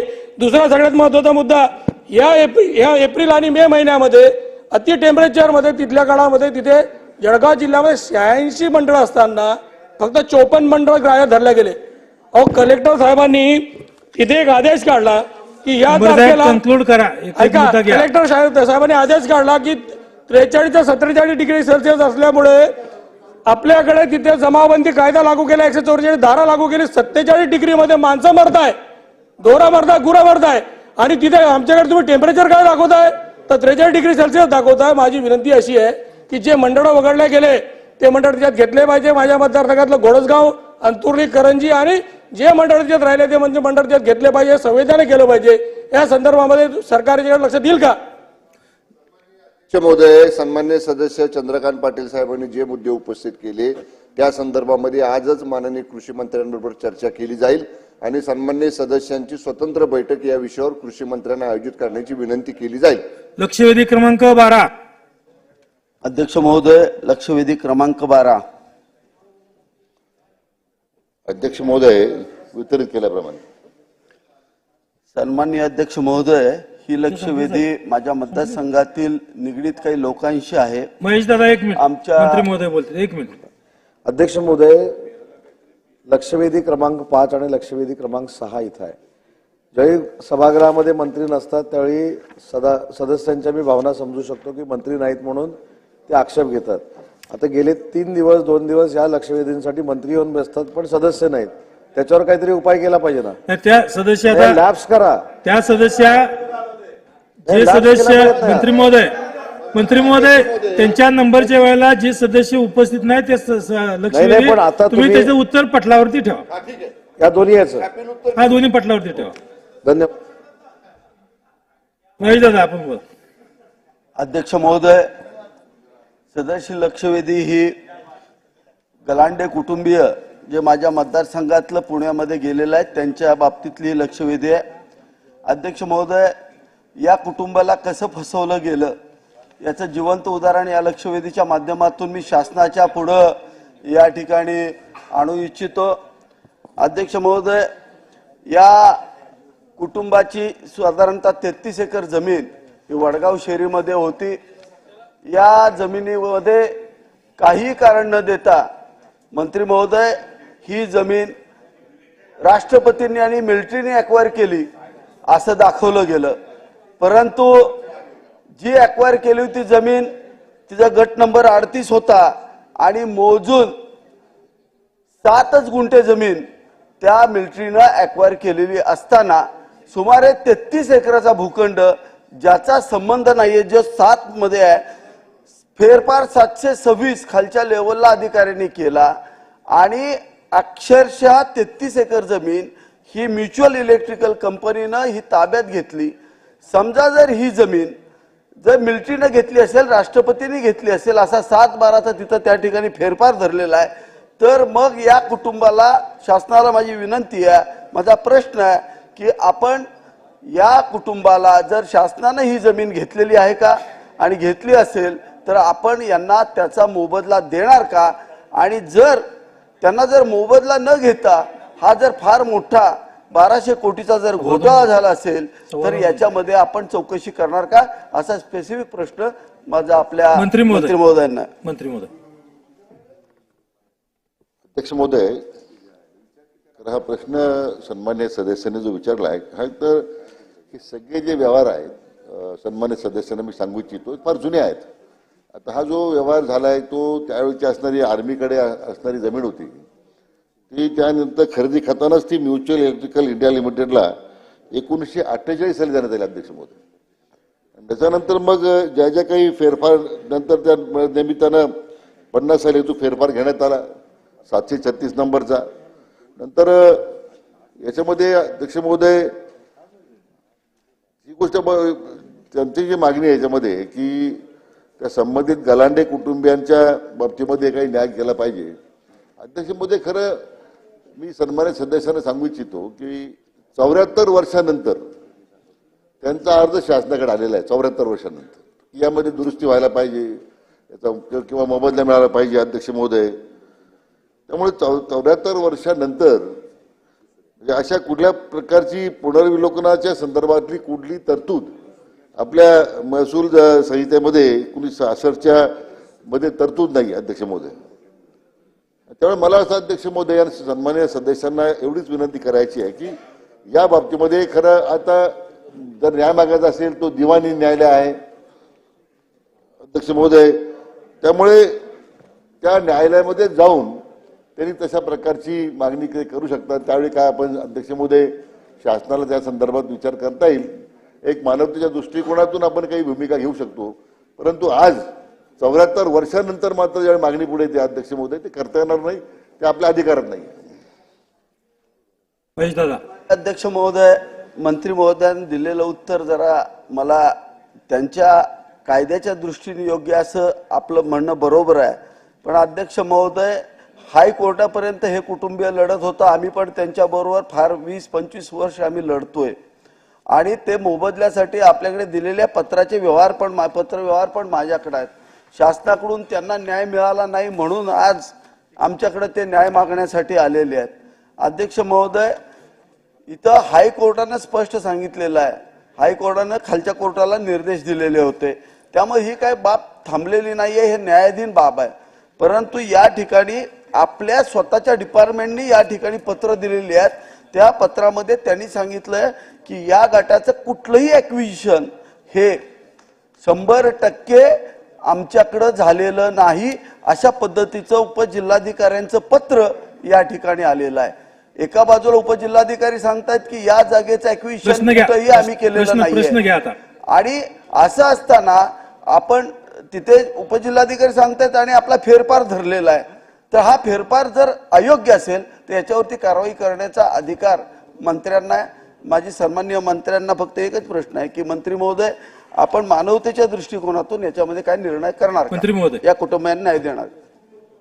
अध्यक्ष महोदय मी ते उत्तरात जे सांगितलंय ही जर बाब ही जरी बाब खरी असली तरी सन्मान्य सदस्य जे सांगतायत आणखीन काय कागदपत्र त्यांच्याकडे आहेत उच्च न्यायालयाचे काय निवाडे आहेत तर मग अधिवेशन झाल्याबरोबर त्यांच्या समेत एक बैठक आपण घेऊ आणि त्यांच्याकडे उपलब्ध कागदपत्र जे असतील ते तपासून घ्या अध्यक्ष महोदय. शेवटी मी सुरुवातीला म्हटलं की मानवतेच्या दृष्टिकोनातून जी काही मदत करता येईल आपल्या त्या गलांडी कुटुंबियांना अध्यक्ष महोदय ती निश्चितपणे आपण करू.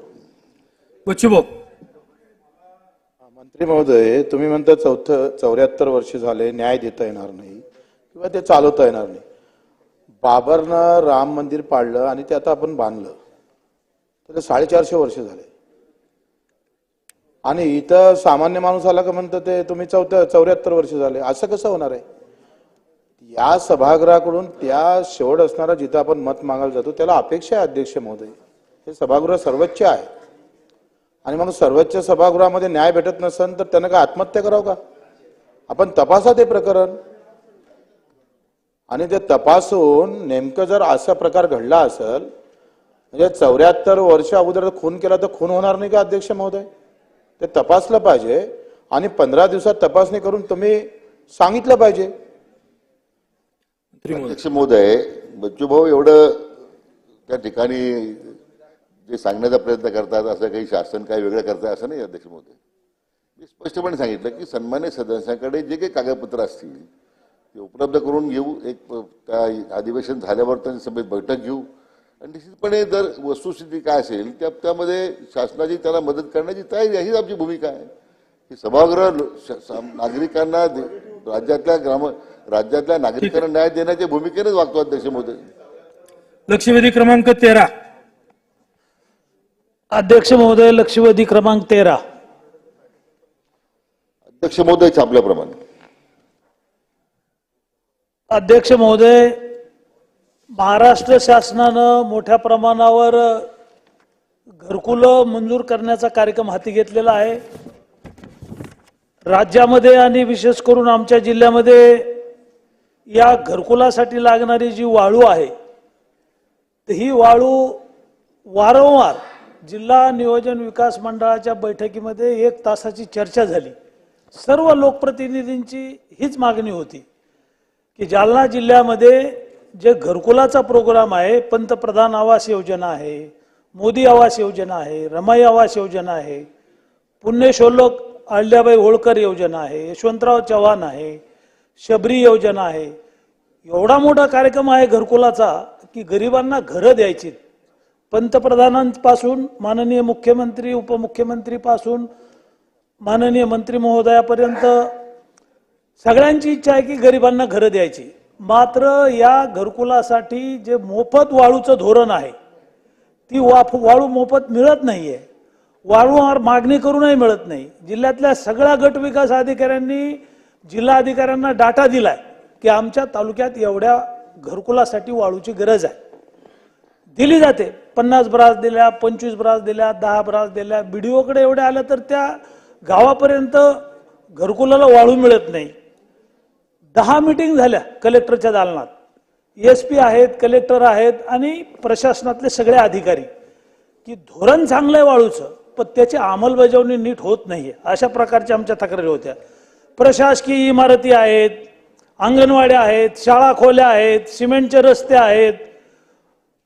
केंद्र सरकारनं जलजीवन मिशनचा कार्यक्रम दिला पाणी पुरवठ्याचा. महाराष्ट्राला 35,000 कोटी रुपये दिलेत. पाण्याच्या टाक्यांना वाळू नाही, जलकुंभाला वाळू नाही, म्हणून ही कामं सगळी बंद आहेत अध्यक्ष महोदय. त्यामुळं शासकीय कामाला लागणारी वाळू उपलब्ध होत नाही. आणि जिथं टेंडर झालेले आहेत, आता माझ्या मतदारसंघात किंवा आमच्या जिल्ह्यात 3 मोठ्या नद्या आहेत. गोदावरी गंगा नदी, पूर्णा नदी, दुधना नदी आणि 4थी कसुरा नदी. एवढं मोठं वाळू काढण्यासाठी गौण खनिजसाठी साईट आहेत. ह्या 4 नद्या आहेत. मात्र वाळूचे दररोज 500 पेक्षा जास्त हवा भरून जातात. प्रश्न घ्या लोणीकर साहेब. आपण प्रश्नच सांगतो की वाळूचे जे काही 500 पेक्षा जास्त हवा भरून जातात. 40 गावात टेंडरच नाही. घनसावंगीमध्ये, आंबडमध्ये ही सगळी वाळू लातूर, बीड, नगर आणि आमची इथं शासकीय कामाला वाळू नाही. पूर्णा नदी आहे. पूर्णा नदीमधून जाफराबाद, भोकरदन, इथलची वाळू, लातूर इथलची वाळू जी आहे अकोला, वाशिम आणि बुलढाण्यात जाते. आणि ठेकेदारांनी जे काही वाळू बाहेर काढण्यासाठीचा ठेका घेतलेला आहे, तिथं जे काही वाळूचे डेपो लावले जातात त्याच्यात 10%, 20% वाळू टाकतात आणि बाकीची वाळू चोरी होते. धोरणाप्रमाणे ज्या भागात वाळू चोरी झालेली आहे, कमी नाहीये, 1 किलोमीटर 2 किलोमीटर अशी 10-10 फूट गोदावरी खांदली, पूर्णा खांदली. जिल्ह्यावरचं जे पथक नेमवायला सांगितलं जिल्हाधिकाऱ्यांना, एक तर तहसीलदार तिथं साईडला जातात, पोलीस जात नाहीयेत.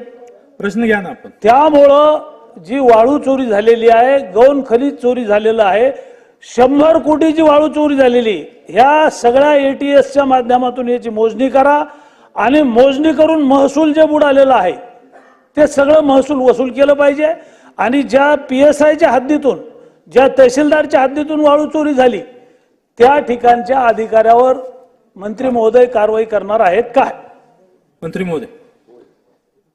अध्यक्ष महोदय, सन्मान्य सदस्यांची जी मागणी आहे की सरकारी कामांना वाळू मिळत नाही किंवा यामध्ये मोठ्या प्रमाणात त्या ठिकाणी अवैध पद्धतीने वाहतूक होते, अध्यक्ष महोदय हे मान्यच केलं पाहिजे आणि त्याच्यामध्ये काही माझ्या मनात संकोच नाही आहे. आपण जे धोरण आणलं त्या धोरणाची अंमलबजावणी करताना बऱ्याच त्याच्यामध्ये त्रुटी झाल्या. मागे सभागृहामध्ये त्याच्या संदर्भात चर्चा झाली. आपण ज्या विशिष्ट कारणासाठी धोरण आणलं अध्यक्ष महोदय, त्यामध्ये एकूणच या सगळ्या स्थितीचा बरेच विचार करताना जी मागणी सन्मानित सदस्यांनी केलेली आहे अध्यक्ष महोदय की संबंधित त्या सगळ्या उत्खनन झाल्या जागेची ATS मार्फत मोजणी करावी अध्यक्ष महोदय, ती स्वतंत्रपणे भरारी अन्य जिल्ह्यातून भरारी पथक पाठवून त्याची मोजणी करण्यात येईल. नवीन ड्रोनची टेक्नॉलॉजी आहे त्याचा वापर करण्यात येईल आणि त्या क्षेत्रामध्ये जर अशा पद्धतीचं बेकायदेशीर उपकरण सापडलं अध्यक्ष महोदय त्याच्यामध्ये निश्चितपणे त्या भागाचे जे कोणी अधिकारी असतील, तलाठी असतील, सर्कल आहे, तहसीलदार आहे, जे आमच्या कक्षेत अध्यक्ष महोदय आहेत निश्चितपणे त्यांच्याविरुद्ध कारवाई करू. जर त्यामध्ये गृह खात्यासंदर्भात जी करायची असेल कारवाई अध्यक्ष महोदय संबंधित खात्याला कळवण्यात येईल. आणि अध्यक्ष महोदय या सगळ्या सरकारी कामावर होणारा जो परिणाम लक्षात घेता शासनाची आता ही भूमिका आहे की ग्रामपंचायती हद्दीमध्ये जे सरकारी कामं सुरू आहेत या कामाच्या संदर्भात वाळू उपलब्ध करण्याचे जे अधिकार आहेत ते सगळे त्या ग्रामपंचायतीला देण्याच्या संदर्भातही आता शासन विचार करते. जाधव साहेब. अध्यक्ष महोदय, या सभागृहामध्ये या वाळूविषयक धोरणाबद्दल, वाळूविषयक तस्करीबद्दल कधी चर्चा झाली नाही असं कधी घडलंच नाही. नेहमी चर्चा होते.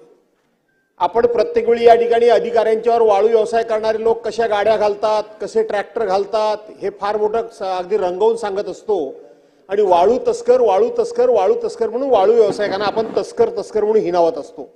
मी त्यांची बाजू घेत नाही मंत्री महोदय, परंतु आपली सरकारी यंत्रणा जोपर्यंत यांना सहकार्य करत नाही तोपर्यंत यांची हिंमत वाढत नाही. एवढे ह्या वाळू व्यवसायामध्ये प्रचंड प्रमाणामध्ये हप्ते आहेत की त्याला सीमा नाही. आपण परवाच्या दिवशी सभागृहात सांगितलं की सरकारला फक्त वर्षाला 232 की 238 कोटी फक्त रेव्हेन्यू मिळतोय, परंतु सरकारला ऑफिशियल रेव्हेन्यू जातो याच्यापेक्षा जास्त किती पटीने अधिकाऱ्यांच्याकडे हप्ते जातात ते जरा बघा. मी माझ्या जिल्ह्यातलं तुम्हाला सांगतो. तुम्ही म्हणता की पर्टिक्युलर स्पेसिफिक सांगा वगैरे वगैरे वगैरे. आमच्या जिल्ह्यामध्ये हातपाटीनं मंत्री महोदय वाळू चोरून वगैरे काढायचे लोक आम्ही दुर्लक्ष करत होतो, पण आमच्या जिल्ह्यामध्ये आम्ही कधी सक्शन पंपाला परवानगी दिली नाही.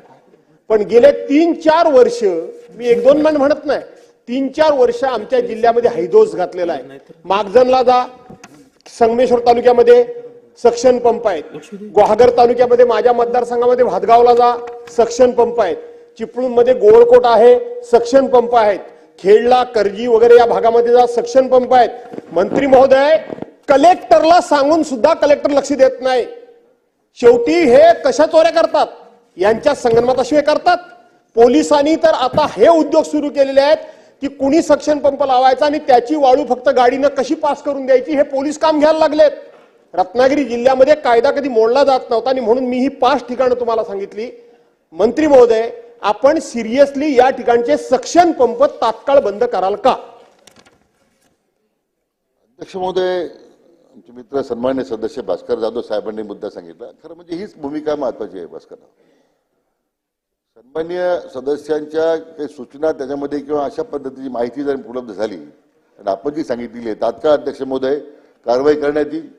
सक्शन पंप बसवलेल्या भागामध्ये म्हटल्याप्रमाणे अशा बेकायदेशीर पद्धतीने कार्यवाही सुरू असताना ज्या अधिकाऱ्यांच्या कार्यकक्षेत ही डोळझाक झालेली आहे अध्यक्ष महोदय निश्चितपणे पुढच्या 8 दिवसामध्ये कारवाई करण्यात येईल. सन्मान्य सदस्य प्रताप अडसर.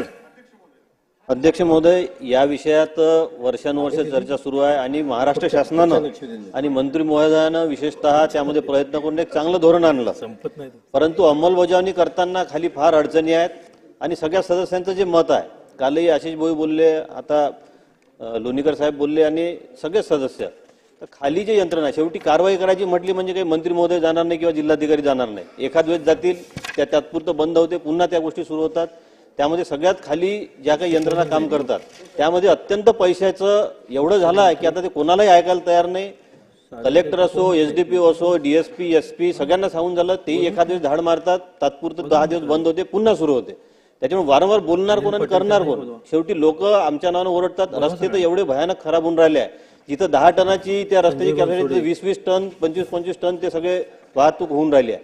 म्हणून माझी विनंती अशी आहे, काल जसं चर्चा झाली त्या पद्धतीनं आजूबाजूचे जे क्षेत्र असते, नदी नाले असतील, तिथं किमान बंडीन आणि ट्रॅक्टरनं तरी जर आपण मोफत देऊन टाकलं परवानगी देऊन, तर यांचे हे धंदे अगाऊचे बंद होतील. जे सामान्य नागरिक आहे आणि जे मोठे धंदेवाले त्यांना करू द्या, काय करायचं, मोठ्या बिल्डिंगा बांधतात, काय करतात, त्यांची क्षमता असते. पण साधे जे लहान आपले घरकुल धारक आहे, लहान लहान लोक आहे, त्यांना मात्र खूप मोठ्या अडचणी यावर निर्माण होतात आणि बांधकामाची कॉस्ट काय कुठच्या कुठे चालली. जे आपण घरकुलाच्या माध्यमातून पैसा देतो, शासन अनुदान देतो, त्यातला अर्धा पैसा या रेतीमध्ये चालला जातो. त्यामुळे माझी विनंती आहे की आजूबाजूचे जे नदी नाले असतील तिथं ग्रामपंचायत किंवा नगरपरिषदेच्या माध्यमातून किंवा तहसीलदारांच्या माध्यमातून त्या गावातल्या घरकुल धारकांना डायरेक्ट तिथून बंडीनं किंवा ट्रॅक्टरनी रेती त्यांच्या घरकुलापुरती न्यायची परवानगी द्यावी.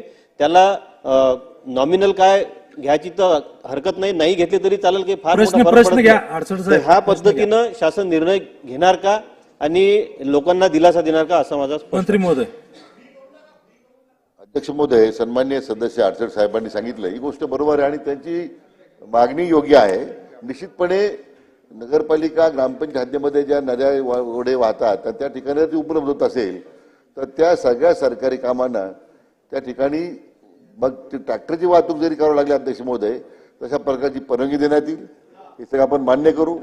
जेवढं सोपस्कर आहे लोकांना या सगळ्या धोरणाच्या मध्ये जो माफिया राज आलेला आहे त्याला जर उद्ध्वस्त करायचं असेल तर मला वाटतं अशा प्रकारच्या परवानग्या देणं दिष्ट राहतील. निश्चितपणे यामध्ये कारवाई करू. लक्षवेधी क्रमांक 14. लक्षवेधी क्रमांक 14. लक्षवेधी क्रमांक 15. लक्षवेधी क्रमांक 15. अध्यक्ष महोदय छापल्याप्रमाणे. अध्यक्ष महोदय, ही लक्षवेधी कोळी समाजाच्या दृष्टीनं आणि ज्यांच्या मतदारसंघामध्ये कोळी वाडे आहेत अशा सगळ्या आपल्या इथल्या सदस्यांच्या मतदारसंघाच्या दृष्टीने सुद्धा महत्वाचा विषय आहे. आणि कोळी समाज हा मूळचा भूमिपुत्र आहे. तो खरा मुंबईचा रहिवासी आहे आणि त्यामुळं त्याच्यावरती जे काही अन्याय होतो, अत्याचार होतो त्या बाबतीमध्ये शासनाचं लक्ष वेधण्यासाठी ही लक्षवेधी मी मांडलेली आहे. अध्यक्ष महोदय, आपल्या मुंबई शहरामध्ये किंवा मुंबई उपनगरामध्ये किती कोळी वाडे आहेत या संदर्भाने माहिती दिलेली आहे, परंतु लहान मोठे मिळून 60 पर्यंत आहेत अशी माझी माहिती आहे. यामध्ये मंत्री महोदयांनी उत्तर दिलेलं आहे की काही कोळीवाड्यांचं झालेलं आहे सीमांकन, काहींचं बाहेरून झालेलं आहे.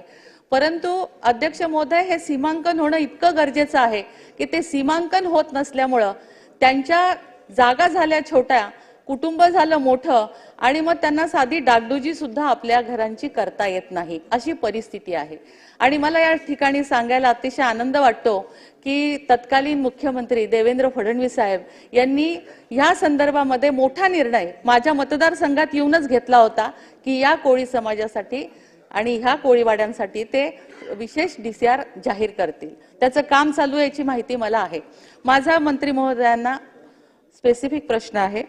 मंत्री महोदय, आपण जी माहिती दिलेली आहे की ज्या ज्या कोळीवाड्यांचे सीमांकन झाले त्याची आकडेवारी दिली आहे, मला प्रश्न विचारायचा आहे की सगळ्या कोळीवाड्यांचं सीमांकन कधी पूर्ण होणार आहे आणि ज्या कोळीवाड्यांचं सीमांकन पूर्ण झालेलं आहे त्यांची यादी आपण या ठिकाणी देणार का आणि जे राहिलेले कोळीवाडे आहेत त्यांचं आपण कधी पूर्ण करणार.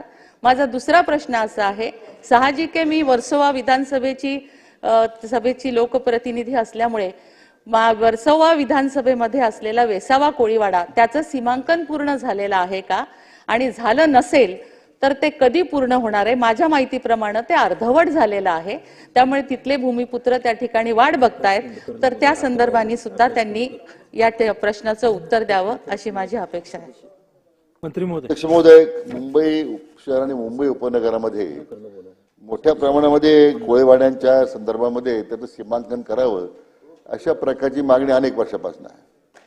अध्यक्ष महोदय, एकूण 41 कोळीवाडे आज अस्तित्वात आहे अशा प्रकारची माहिती जी आमच्याकडे आहे अध्यक्ष महोदय. त्यामध्ये मुंबई उपनगरामध्ये 29 कोळीवाड्यापैकी 23 कोळीवाड्यांचे संयुक्त सीमांकन झालेलं आहे. त्यामध्ये मत्स्य विभागाचे प्रतिनिधी, कोळीवाड्यांचे प्रतिनिधी यांच्या समक्ष अध्यक्ष महोदय सीमांकन पूर्ण करण्यात आलेलं आहे. मात्र यामध्ये मोठा डोंगरपाडा, बापरवाडा, जामदारपाडा, छोटा डोंगरपाडा आणि मंडपाडा आणि सावध दारावली असे एकूण 6 कोळीवाड्यांचे सीमांकन करण्याबद्दल स्थानिक लोकांनी विरोध केला अध्यक्ष महोदय. आणि मला वाटतं अध्यक्ष महोदय, या बाबतीमध्ये जी शासनाची कार्यवाही सुरू आहे यामध्ये उपसंचालक भूमी अभिलेख कोकण प्रदेश यांनी या संबंधामध्ये जी काही कार्यवाही पूर्ण केलेली आहे त्याचा अहवाल शासनाकडे सादर केलेला आहे. कारण याच्यामध्ये अध्यक्ष महोदय बृहन्मुंबई महानगरपालिका प्लॅनिंग अथॉरिटी आहे आणि या बाबतीमध्ये जी काही सन्मानित सदस्यांची मागणी आहे ती आता माहिती आता उपलब्ध नाही आहे की विशेष करून त्यांच्या विशेष विभागाबद्दल त्यांनी माहिती विचारली. पण मला वाटतं अध्यक्ष महोदय शासनाची जवळजवळ आता या सगळ्या सीमांकन करण्याची कार्यवाही पूर्ण झालेली आहे आणि अपर मुख्य सचिव यांच्या अध्यक्षतेखाली आपण 15/12/2022 रोजी या अनुसरून अतिरिक्त आयुक्त मुंबई महानगरपालिका यांच्या अध्यक्षतेखाली एक समिती गठीत करून आपण केलेली आहे ज्यामध्ये प्रमुख अभियंता विकास नियोजन बृहन्मुंबई महानगरपालिका अशा पद्धतीची समिती गठीत करण्यात आली. तसा प्रकार त्यांना कळण झालेला आहे आणि ही कार्यवाही करण्यासंदर्भात जिल्हाधिकारी मुंबई शहर व मुंबई जिल्हाधिकारी उपनगर जिल्हाधिकारी यांना 25/2/2024 रोजी या संदर्भात पुढील कार्यवाही करण्याबद्दल अध्यक्ष महोदय कळवण्यात आलेलं आहे. तरी सन्माननीय सदस्यांची मागणी आहे या सीमांकन करण्याबद्दल त्यांच्या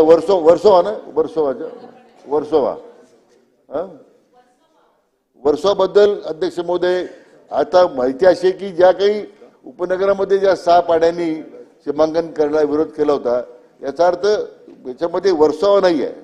त्यामुळे वर्सोवाचं सुद्धा सीमांकन झालं असलं पाहिजे असं मला जमत आहे अध्यक्ष महोदय. परंतु तथापि सन्मान्य सदस्यांच्या बरोबरीने एक बैठक घेऊन यामध्ये ज्यांच्या या अशा कोळीवाड्या संदर्भात सीमांकन करण्याचं राहिलं असेल किंवा आवश्यक ती कार्यवाही अध्यक्ष महोदय करण्यात येईल. जाधव साहेब. सन्माननीय अध्यक्ष महोदय, हा प्रश्न सन्मान्य सदस्यांनी केवळ वर्सोवा कोळीवाड्यातील सीमांकनाचा प्रश्न आणलाय. मुंबई पुरेसा का उपनगरा पुरेसा? परंतु अध्यक्ष महोदय, मंत्री महोदयांना मी एक सांगतो की मंत्री महोदय हा संपूर्णपणे समुद्र किनारा आणि हा कोळीवाडे आणि खारवी समाज हा कोकणातच आहे. कारण कोकणाला 720 किलोमीटरचा समुद्र किनारा आहे. अध्यक्ष महोदय, ते कोकण म्हणजे समुद्र किनारी राहणारे जे मच्छीमार बांधव आहेत, केवळ मी खारवी म्हणत नाही, मच्छीमार बांधव आहेत, ते ज्या ठिकाणी वर्षानुवर्षे पिढ्याने पिढ्या राहतात त्या जागेची मालकी ही त्यांची नाहीये, ते सरकारी गावठाण म्हणून आहे. त्यांच्याकडून फक्त आपण कर, प्रॉपर्टी कर किंवा घरपट्टी वगैरे वसूल करतो. आणि मध्यंतरी मागच्या सरकारने एक निर्णय केला होता की संपूर्ण सॅटेलाइट सर्वे करून त्यांच्या जागा त्यांच्या नावावर करण्याचा निर्णय हा सरकारने घेतलेला आहे. हा निर्णय 24 जून 2018-19 दरम्यान तो घेतला. त्यातले फक्त मुंबईपर्यंत, ठाण्यापर्यंत, रायगडपर्यंतच त्यांच्या नावावर जागा झाल्या आहेत. मंत्री महोदय, माझी विनंती आहे की रत्नागिरी आणि सिंधुदुर्ग हे 2 जिल्हे फक्त शिल्लक राहिलेले आहेत. मागच्या जुलै महिन्यापर्यंत त्यांचं सॅटेलाइट सर्वे पूर्ण होणार होतं. आता जरी आपल्याकडे माहिती नसेल तरी ते झालेलं नाही. आपण ते झालं असेल तर माहिती द्या, नसेल तर ते तात्काळ करून देण्याचे आदेश द्याल का आणि त्यांना त्यांची जागा त्यांच्या नावावर करून द्याल का? स्थानिक भूमिपुत्र आहेत आणि जरी त्यांच्या नावावर जागा नसल्या तरी म्हणजे पिढ्याने पिढ्या त्या ठिकाणी अध्यक्ष महोदय राहत आहेत. मुंबईच्या कोळीवाड्यात ती स्थिती आहे की आदिवासी बांधव त्याचे ते खरं मूळ रहिवासी आहेत. सन्मान्य सदस्य भास्करराव जाधव साहेबांनी जो मुद्दा उपस्थित केला आहे तो या संदर्भात निश्चित शासनाची भूमिका सकारात्मक आहे. ठाणे असेल, रायगडपर्यंत आपण ती कार्यवाही केलेली आहे.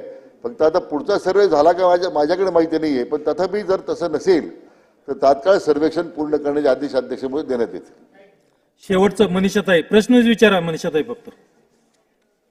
अध्यक्ष महोदय, ज्या मुंबईमध्ये आपलं विधिमंडळ आहे, हे 7 बेटावर बसलेल्या आमच्या मुंबईच्या आगरी कोळ्यांच्या आपण मुंबईत राहतो आणि त्यांनाच आज न्याय मिळत नाहीये.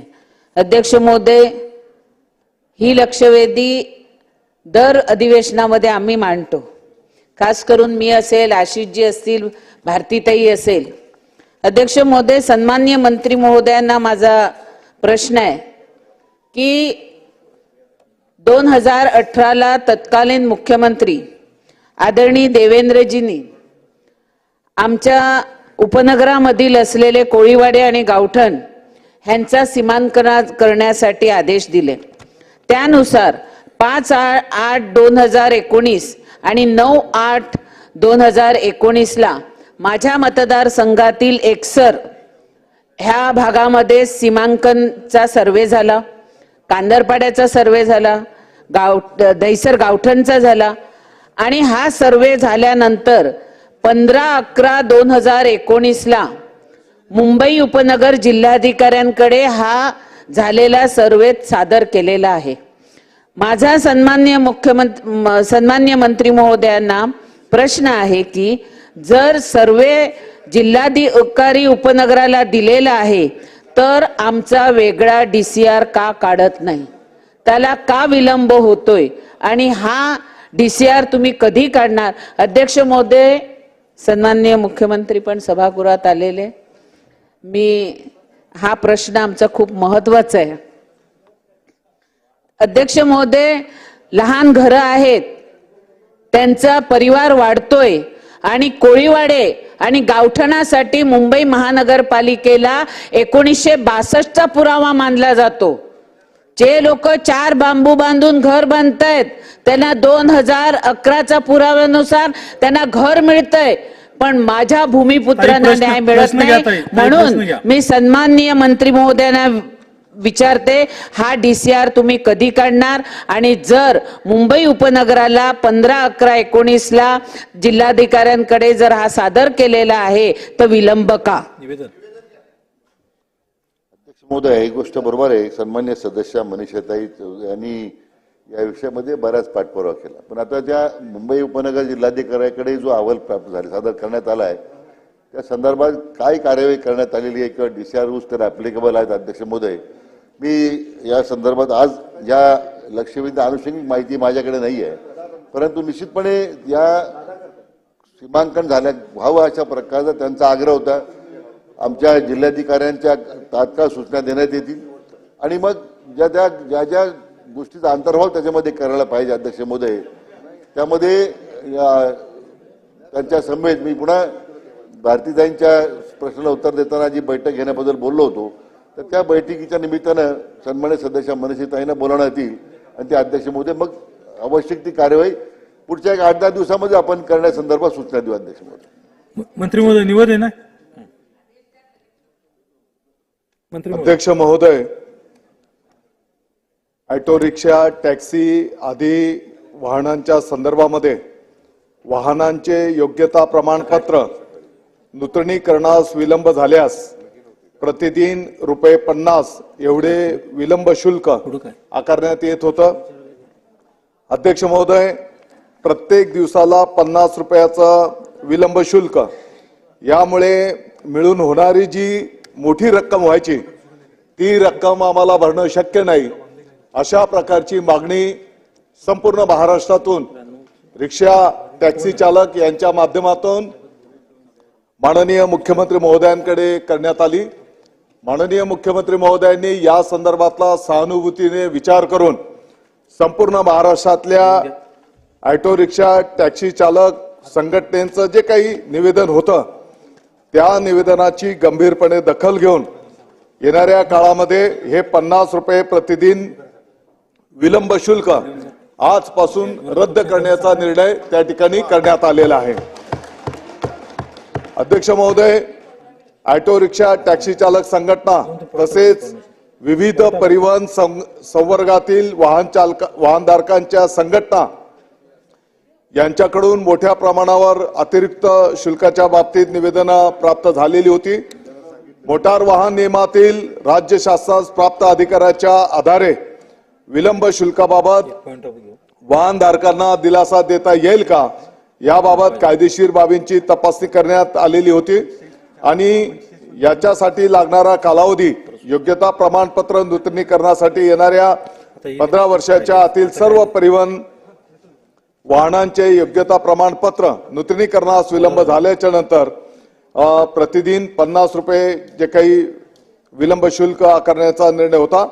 पुढचे आदेश येईपर्यंत याला स्थगिती देण्याचा निर्णय माननीय मुख्यमंत्री महोदयांनी केलेला आहे आणि या निर्णयामुळे महाराष्ट्रातील रिक्षा चालक असतील, टॅक्सी चालक असतील किंवा इतर वाहनधारक यांना एक मोठा दिलासा त्या माध्यमातून मिळणार आहे. माननीय मुख्यमंत्री इथं आज आहेत, निवेदनावर प्रश्न नाही. अहो, मी नाही करत आहे प्रश्नोत्तर, नका शंभूराजे. काय मी मुख्यमंत्र्यांना इशारा करून विचारलं, ते म्हणले भास्कररावांना कधीही परवानगी, असं बोलले ते. दादासाहेब बोला बोला. नाही, मुद्दा असा आहे,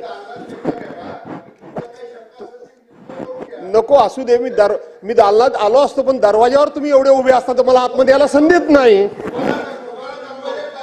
जाधव साहेब बोला आपण बोला जाधव. माननीय मुख्यमंत्री महोदय, हे सगळं ठीक आहे, आता निवडणुका वगैरे आम्ही मान्य करतो, परंतु याच्यामध्ये तुम्ही अतिशय एक गोम ठेवली याच्यामध्ये की पुढील आदेश येईपर्यंत. माझी विनंती, आता जर तुम्ही माफच करणार असाल, त्यांनी कधीही त्या ठिकाणी नूतनीकरण वगैरे करावं असाच तुम्ही जर परवानगी देणार असाल तर कधीही आम्ही यांच्याकडून शुल्क आकारणार नाही, एवढं सभागृहात सांगा की संपलं काम आहे काय त्याच्यामध्ये.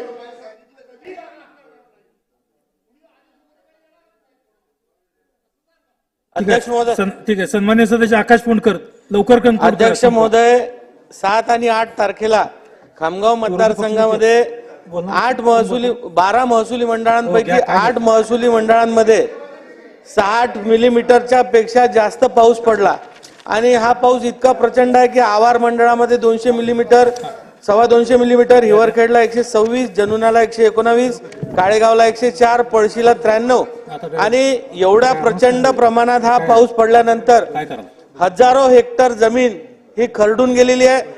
आमच्या शेतकऱ्यांचं जे गोवंश आहे किंवा त्यांचे जे जनावर पशुधन आहे ते किती प्रमाणात वाहून गेले आहेत, त्यांचे जनावर दगावले आहेत, शेकडो घरांचे नुकसान झालेले आहेत आणि यामुळे जे शेतकऱ्यांनी पीक त्यांचं आज लावलं होतं, त्याची मशागत केली होती, त्याच्यावर मेहनत केली होती, हे सगळं पीक सुद्धा वाहून गेलाय आणि एवढं मोठं प्रचंड नुकसान कधीच नव्हे ते शेतकऱ्यांचं झालेलं आहे.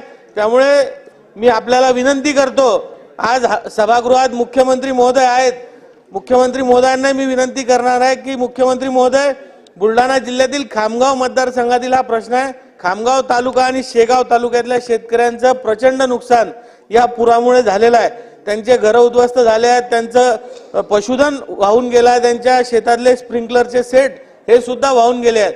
मी आपल्या माध्यमातून शासनाला विनंती करतो की तात्काळ प्रधान सचिव मदत व पुनर्वसन आणि महसूल विभागातर्फे पंचनामे करून तात्काळ मदत आमच्या या शेतकऱ्यांना दिली गेली पाहिजे, कारण आपलं सरकार हे शेतकऱ्यांचं सरकार असं मानले जाते. आपण जर तात्काळ मदत दिली नाही तर शेतकरी खऱ्या अर्थानं रस्त्यावर आलेला आहे, त्यांचा कोणीच वाली राहणार नाही. मी आपल्याला विनंती करतो की तात्काळ आदेश आपण कृपया करून द्यावे. शासनाने याच्यावरती उचित कारवाई करावी. राऊत साहेब शेवटचं. अध्यक्ष महोदय, मी धन्यवाद आपणास आणि आज राज्याचे सन्मान्य मुख्यमंत्री या ठिकाणी दालनात बसलेले आहेत, सभागृहात बसलेले आहेत. अध्यक्ष महोदय, मागील 1 तारखेला दीक्षाभूमी इथं आंदोलन झालं आणि त्या प्रकरणामध्ये राज्य शासनाच्या पोलीस विभागानं 23 जणांवर त्या ठिकाणी गुन्हे दाखल केलेले आहेत आणि 100 लोकांना त्या ठिकाणी नोटीस त्यांनी बजावलेली आहे. अध्यक्ष महोदय, त्या ठिकाणी ती जी मुलं ज्याला आंदोलनकारी म्हणण्यात आलेले आहेत, ती मुलं स्वयंभू त्या ठिकाणी आलेली होती आणि त्यांना स्मारक समितीने वेळ दिलेली होती भेटायची 11 वाजताची. त्यामुळे त्या ठिकाणी ते गोळा झाले, सगळे विद्यार्थी आणि युवक होते आणि ते 1:30 वाजेपर्यंत नाही आलेत, त्यामुळे त्या ठिकाणी गोंधळ झाला अध्यक्ष महोदय. आणि ते स्वयंस्फूर्तीने त्या ठिकाणी आंदोलन झालं. त्या आंदोलनामध्ये या सगळ्या युवकांवर जे गुन्हे लादण्यात आले त्या गुन्ह्यामध्ये 125, 132, 189, 2, 189, 5, 190, 191, 2, 296, 326F, 326G या अंतर्गत त्या ठिकाणी गुन्हे दाखल करण्यात आले. अध्यक्ष महोदय, ही मुलं त्या ठिकाणी काही जाळपोळ करायला आली नव्हती किंवा मोडतोड करायला आली नव्हती. त्यांनी कुणाची हत्या केली नाही, कुणाचा मर्डर त्या ठिकाणी केलेलं नाही किंवा त्या ठिकाणी लुटलेलं नाही आहे. आणि अशा वेळेला त्या ठिकाणी ते जे गेलेत त्या ठिकाणी तुम्ही जमावबंदी आहे 135 असा जर त्या ठिकाणी लावलात तर ते श्रद्धेचं स्थान आहे, पवित्र स्थान आहे, प्रार्थना करायला लोक जाऊ शकतात, त्या ठिकाणी जातात, त्या ठिकाणी जमावबंदी लागत नाही. आणि मुंबईचा 137 पोलीस कायदा जो आहे आपला, त्या कायद्याचं उल्लंघन झालं म्हणता शासकीय कामात अडथळा झाला, त्यासाठी ते गेलेच नव्हते अध्यक्ष महोदय. त्यामुळे आपल्या माध्यमातून मी सन्माननीय मुख्यमंत्री महोदयांना या ठिकाणी विनंती करतो, सन्माननीय मुख्यमंत्री महोदय की दीक्षाभूमीच्या आंदोलन प्रकरणामध्ये जे गुन्हे दाखल करण्यात आले 23 जणांवर, ते विद्यार्थी या ठिकाणी इनोसंट आहेत मुख्यमंत्री महोदय. त्यांनी असं कोणतेही कृत्य केलं नाही, ते गुन्हेगार नाहीत अध्यक्ष महोदय, मुख्यमंत्री महोदय. त्यामुळे त्यांचे गुन्हे तात्काळ मागे घ्यावेत. त्या विद्यार्थ्यांना शिक्षणामध्ये अडथळा येऊ नये, नोकरीमध्ये अडथळा येऊ नये याची काळजी शासनाने घ्यावी अशी मी माननीय मुख्यमंत्र्यांना विनंती करतो. सन्मान्य सदस्य श्वेताताई महाले.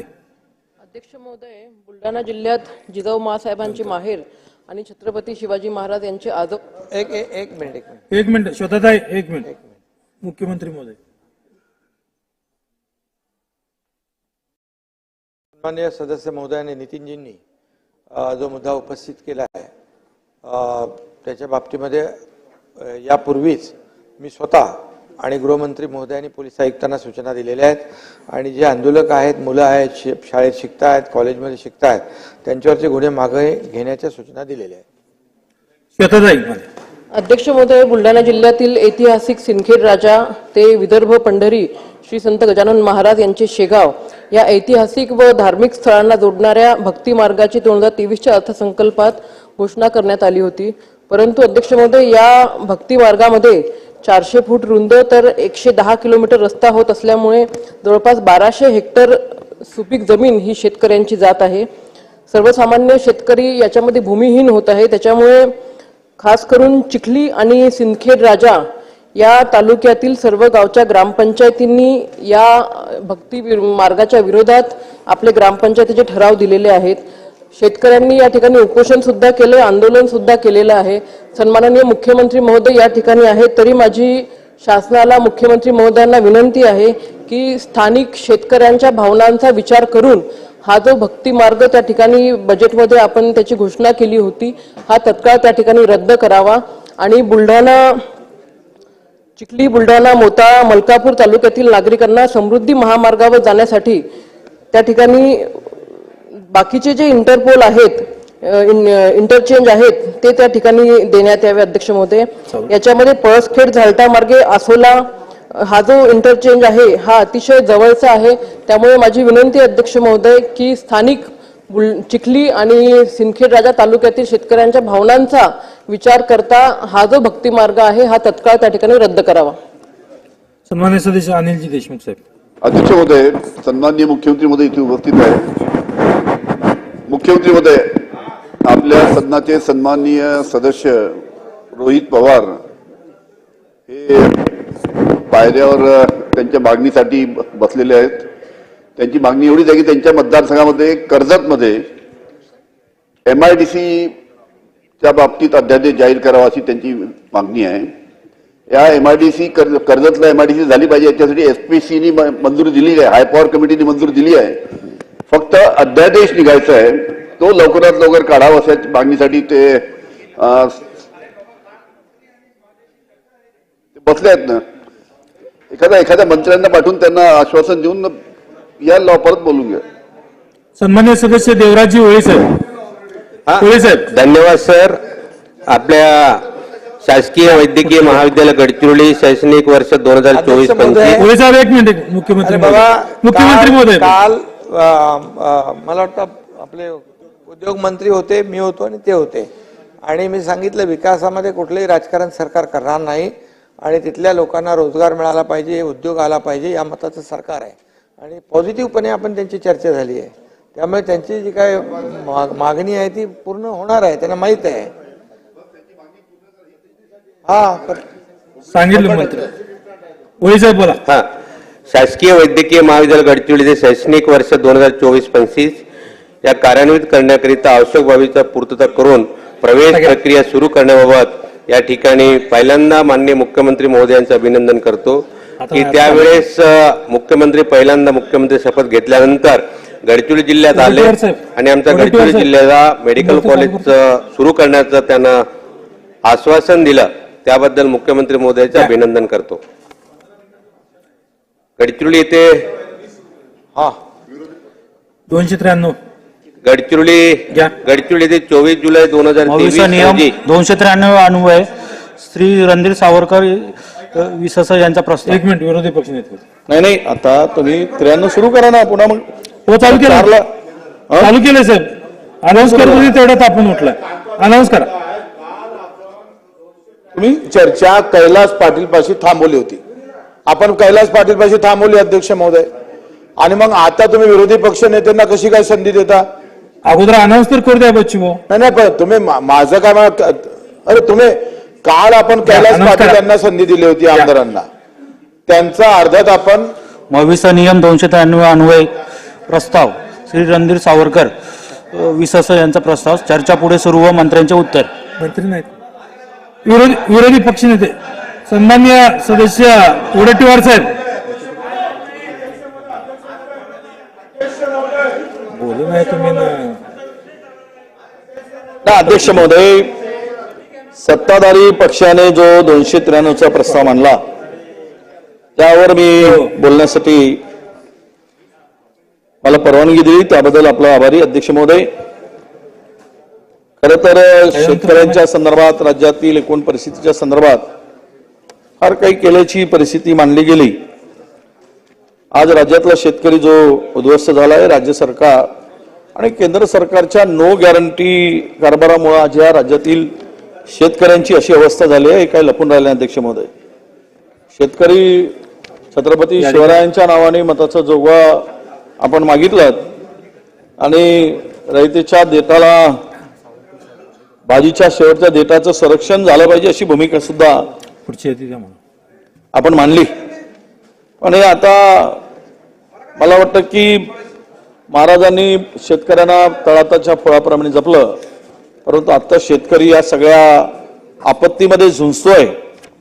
राज्यामध्ये जी शेतकऱ्याची पिळवणूक केली जाते अध्यक्ष महोदय, जो जुलमी कारभार केला जातोय, मी अत्यंत खेदानं नमूद करेल की मागच्या जून पासून या राज्यामध्ये जी काही परिस्थिती निर्माण झाली, दुष्काळ, अवकाळी पाऊस आणि हे सगळे पर्जन्यमान, कमी पर्जन्य, पाणी टंचाई, पिकावरील रोग, वादळ, अशी सर्व संकटामध्ये हा शेतकरी पिचला गेला.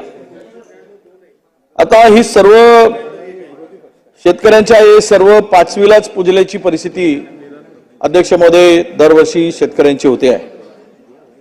सरकार पुरस्कृत संकट आहे असंही काही ठिकाणी खेदावं म्हणावं लागतं, कारण यामध्ये कांदा निर्यात बंदीचा विषय होता, त्यावेळेस गुजरातला प्राधान्य दिलं गेलं. निर्यात बंदी, शेतीमालाला भाव नाही, हमी भावानं धान्याची खरेदी नाही, वाढता कर्जाचा बोजा, पीक विमा कंपन्याकडून होणारी शेतकऱ्यांची फसवणूक आणि खाते, बियाणे, अवजारे यांचे जे काही दर वाढवले जीएसटी लावून, आणि हा जो काही महागाईचा उच्चांक, त्यामुळे आज शेतकरी या सगळ्या संकटाला सामोरं जातोय. जलयुक्त शिवाराचा पेश असेल, चारा छावण्या उपलब्ध न करणं, पशुधनाची जी काही गैरसोय झाली मनामध्ये, सगळ्यामध्ये केंद्र सरकारकडे मागील वर्षीचा गेलेला प्रस्ताव अजून त्याला पैसे दिले गेले नाहीत. हे भरमसाठ जीएसटी शेतकऱ्यावर लावली गेली आणि त्यामुळे हा शेतकरी या सगळ्या संकटामुळे अध्यक्ष महोदय पूर्णतः उद्ध्वस्त होताना आपल्या सगळ्यांना दिसतोय. तुम्हाला खेदानं म्हणावं लागतं की अध्यक्ष महोदय, तुम्हाला डोळ्यातील शेतकऱ्यांच्या अश्रूच दिसत नाहीत, कारण तुम्हाला शेतकऱ्यांच्या तळाचे फोळ का दिसत नाहीत हा खरा प्रश्न येतो. विदर्भामध्ये आपण मराठवाड्यातील सगळी परिस्थिती तुमच्याकडे आहे. ज्या शेतकऱ्यांच्या शेतात पायाला भेगा पडल्याशिवाय ती जमीन कसली जात नाही, तेथील जे पीक निघू शकत नाही, त्याचा कष्ट, घाम, परिश्रम याकडे दुर्लक्ष करून जेवढे तो लावतो त्याच्या पद्धतीनं निघत नाहीत.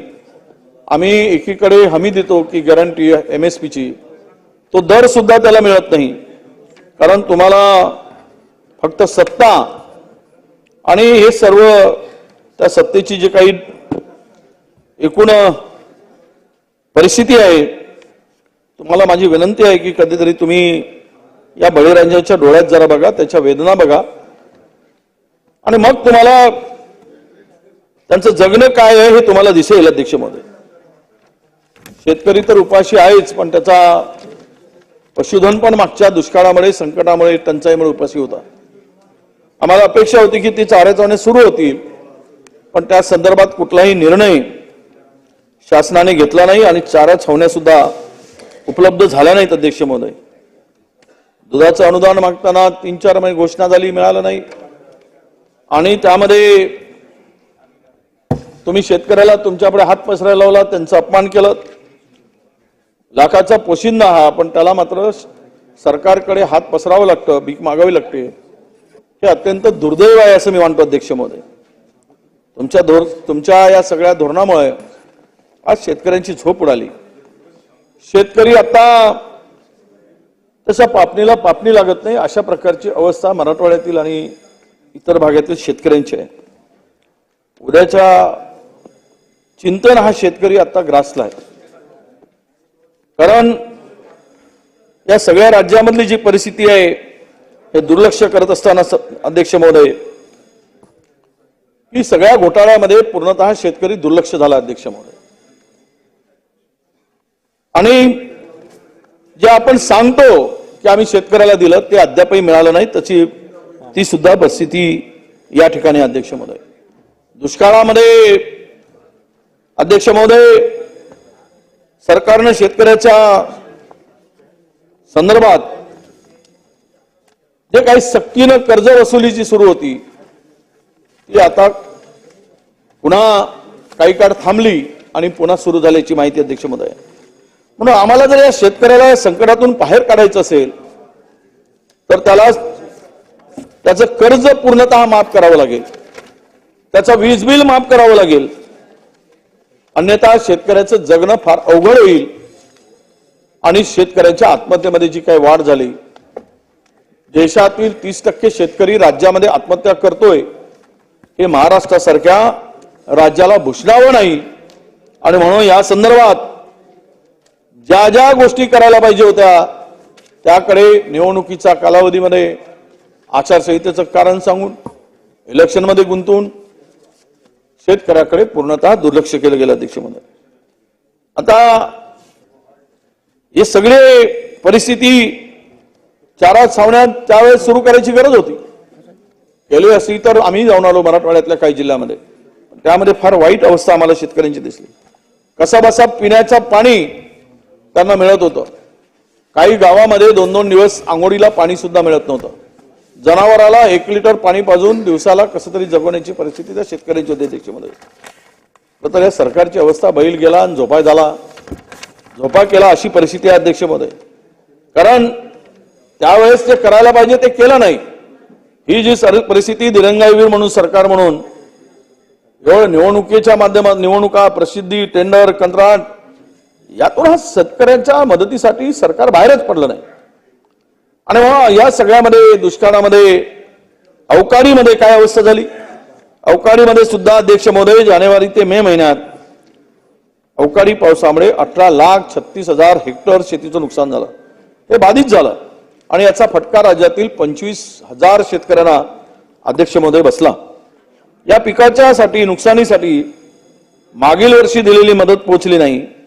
आता केंद्राने सुद्धा या संदर्भात मदत केली नाही. तो प्रस्ताव अजूनही केंद्र सरकारकडे. अध्यक्ष महोदय, जानेवारी ते मे 2024 मधलं मी सांगतोय.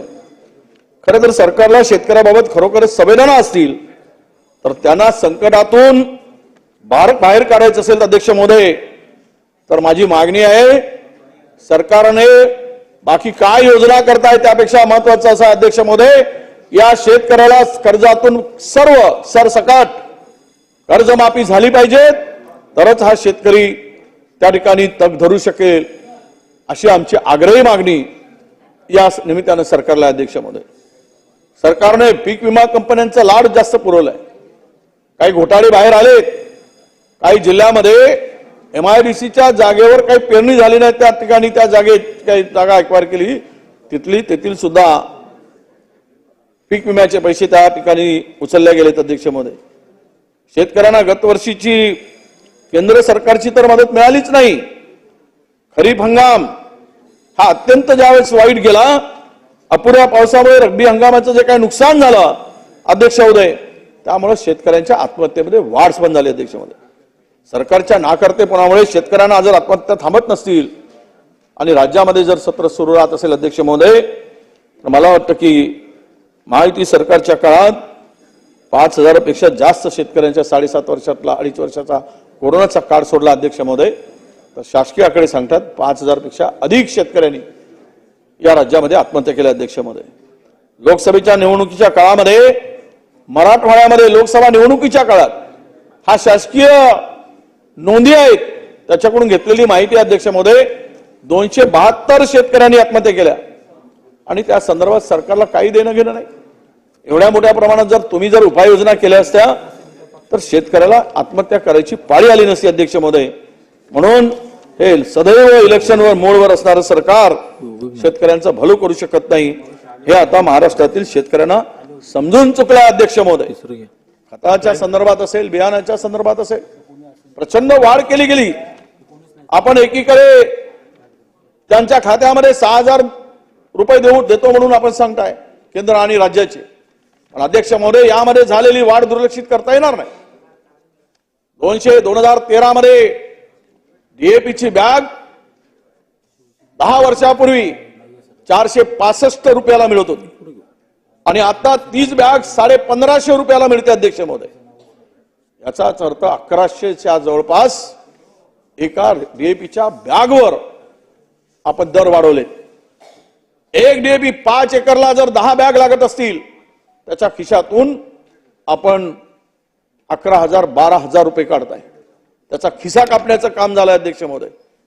आणि त्याबरोबरच युरियाची बॅग 50 किलोची होती, त्याचा दर होता 2014 मध्ये अध्यक्ष महोदय 260 रुपये, आता 460 रुपये केला खरा, पण बॅग मध्ये म्हणजे 200 रुपयाची वाढ केली.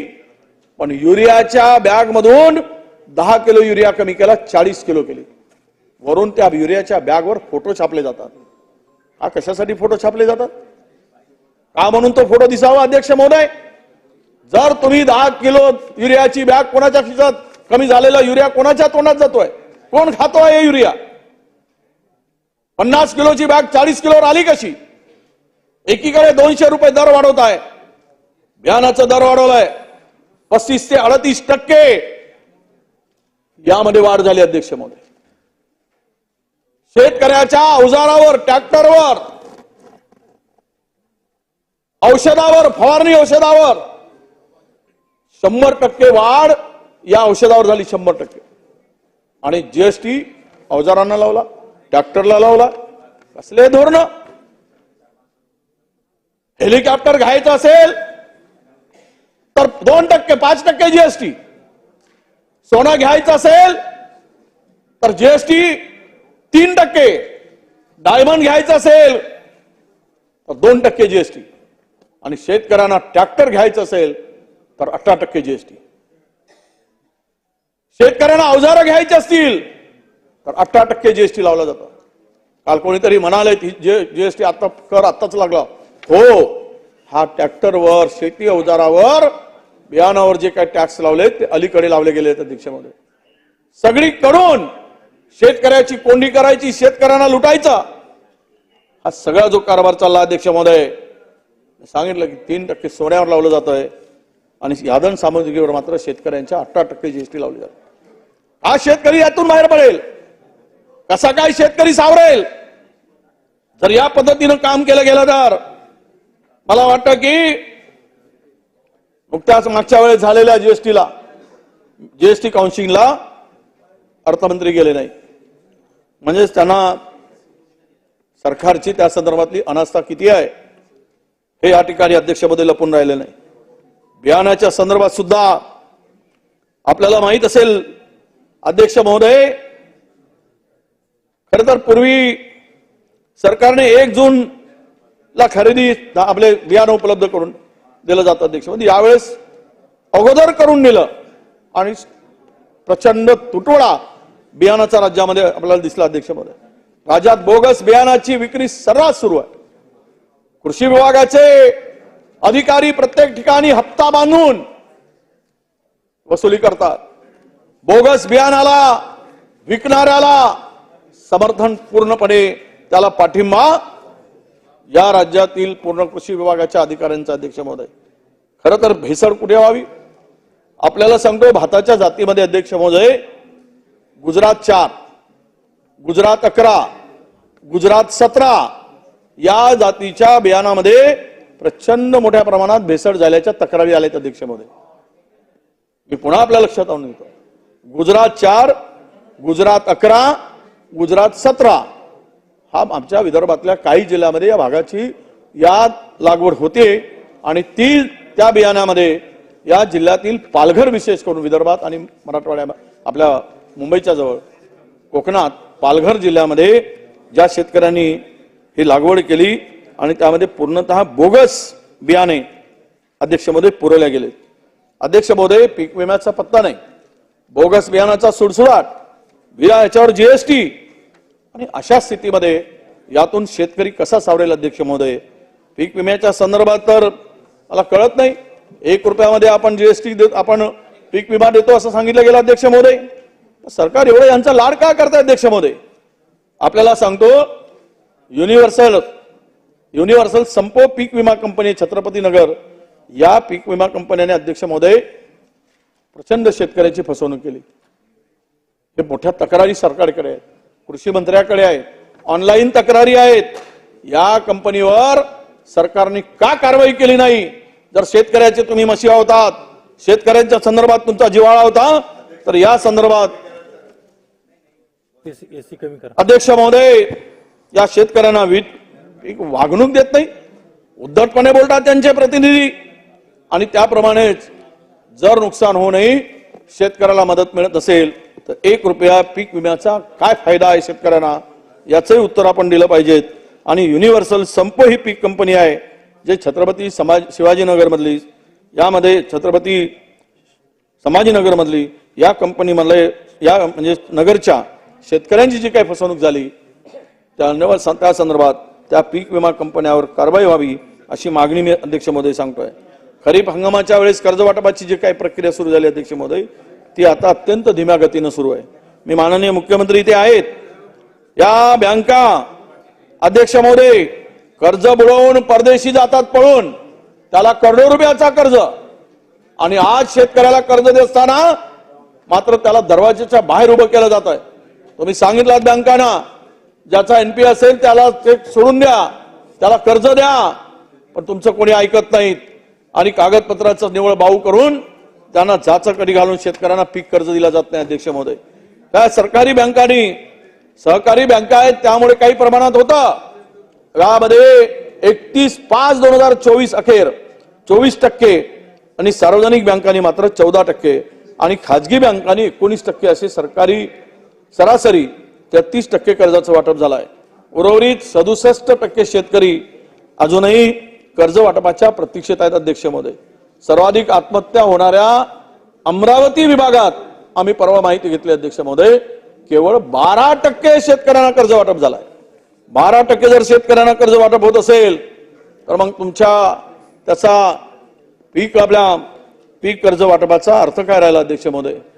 आज 88% शेतकरी कर्ज मिळत नाहीत. म्हणून जर त्यांना शेती करता येत नसेल किंवा शेतीला अडचणी होतील त्याच्यावर मार्ग काय काढणार हा सुद्धा खरा प्रश्न आहे अध्यक्ष महोदय. दूध उत्पादक शेतकऱ्यांची आपण फसवणूक केली, हे काही आता लपून राहिलेलं नाही. आता तुम्ही काही वाढ केली त्यामध्ये थातूरमातूर त्यामध्ये काम करण्याचा प्रयत्न झाला अध्यक्ष महोदय. खरं तर मुख्यमंत्री महोदयांनी सांगितलं की आम्ही दुष्काळासाठी 15,000 कोटीची मदत केली मुख्यमंत्री महोदय. हा तुम्ही फार जोरात आणि एकदम छाती ठोकपणे सांगितलं, परंतु मी तुम्हाला सांगतो जून 2023 ते जून 2024 मी घेतलेले आकडे सुद्धा सरकारी आहेत अध्यक्ष महोदय. जून 2023 ते जून 2024 हे जे काही संकट आली शेतकऱ्यामध्ये या कालावधीमध्ये फक्त आणि फक्त तुम्ही आता 10 वर्षामध्ये झालेली मदत सांगाल 15,000 कोटीची, पण हे जे आकडे आहेत एका याच्यामध्ये जून 2023 ते जून 2024 हे सरकारी माहिती घेतली आम्ही, फक्त 4,600 कोटी रुपये शेतकऱ्यापर्यंत पोहोचले. फक्त 4,600 कोटी रुपये अध्यक्ष महोदय. आणि आपण 15,000 कोटी रुपये दिल्याची सांगितली, हे मात्र हाच तुमचा खऱ्या अर्थानं फेक नेरेटिव्ह आहे का असं म्हणायला हरकत नाही अध्यक्ष महोदय. हे या ठिकाणी लपून राहिलं नाही. तुम्ही सांगाल आम्हाला ही मदत केली गेली, तुम्ही केंद्राकडे 3,500 कोटीचा प्रस्ताव पाठवला, केंद्राने 1 रुपया दिला नाही अध्यक्ष महोदय. पूर्ण हात वर केले. का दिले नाहीत केंद्राने? केंद्र सरकार म्हणून आम्ही सांगतो त्यांच्याकडून मदतीची अपेक्षा होती म्हणून ते सुद्धा मदतीची अपेक्षा असताना आपला प्रस्ताव उशिरा गेला की आपण काही त्यामध्ये चूक झाली आपल्या विभागाची याचं उत्तर मिळणं नक्की आम्हाला अपेक्षित आहे अध्यक्ष महोदय. या योजनेअंतर्गत राज्यातील एकूण महात्मा ज्योतिबा फुले कर्जमाफी योजनेमध्ये 28.84 लाख खाती सादर करण्यात आली होती अध्यक्ष महोदय. मात्र सरकारने केवळ 15,44,000 कर्जदात्यांना प्राथमिक दृष्ट्या पात्र ठरवून एक विशिष्ट क्रमांक दिला होता अध्यक्ष महोदय. अजूनही 250 कोटी रुपये वितरित करण्याचे बाकी आहेत अध्यक्ष महोदय. ते पैसे त्वरित आपण या शेतकऱ्यांना आपण उपलब्ध करून दिले पाहिजेत. महात्मा ज्योतिबा फुले कर्जमुक्ती यामध्ये अध्यक्ष महोदय छत्रपती शिवाजी महाराज शेतकरी सन्मान योजना या योजनेअंतर्गत सरकारने 6.56 लाख शेतकऱ्यांना 5,975 कोटी रकमेचा लाभ दिला जाणार असे सांगितले अध्यक्ष महोदय. केवळ 1.5 लाखापर्यंतच्या कर्जमाफीस पात्र असणाऱ्या एकूण 1,29,000 कर्ज खात्यांना 1,664 कोटी रुपये लाभ दिला अध्यक्ष महोदय. आणि एक वेळ समझोता योजनेस प्राप्त झालेल्या एकूण 2.94 लाख कर्ज खात्याच्या मध्ये कर्ज खात्यांना 3,945 कोटी इतका लाभ देणे अद्यापही बाकी आहे. प्रोत्साहन अनुदानास पात्र ठरलेल्या 2,33,000 शेतकऱ्यांच्या कर्ज खात्यांना 344 कोटी इतका लाभ देणे अद्यापही बाकी आहे अध्यक्ष महोदय. मी आपल्या निदर्शनास काही गोष्टी अध्यक्ष महोदय आणून देतोय. छत्रपती शिवाजी महाराज सन्मान शेतकरी योजनेतून मागेल त्याला शेततळे दिले जाते. हिवाळी अधिवेशनात तुम्ही सांगितलं लॉटरी काढणार नाही त्याप्रमाणे प्रत्येकाला मंजुरी पत्र दिलेत. पुन्हा काहींना स्थगिती दिली. त्यानंतर काय दिवे लावले हे राज्याला माहित आहे. शेडनेटसाठी 18,400 लोकांना तुम्ही पात्र केलं. अनुदानाचे पत्र 2,352 लोकांना फक्त दिले आणि प्रत्यक्ष लाभ 307 लोकांना झाला. खोदा पाड निकला चुवा ही परिस्थिती आणली. शेततळे अस्तरीकरण करण्यासाठी 250 कोटीची मागणी होती. 40,000 लोकांना तुम्ही निवडीचं पत्र दिलं आणि 7,500 लोकांना अनुदानाचं पत्र दिलं. पण प्रत्यक्ष 3,720 जणांना पेमेंट केले अध्यक्ष महोदय.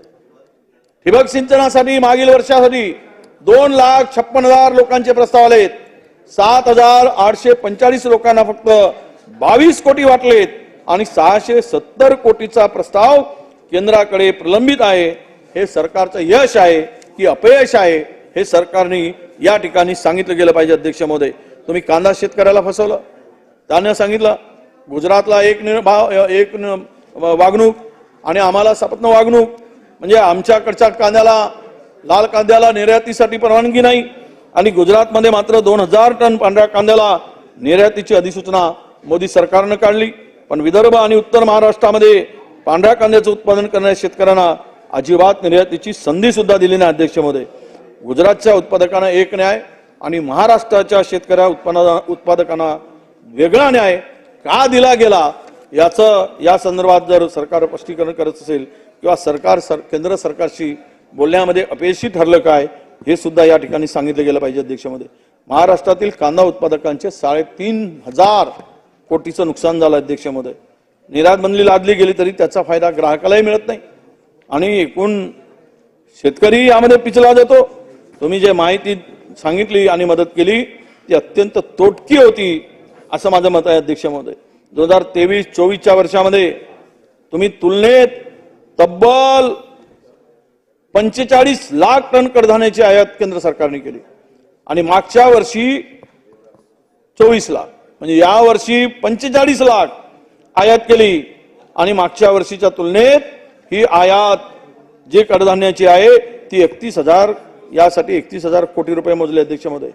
मला विचारायचं आहे की मागच्या वर्षी 25 लाख टन जर कडधान्य तुम्ही मागवलात या वर्षी आणि मागच्या वर्षी जर 24 लाख मागवलात तर यामागे कोणाचा फायदा झाला कोणत्या व्यापाऱ्याचा फायदा झाला याचंही उत्तर आपण दिलं पाहिजे. एवढी मोठी निर्यात आपल्या आयात जर करावं लागत असेल तर तुमच्या आत्मनिर्भर भारताची काय कल्पना आहे हे सुद्धा आपण ते घोषणा किती फोल आहे हेही आता या ठिकाणी सांगितलं पाहिजे अध्यक्ष. बस झालंच आहे माझं 15 मिनिट. उद्या बच्चूभाऊ विरोधी पक्षनेत्यांचं मी उद्या उत्तर काय देऊ? बच्चूभाऊ नाही मी उत्तर काय बच्चूभाऊ देऊ? मी उत्तर तुम्ही त्यांना मागा ना. त्यांचं उद्या विरोधी पक्षनेत्यांचं मला कसं उत्तर मांगना? नहीं, तुम आओ मत आओ, हमने तुमको प्रस्ताव भी नहीं दिया तो तुम क्यों जबरदस्ती आते हो? उधर भी जाते नहीं, इधर भी जाते नहीं. विरोधी पक्ष नेते बोला जेलर, आपण. वो जेलर जैसी बात होगी वो शोले के. आधे उधर जाओ, आधे इधर जाओ, बाकी मेरे पीछे आओ. असराडी नाही.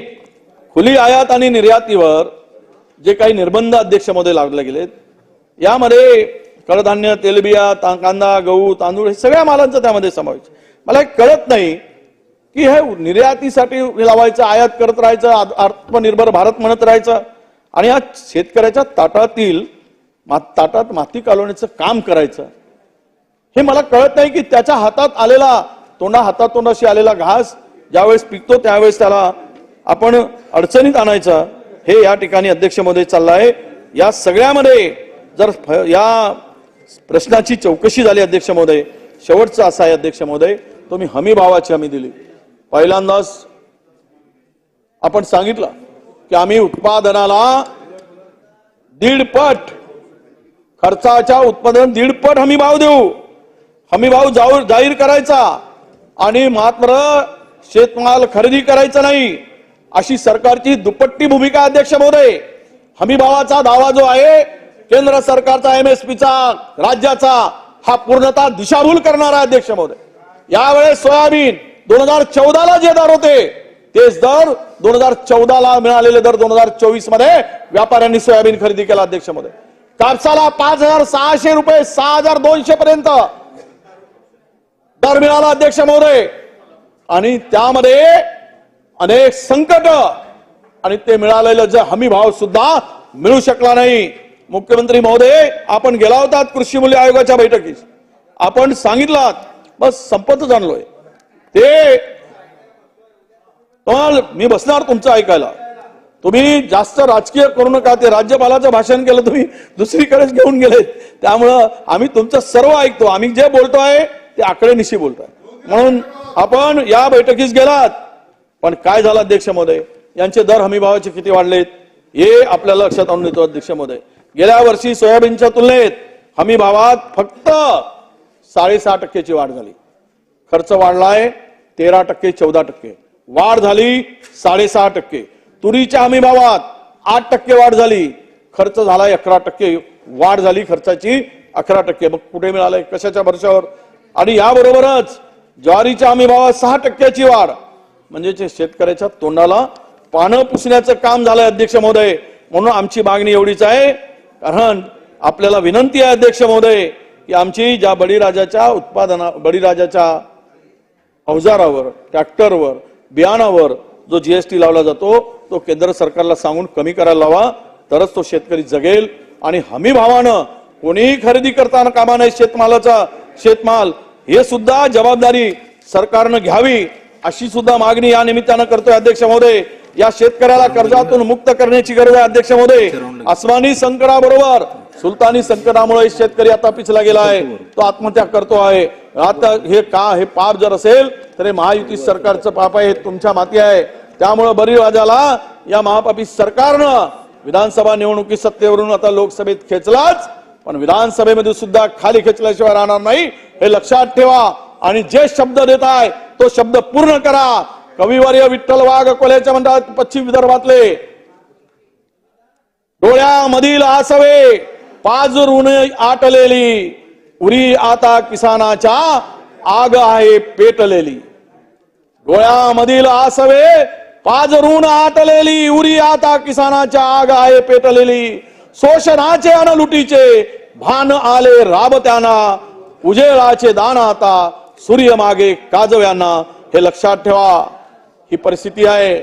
आणि म्हणून या सगळ्या शेतकऱ्याच्या उरात पेटलेली आग जी अध्यक्ष महोदय ती विझवायची असेल तर बोले तैसा चाले ते वागलं पाहिजे.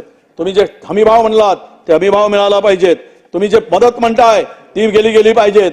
केवळ बोलाचीच कडी बोलाचा भात होऊ नये आणि शेतकऱ्याच्या तोंडाला पानं पुसून स्वतःची पाठ थोपटण्याचं काम सरकारने करू नये अशी विनंती मी आपल्या सगळ्यांना करतो अध्यक्ष महोदय. आणि हे शेतकऱ्याचा प्रस्ताव आणत असताना तुम्ही सांगा आमच्याकडे आकडे आहेत, आम्ही काय सरकारीच आकडे घेतो ना, BDS वरून घेतलेले आकडे आहेत.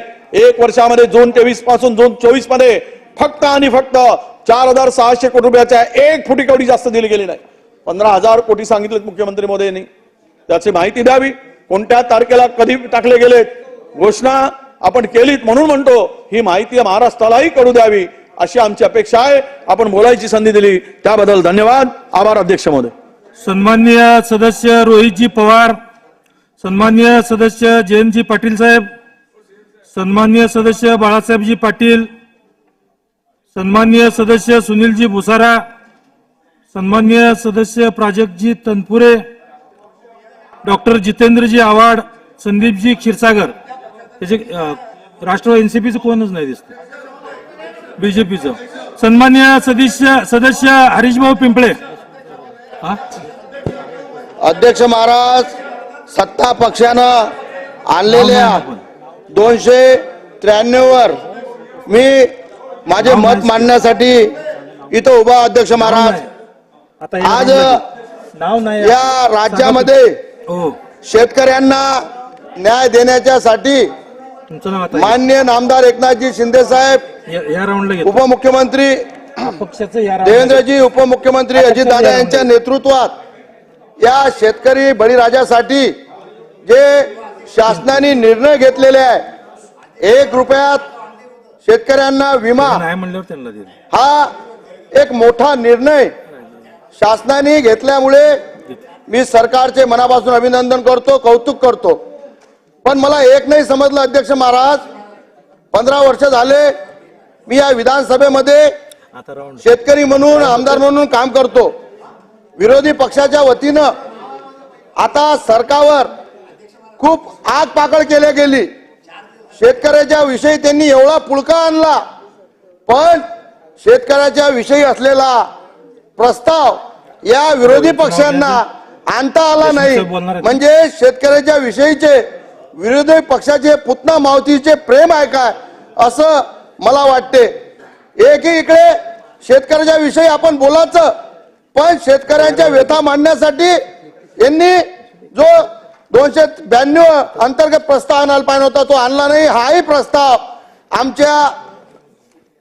आमचे आमदार रणजितजी सावरकर आणि इतर आमदारांनी 293च्या माध्यमातून राहिलेले काही कामं असतील, शेतकऱ्यांना न्याय काही द्यायचा असतील, या संदर्भात शासनाच्या लक्षात आणून देण्यासाठी 293 हा मांडलेला आहे.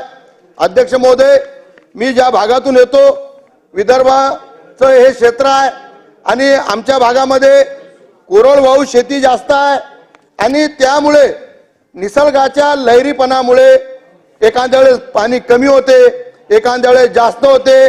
कमी झालं तरी आमचं नुकसान होते, जास्त झालं तरी आमचं नुकसान होते. तर विदर्भाच्या शेतकऱ्यांसाठी शासनाने जे काही आपले धरणं पेंटिंग आहे, पण अशा धरणाला लवकरात लवकर पूर्ण करण्यासाठी निधी दिला पाहिजे. मला सांगताना आनंद आहे की हे सरकार शेतकऱ्यांचं सरकार आहे.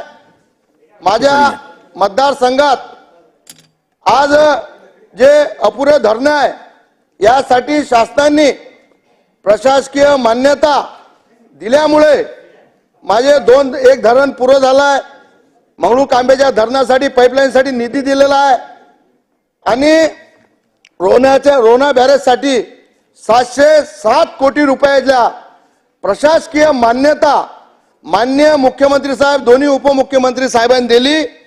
त्याच्यासाठी मी मूर्तिजापूर मतदारसंघाच्या वतीनं त्यांचं मनापासून अभिनंदन करतो, कौतुक करतो आणि धन्यवाद देतो. कारण सिंचनाचे प्रकल्प पूर्ण झाल्याशिवाय विदर्भाच्या शेतकऱ्यांचे चांगले दिवस येणार नाही, हे तितकंच खरं आहे. अध्यक्ष महाराज, मला सांगताना आनंद होत आहे कारण आजपर्यंत शेतकरी बोर मारत होता. बोर मारल्यामुळे काय झालं, जमिनीचं पाणी खोलीवर गेलं. पाणी जे 30-40 फुटावर आजच्या 20-25 वर्षा पहिले राहायचं, आज 300, 400, 500 फूट बोर करायला लागते. आणि बोर केल्यावरही पाणी लागत नाही आणि अशा बोरचं पाणी लागलं आणि ते आपण वापरलं पिण्यामुळे तर मोठ्या प्रमाणावर त्याच्यामुळे किडनीच्या सारखे आजार होतात, मुठखळे होतात, अनेक पोटाचे आजार होतात. शेतीलाही त्या पाणी उपयोगी पडत नाही. पण मला सांगताना आनंद आहे, मागीन त्यांना विहीर, मागीन त्याला शेततळ हे आमच्या सरकारने देण्याचा निर्णय घेतला. आज रोजगार हमी योजनेअंतर्गत पंचायत समिती मार्फत ज्या शेतकऱ्यांनी अर्ज केले त्या शेतकऱ्यांना विहीर देण्याचं काम हे सरकार करत आहे. पण मागच्या सरकारमध्ये हे जे आव्हानात होते यांनी लक्षांक टाकला होता. एका गावात 5, एका गावात 10, एका गावात 15 आणि या लक्षांकाच्या माध्यमातून जे कोणी राजकीय लोक असतील, धनधांगे लोक असतील, अशाच लोकांना त्या विहिरीचे फायदे होत होते. पण मला आज सांगताना आनंद आहे अध्यक्ष महाराज, आज माझ्या मतदारसंघातला, जिल्ह्यातला, तालुक्यातला, विदर्भातला शेतकरी, महाराष्ट्रातला शेतकरी, गोरगरीब शेतकऱ्यांना विहीर देण्याचं काम आज एकनाथ शिंदे साहेबांच्या सरकारमध्ये होत आहे. आज याच्यामुळे काय फायदा होणार अध्यक्ष महाराज? प्रत्येकाच्या शेतीला जर निसर्गाचं एखादं कमी जास्त पाऊस झाला तरी पाण्याची उपलब्धता होणार आहे आणि त्यामुळे त्याचं जे होणारं नुकसान आहे ते थांबणार आहे, त्याला पीक होणार आहे, हमखास होणार आहे. पण अध्यक्ष महाराज, शासनाला माझी एक विनंती आहे, शासनाने विहिरी दिलेल्या आहेत पण आतापर्यंत जे विद्युत कनेक्शन होते, आपण आज सौर ऊर्जेची योजना आणली, योजना चांगली आहे अध्यक्ष महाराज, त्याच्याबद्दल माझ्या मनात शंका नाही. या सौर ऊर्जेच्या माध्यमातून शेतकऱ्यांना फायदाच होणार आहे. पण अध्यक्ष महाराज, आज सौर ऊर्जेच्या माध्यमातून जेव्हा आपण विहिरीचं पाणी उपसू तेव्हा सौर पंप देण्याच्या संदर्भात आपण जे काम सुरू केलंय यामध्ये थोडं दिरंगाई होत आहे, प्रत्येकाला भेटत नाही. मला सांगताना आनंद आहे, बावनकुळे साहेब ऊर्जा मंत्री होते, आमचे नेते देवेंद्रजी मुख्यमंत्री होते, त्यावेळेस त्यांनी आमच्या अकोला जिल्ह्याचे 10,000 कृषी पंपाचे पे पेंटिंग होते आणि त्यांनी स्पेशल केस म्हणून 10,000 पंपासाठी निधी उपलब्ध करून दिलता. त्यावेळेस 2018 पर्यंत जेवढे पे पेंटिंग होते ते पूर्ण झाले आहे. आज 2020 चे कृषी पंपाचे कनेक्शन ज्या लोकांनी अर्ज केले होते ते देण्यात येऊन राहिले आहे. पण आता अध्यक्ष महाराज 2024 आहे, 2020 पासून या 4 वर्षामध्ये ज्या शेतकऱ्यांनी कृषी पंपासाठी अर्ज केलेले आहे एक तर त्यांचे अर्ज घेतले गेले नाही, ज्यांचे घेतले त्यांना सांगून राहिले की आता तुम्ही सौर ऊर्जेत ते कन्वर्ट करा. आता 4 वर्षाचा कृषी पंपाचा बॅकलॉग माझ्या एकट्या जिल्ह्याचा असा विदर्भाचा आणि मराठवाड्याचा, महाराष्ट्राचा जो आहे, खरं तर पुण्यासारखे जर शेतकऱ्यांचे कनेक्शन मोजले तर आमच्या विदर्भात बी तेवढे नाही. पण समतोल विकास जर आपल्याला करायचा असेल, आपल्याला सगळ्या शेतकऱ्यांना समान न्याय द्यायचा असेल तर माझी मागणी आहे सरकारला की ज्या शेतकऱ्याला सौर ऊर्जा पाहिजे त्या शेतकऱ्यांना आपण सौर ऊर्जा द्या. मला सांगताना एक अजून आनंद आहे की सगळ्यात जास्त सौर ऊर्जेचे प्लॅन्ट लावण्यासाठी माझ्या मूर्तिजापूर मतदारसंघात बार्शी टाकळीत जागा आम्ही उपलब्ध करून दिल्या.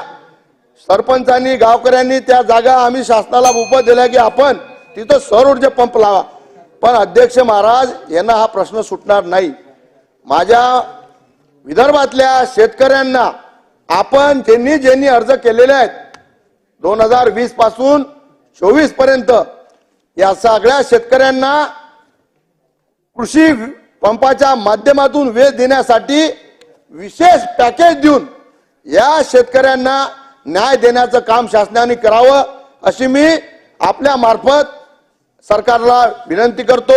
अध्यक्ष महाराज, आमचा हा कापसाचा बेल्ट आहे, मोठ्या प्रमाणावर कापूस आमच्या शेतकऱ्यांना पिकतो. पण हल्ली आता असं झालं की बोंडअळीमुळे कापसावर प्रादुर्भाव झाल्यामुळे आज आमच्या कापसाला एकरी 5-6च्या वर आरेज येत नाही आणि आज कापसाचं पीक घेत असताना त्यावर लागणारा जो खर्च आहे अध्यक्ष महाराज हा फार मोठा आहे आणि केंद्र सरकारच्या वतीनं जे हमीभाव दिलेले आहे या 7,020 रुपये त्या कापसाले भाव आहे. आणि आज या हमी भावाप्रमाणे जर विदर्भाच्या शेतकऱ्यांना आपण जर पाहिलं तर खर्च जास्त उत्पन्न कमी, त्यामुळे हमी भाव कमी पडते. म्हणून माझी राज्य शासनाला विनंती आहे की हमी भाव वाढवून देण्याच्या संदर्भात महाराष्ट्र सरकारने केंद्र सरकारला विनंती करावी आणि विदर्भाच्या शेतकऱ्यांना न्याय द्यावा. खरं तर एक आनंदाची बातमी अशी आहे की यंदा अजित 155 अजित 5 यासाठी मोठ्या प्रमाणावर थैल्याची तुटवडा होता. राज्य शासनाच्या वतीनं तो आम्हाला देण्यात आला, त्यामुळे ब्लॅक झालं नाही. योग्य भावामध्ये थैल्या आम्हाला भेटल्या, त्याबद्दल मी सरकारचे मनापासून अभिनंदन करतो. आज ज्या कृषी पंपासाठी लागणारी जे लाईन आहे ते 50 वर्ष जुनी आहे अध्यक्ष महाराज. आणि आज ज्या डीपीवर कनेक्शन जास्त आहे तिथं डीपी वारंवार जळते. पहिले डीपी जळाली, शासनाचा असं धोरण आहे की शहरात जळाली तर 12 तासात आणि ग्रामीण भागात जळाली तर 48 तासात. पण आता डीपी जळण्याचे प्रमाण एवढे झालेले आहे तर ज्या 43च्या डिप्या आहे ह्या डिप्या 100च्या किंवा 200च्या केल्या पाहिजे. कारण कृषी पंपाचा अर्ज भरताना शेतकरी 3 हॉर्स पॉवरची मोटर टाकते, पण आज 3 हॉर्स पॉवरच्या मोटरीनं कोणीही शेतकऱ्याला पाणी देणं होत नाही. आज 7.5 किंवा 10च्या मोटर शिवाय सिंचन करता येत नाही अध्यक्ष महाराज. म्हणून मोठ्या प्रमाणावर डीपी शासनाने दिल्या पाहिजेत. ज्या डीपी 63च्या आहे त्या 100च्या केल्या पाहिजेत, ज्या 100च्या आहे त्या 200च्या केल्या पाहिजेत.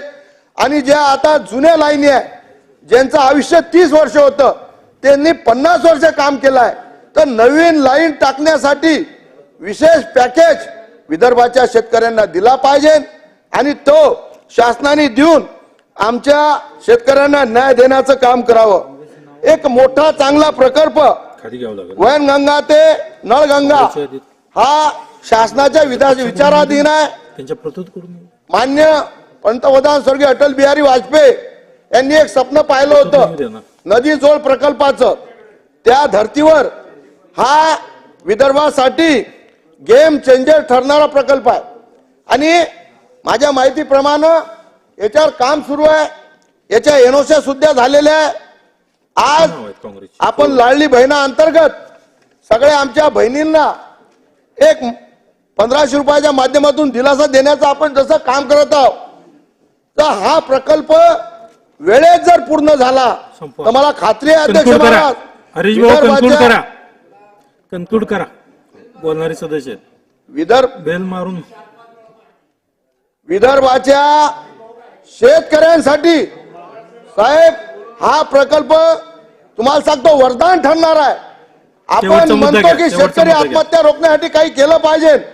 तुम्हाला सांगतो की हा जर प्रकल्प पूर्ण झाला तर 100% आपण शेतकरी आत्महत्या थांबवण्यासाठी विदर्भामध्ये तरी यशस्वी होऊ शकतो. अध्यक्ष महाराज आमचा कापूस निघते नोव्हेंबरमध्ये आणि खरेदीसाठी जे केंद्राचे खरेदी केंद्र लागतात नाफेड मार्फत ते लागतात मार्चमध्ये. तो रक शेतकऱ्यांचा कापूस व्यापारी हा कमी भावाने घेते. त्यामुळे शेतकरी अडचणीत असल्यामुळे कोणाला लग्नाचं काम आहे, कोणाला कर्ज भरायचं आहे, कोणाला मुलीचं लग्न करायचं आहे, कोणाला दवाखान्याचं काम आहे, कोणाला घर बांधायचं आहे, तर शासनामार्फत माझी एक विनंती आहे आपल्याला अध्यक्ष महाराज हे जे खरेदी केंद्र आहे हे नोव्हेंबरच्या 1 तारखेला सुरू झालं पाहिजे. जर मार्केटमध्ये भाव जास्त असला तर लोक शेतकरी व्यापाऱ्याला कापूस देतील, पण भाव कमी असला तर ते नाफेडले देतील. त्यामुळे हे जे लूट आहे हे कुठे थांबवण्यामध्ये आपण यशस्वी होऊ शकू अध्यक्ष महाराज. आणि आज भाव फरकामुळे मोठा गाला व्यापारी हे शेतकऱ्यापासून घेत आहे. या आज सोयाबीनच्या संदर्भात आपण पाहिलं आज 4400 4500 भाव आहे साहेब. मांग 7200 पर्यंत भाव गेले होते. असला पाहिजे म्हणून 6000 रुपये किमान हा सोयाबीनला भाव असला पाहिजे. ज्या पाणी पुरवठ्याच्या योजना आमच्या विदर्भात शेतकऱ्यांनी केल्या होत्या आज सहकार मंत्र्यांनी त्याच्यावर उत्तर दिलं. जर सहकार मंत्र्यांनी सांगितलं की या संपूर्ण महाराष्ट्रातल्या शेतकऱ्यांनी शेतामध्ये पाणी नेण्यासाठी ज्या योजना केल्या त्या फसल्या, त्यांना त्या सुरू करता आल्या नाही, केल्या त्या बंद पडल्या, कारण विजेचा जो भार होता, विजेचं बिल होतं ते भरू शकले नाही, त्यामुळे त्या योजना बंद पडल्या. त्याच्यामुळे बँकेचं व्याज वाढलं, त्यांच्या ज्या शेतकऱ्यांनी जमिनी दिल्या होत्या त्याच्यावर कर्जाचा बोजा आला, आज त्यांना कर्ज भेटत नाही. म्हणून जर अशा शेतकऱ्यांना आपण न्याय द्यायचा असेल तर आमच्याही विदर्भातल्या शेतकऱ्यांच्या त्या पाणी वाटप सन्माननीय सदस्य जर एक रमेशजी मिनिट बोरनारे सर. अध्यक्ष महाराज याच्यात समाविष्ट करण्यात यावा अशी विनंती या प्रसंगी मी आपल्याला करतो. आपण मला बोलायची संधी दिली त्याबद्दल आपले धन्यवाद मानतो. जय हिंद, जय विदर्भ. अध्यक्ष सन्माननीय सदस्य रमेशजी बोरनारे सर. अध्यक्ष महोदय,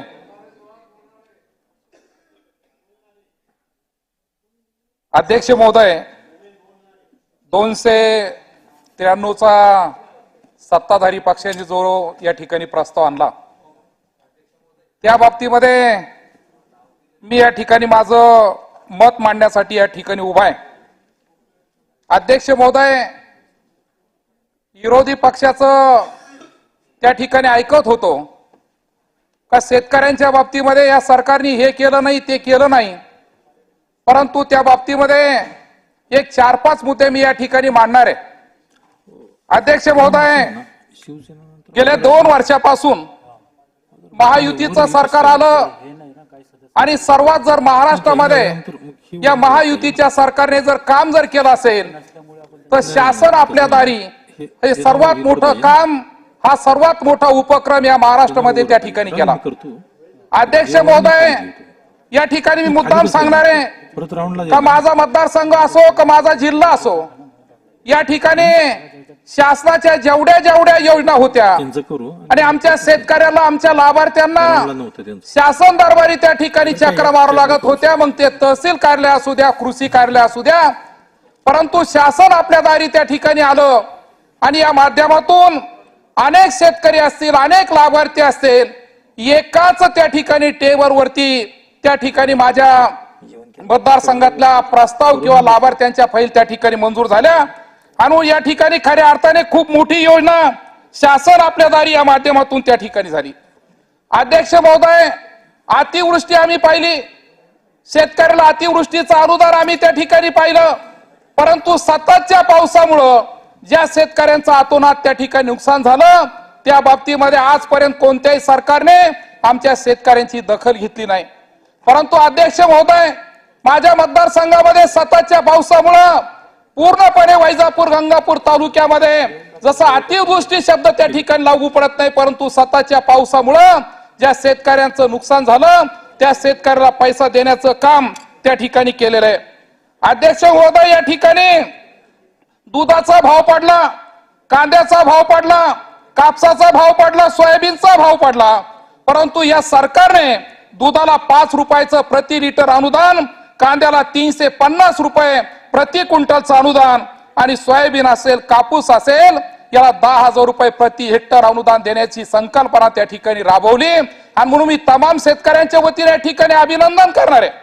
परंतु अध्यक्ष महोदय, याला जोडून या ठिकाणी मी अशी एक मागणी त्या ठिकाणी मांडणार आहे का जर हमी भाव असेल, मग तो कांदा असेल, सोयाबीन असेल, मका असेल, हमी भावापेक्षा जर मार्केटमध्ये त्या ठिकाणी आमचं सोयाबीन, कांदा, कपासी जर कमी रेटने जर त्या ठिकाणी जात असेल तर मी सरकारला, विशेष करून मुख्यमंत्री महोदय असेल, दोन्ही उपमुख्यमंत्री महोदय असेल, यांना या ठिकाणी शेतकऱ्यांच्या वतीने एक विनंती अशी करणार आहे का ज्या वर्षामध्ये हमी भावापेक्षा कमी दराने त्या ठिकाणी खरी होती तर त्या दोन्ही मधला फरक काढून ज्या शेतकऱ्यांनी आमचा कृषी उत्पन्न बाजार समितीला त्या ठिकाणी माल घातला असेल त्यांना त्या ठिकाणी अनुदानाच्या रूपामध्ये फरक देण्याची भूमिका त्या ठिकाणी खऱ्या अर्थाने महत्वाची. अध्यक्ष महोदय, 1 रुपयामध्ये पीक विमा विरोधी पक्षाने त्या ठिकाणी फक्त 72 रुपये विमा मिळाला, 70 रुपये विमा मिळाला, परंतु खऱ्या अर्थाने या ठिकाणी मी सांगेन का 1 रुपयामध्ये शेतकऱ्यांना पीक विमा मिळाल्यामुळं शेतकऱ्यांच्या पीक विम्याचा हप्ता 1 रुपये, काही शेतकरी सांगतात 20-20 हजार रुपये आम्ही भरत होतो, परंतु 1 रुपयामध्ये आम्हाला त्या ठिकाणी पीक विमा मिळाला. अध्यक्ष महोदय, या सरकारने, महायुती सरकारने, मी खऱ्या अर्थाने मुख्यमंत्री महोदयाचा अभिनंदन करीन का मागेल त्याला सौर ऊर्जा देण्याचं धोरण त्या ठिकाणी ठेवलं.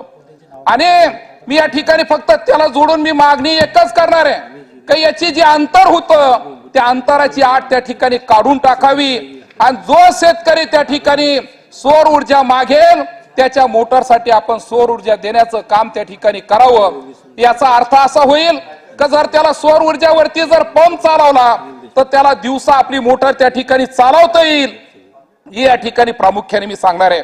अध्यक्ष महोदय, नानाजी देशमुख कृषी संजीवनी योजना, पोखरा योजना गेल्या 3 वर्षापासून अत्यंत चांगल्या पद्धतीने त्या ठिकाणी राबवली.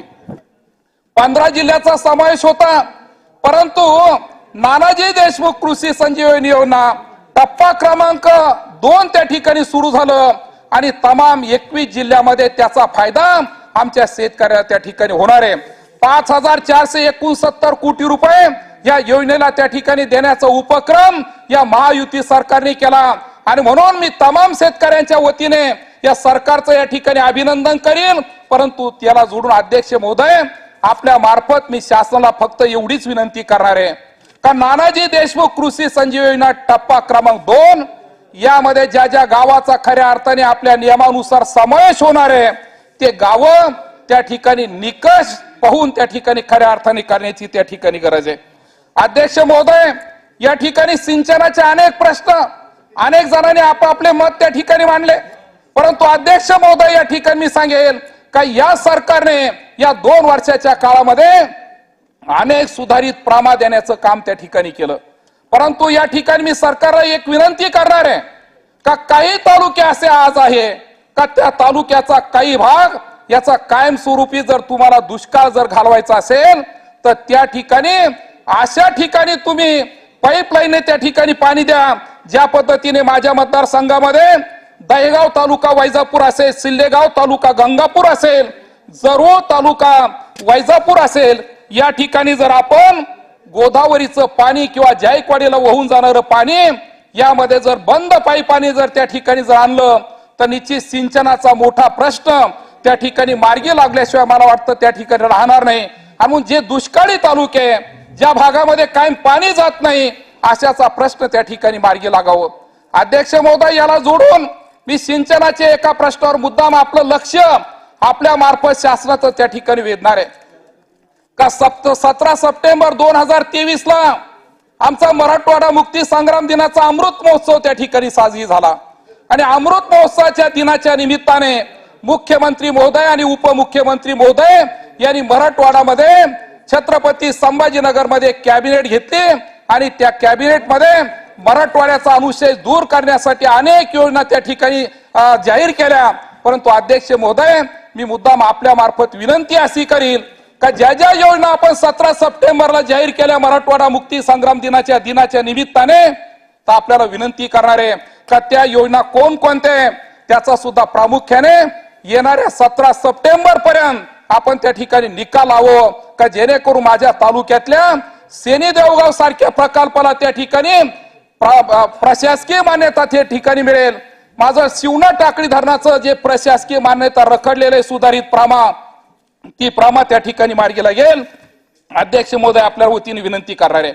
अध्यक्ष महोदय, खऱ्या अर्थाने जर आज महाराष्ट्रामध्ये जर पाहिलं तर कोणत्याही कानेकोपऱ्यामध्ये मुख्यमंत्री माझी लाडकी बहीण ही योजना प्रामुख्याने त्या ठिकाणी सुरुवात झाली. जुलै महिन्यापासून या योजनेला सुरुवात झाली. अध्यक्ष महोदय, आज कोणत्याही ठिकाणी जर गेलं तर माझी लाडकी बहीण अत्यंत खुश त्या ठिकाणी झाली. म्हणून या लाडक्या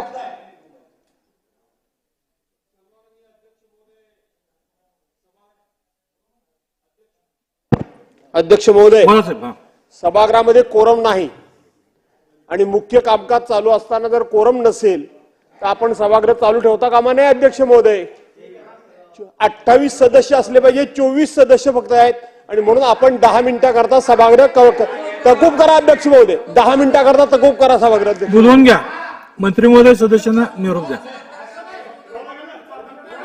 आले आले आले जाधव साहेब आले आले आले आले अध्यक्ष महोदय,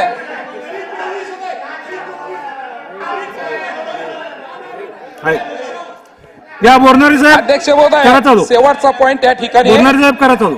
अध्यक्ष महोदय, मुख्यमंत्री माझी लाडकी बहीण ही योजना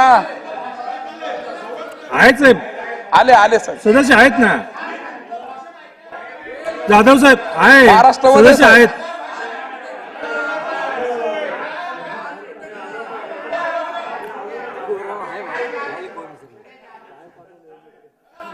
अध्यक्ष महोदय, या ठिकाणी मुख्यमंत्री माझी लाडकी बहीण ही योजना महायुती सरकारने आणली आणि तमाम महाराष्ट्रातल्या माझ्या बहिणींनी आमच्या सारख्याला मुख्यमंत्री महोदयांना इतका मोठा त्या ठिकाणी आशीर्वाद आणि शुभेच्छा दिलेल्या आहे. आणि म्हणून खऱ्या अर्थाने या योजनेच्या बाबतीमध्ये सुद्धा मी माननीय मुख्यमंत्री महोदय शिंदे साहेबाचं, फडणवीस साहेबाचं त्यांचं या ठिकाणी अभिनंदन करणार आहे. अध्यक्ष महोदय, मुलींना मोफत शिक्षण देण्याची घोषणा त्या ठिकाणी झाली. मी त्याही बाबतीमध्ये त्या ठिकाणी खऱ्या अर्थाने अभिनंदन करील. अध्यक्ष महोदय, या ठिकाणी महायुतीच्या सरकारने नवीन 50 पर्यटन केंद्र त्या ठिकाणी सुरू केले.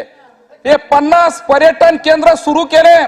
मी माझ्या वैजापूर गंगापूर विधानसभा मतदारसंघामध्ये एक असं केंद्र आहे का ज्याला गोदाधाम आम्ही सरला बेट या नावाने त्या ठिकाणी ओळखतो. मुख्यमंत्री महोदय त्या ठिकाणी आले, पर्यटन मंत्री त्या ठिकाणी आले, परंतु अध्यक्ष महोदय या ठिकाणी मी विनंती करणार आहे की या 50 पर्यटन केंद्रामध्ये गोदाधाम, सरला बेट हे पर्यटन केंद्र एक नवीन त्या ठिकाणी जर समावेश आपण जर केला तर पूर्णपणे गोड पद्धतीने गोदावरी वाहते आणि मध्ये 65 एकर मध्ये हे बेट त्या ठिकाणी वसवलेलं आहे. आणि याचा समावेश आपण पर्यटन म्हणून त्या ठिकाणी जर केलं तर एक आध्यात्मिक आणि पर्यटन अशा दोन्ही गोष्टी प्रामुख्याने त्या ठिकाणी होणार आहे. अध्यक्ष महोदय, या ठिकाणी अयोध्यामध्ये महाराष्ट्र भवन बांधण्याचा निर्णय सरकारने घेतला आणि म्हणून त्याही बाबतीमध्ये त्या ठिकाणी प्रामुख्याने मी या सरकारचं अभिनंदन करीन. आणि खऱ्या अर्थाने या 2 वर्षापासून शेतकरी असू द्या, महिला असू द्या, कामगार असू द्या, युवा असू द्या, उद्योग असू द्या, कोणताही असा घटक ठेवला नाही की महाराष्ट्राने त्यावरती लक्ष वेधलं नाही. आणि म्हणून मी सर्व घटकांच्या वतीने मुख्यमंत्री शिंदे साहेब, फडणवीस साहेब आणि अजितदादा या तिघांचं आणि मंत्रिमंडळाचं त्या ठिकाणी अभिनंदन करतो. धन्यवाद. जय हिंद, जय महाराज, जय हरी. सन्माननीय सदस्य बच्चूभाऊ कडू. अध्यक्ष महोदय, खरं तर आपण योजना जेव्हा वाचल्या तेव्हा लक्षात येतं अध्यक्ष महोदय का श्रमावर आधारित काही योजना इथं दिसत नाही. आम्ही किती कष्ट करायचं, किती मेहनत करून आम्ही जगाचं. तुम्ही एसटीतला ड्रायव्हर असेल, कंपनीतला कामगार असेल, भांडे घासणारी महिला असणार. अध्यक्ष महोदय, या सगळ्या शेवटच्या टप्प्यात काम करणाऱ्या माणसाला आम्ही काय देतो, आम्ही मागितलं काय आणि आम्ही देतो काय याचं खरं तर चिंतन मंथन होणं फार गरजेचं आहे. अधिक मेहनत करायची आणि पैसा काहीच भेटायचा नाही. अध्यक्ष महोदय, यावर कुठेतरी सगळ्या पक्षांना हा विचार केला पाहिजे का शेतात काम करणारा मजूर मार मार थकून काम करतं, त्याला हप्त्याचा एखादा बोनस तरी देतो का आपण. अध्यक्ष महोदय, त्या शेतामध्ये शेतकरी काम करून अपघातानं मरण पावला तर पैसे मिळतं, त्याला अपघाताचा निधी मिळतं. पण मजूर जेव्हा काम करतं अध्यक्ष महोदय, त्या मजुराला आपण एक खडकू सुद्धा देत नाही. शेत मजुरासाठी एकही योजना नाही. अधिक काम करणारा वर्ग आहे. तुम्ही 47च्या डिग्रीमध्ये अंशामध्ये काम करत असताना अध्यक्ष महोदय हरणाची पाठ काढी होतं. आणि अशा वेळेस काम करणारे त्या मजुराला काय दिलं आम्ही. म्हणजे काम न करणारा घरी बसणाऱ्याला योजना भेटणार आणि कष्ट करणाऱ्याला काय देणार आहे तुम्ही. अध्यक्ष महोदय, यामुळे जो असंतोष आणि निराशा जे येतंय, श्रममूल्यच जर आम्ही खतम केलं, श्रमच शिल्लक ठेवलं नाही, काम करणाऱ्यासाठी काही ठेवलंच नसेल तर काम करणार कोण. अध्यक्ष महोदय, त्या 45 मजल्याच्या बिल्डिंगवर काम करणाऱ्या मजुराची छाती मोजली पाहिजे ना अध्यक्ष. त्याच्यासाठी काय आमच्याकडे अध्यक्ष महोदय. आणि मग या सगळ्या याच्यामध्ये अतिशय जोखीम घेणाऱ्यासाठी आमच्याकडे खडकू द्यायला व्यवस्था नाही आहे. आणि मात्र आम्ही पाहतोय अध्यक्ष महोदय का नको त्या योजना, न मागणाऱ्या योजना आम्ही जाहीर करतो. याचं दुःख आहे अध्यक्ष महोदय. तुपाशी जगणारे लोक आणि उपाशी राहणारे लोक, आम्ही सगळेजण तुपाशी जगणारे लोक आहे. रोज खाण्यात आम्हाला 4 दिवसानं तूप पाहिजे आणि त्याच्यासाठी बोनस आहे अध्यक्ष महोदय. तो बिमार पडला तर त्याची अवस्था आहे आणि कष्ट करून उपाशीसाठी 5 लाख फक्त. मला हे समजत नाही अध्यक्ष महोदय, या दोन्ही पक्षानं कुठलाही पक्ष असू द्या, इथं व्यवस्था काय निर्माण केली. मुस्लिम खतरे में, हिंदू खतरे में. इथं ओबीसी आणि मराठा वाद निर्माण करण्याचा प्रयत्न झाला अध्यक्ष महोदय. पण खरा वाद आम्ही पाहतोय अध्यक्ष महोदय, या देशामध्ये विषमता का वाढते अध्यक्ष महोदय, का त्याचं कारण असं आहे अध्यक्ष महोदय, का बेमानीनं पैसा कमावणारे लोक आणि कष्ट करून उपाशी राहणारे लोक. प्रचंड मेहनत करायची अध्यक्ष महोदय, हाती काही सापडायचं नाही आणि बेमानीनं लागन तेवढा पैसा. एका गोदरेज जोड 3000 एकर जमीन आहे मुंबईमध्ये, कोणी बोलायला तयार नाही आहे. इथं पाय आवरून आम्ही घरात झोपायला अवस्था आहे अध्यक्ष महोदय. याकडे कोण लक्ष देणार आहे? आमचा गरीब जेव्हा शाळेत जातं त्याची अवस्था काय? आमचा गरीब जेव्हा हॉस्पिटलमध्ये जातं अध्यक्ष महोदय त्याची अवस्था काय? हे निवडणुकीचे मुद्दे होऊ शकत नाही, पण मराठा आणि कुंभी हे निवडणुकीचे मुद्दे होऊ शकतं अध्यक्ष महोदय. खरा गरीब, खरा कष्टकरी मागं पडते अध्यक्ष महोदय. इंडियन रिसर्च काउन्सिल इकॉनॉमिकचा अहवाल आहे अध्यक्ष महोदय, जेव्हा काँग्रेसचं सरकार होतं आणि आता भाजपचं आहे. सन 2000 ते 2017च्या यामध्ये देशातल्या शेतकऱ्यांचं मी नाही म्हणत अध्यक्ष महोदय, 2000 ते 2017 17 वर्षामध्ये अध्यक्ष महोदय 45 लाख कोटीचं नुकसान शेतकऱ्याचं झालं. 45 लाख कोटीचं. हे माझ्याकडे नाही आहे. जे व्यवस्था भाजप सरकारमध्ये आहे ती काँग्रेसमध्ये होती, हे बदलत नाही. आणि अध्यक्ष महोदय, इंग्रजांनी 200 वर्षात जेवढं लुटलं नाही तेवढं 17 वर्षामध्ये बाजार आणि मोठ्या उद्योगपत्यांनी लुटलं शेतकऱ्यांना. लूट कोणाची होती अध्यक्ष महोदय? जो कमजोर आहे. जंगलामध्ये शिकार कोण करतंय? वाघ करतंय. आणि इथं शिकार कोण करतंय? तर मग आमच्यासारखे काही लोकप्रतिनिधी असेल, काही उद्योगपती असेल, काही अधिकारी असेल, ज्याला 4-4 लाख रुपये पगार असतं, त्याच्या हातून भ्रष्टाचार होताना दिसतं. आणि कोणाच्या हातातले पैसे घेतो अध्यक्ष महोदय? जो 8 तास काम करतोय त्याच्या खिशात हात घालणारी औलाद आहे अध्यक्ष महोदय. ही लूट थांबली पाहिजे. तुम्ही किती देता याच्यापेक्षा लुटलं किती ते महत्वाचं आहे अध्यक्ष महोदय. साधा 48 तासाच्या आमच्या हरिभाऊ पिंपळेनं सांगितलं, 48 तासाच्या आत जर डीपी दुरुस्त करून दिली नाही, मला खरे मर्द असेल तर सांगा, 48 तासाच्या डीपी दुरुस्त होते अध्यक्ष महोदय ग्रामीण भागातली? नितीन भाऊ, तुम्ही विद्युत ऊर्जा मंत्री होते, एक कारवाई नाही अध्यक्ष महोदय. एक आकोला टाकलं तर अर्ध्या तासात कारवाई होते. आमचा नियम आहे ना, आम्ही कायदा केला ना अध्यक्ष महोदय, का 48 तासाच्या वरते जर डीपी लावली तर त्या शेतकऱ्याला नुकसान भरपाई दिली पाहिजे. एक कारवाई सांगा महाराष्ट्रात. कोई मर्द नाही बचा आहे अध्यक्ष महोदय. आणि मग अशा व्यवस्थेच्या विरोधात लढणार कोण अध्यक्ष महोदय? आपण आता केंद्र सरकारनं अध्यक्ष महोदय 100 कोटीहून अधिक कर्ज असणाऱ्या 264 कंपन्याचं 1,23,432 कोटी माफ केले. कुठं बोंब नाही आहे, कुठेच बोंब नाही. आणि आमच्यासाठी ह्या तुटपुंजा योजना आणतोय, दुर्लक्ष करण्याचं काम करतोय आपण अध्यक्ष महोदय. हे ह्या 100 कोटी अध्यक्ष महोदय, 100 कोटीहून अधिक कर्ज असलेल्या कंपन्या कोणाच्या आहे, कोणाला त्यांनी हे केलं हे तर आम्ही हद आहे. उद्धव साहेब जेव्हा मंत्री महोदय होते तेव्हा 196 दिवसाची सवलत आपण टोल फ्रीला दिला पत्करावाल्याला. 196, कारण कोरोना काळात उत्पन्नाची घट झाली म्हणून. गरीब आहे ना हे टोलवाले, एवढ्या गरीब लोकांले 196 एका दिवसाला 1 कोटीचं उत्पन्न आहे. 196 कोटी माफ केलं आम्ही. अरे कोरोना काळात कोणाला बदला दिला आपण? सगळ्याचेच उद्योगधंदे थंडे पडले, सगळ्यांनाच नुकसान झाला. पण काय मेहरबान सरकार आहे, तुम्ही 196 दिवसाची सवलत देऊन दिली. आम्ही बोंबलून थकून जातो, पण तुम्ही आम्हाला काही देण्याचा विचार करत नाही अध्यक्ष महोदय. आता विजयभाऊनं मार भाषण केलं, हमीभाव द्या. स्वामीनाथन तुम्ही 2004 मध्ये स्थापित केला, 2006 मध्ये पूर्ण केला. काँग्रेसमध्ये ही मर्दांगी कहाणी आली. का बरं मान्य केला नाही तुम्ही स्वामीनाथन? अरे या देशामध्ये कर्मचारी अधिकाऱ्याचा 7वा वेतन आयोग मान्य केला आपण, एकापासून तर 7 पर्यंत केले, आता 8वा आयोग मान्य करण्याची तुमची तयारी आहे. आमचा स्वामीनाथन धूळ खात का पडला हा काँग्रेसवाल्यांसाठी मला सवाल आहे. अध्यक्ष महोदय, 2003 मध्ये धानाचं राज्य सरकारनं शिफारस केली 850 रुपयाची 2003 मध्ये. हमी भावाचं बोलतोय, जे आमचे विजय भाऊ बोलत होते त्याच्याबद्दल बोलतोय. 850 रुपये. केंद्राने किती भाव केले? 15% नफा धरून भाव भेटत नाही जाधव साहेब, 15% नफा नाही, लॉस मध्ये विकावं लागतं आम्हाला. हे काँग्रेसमध्ये होतं आणि भाजपमध्ये तेच होतंय. बदललं काय तुम्ही? कुठे गेले तुमची मर्दांगी? अध्यक्ष महोदय, 850 राज्यानं शिफारस केली 2003 मध्ये आणि केंद्रानं जाहीर केलं 360, 500 रुपयाची तफावत. मग 15% नफा धरून भाव कुठं भेटला अध्यक्ष महोदय? घाट्यात विकावं लागतं. हेच धानाचं आहे. तुरीमध्ये तेच झालं, 1300 रुपये कमी भावानं अध्यक्ष महोदय तूरमध्ये.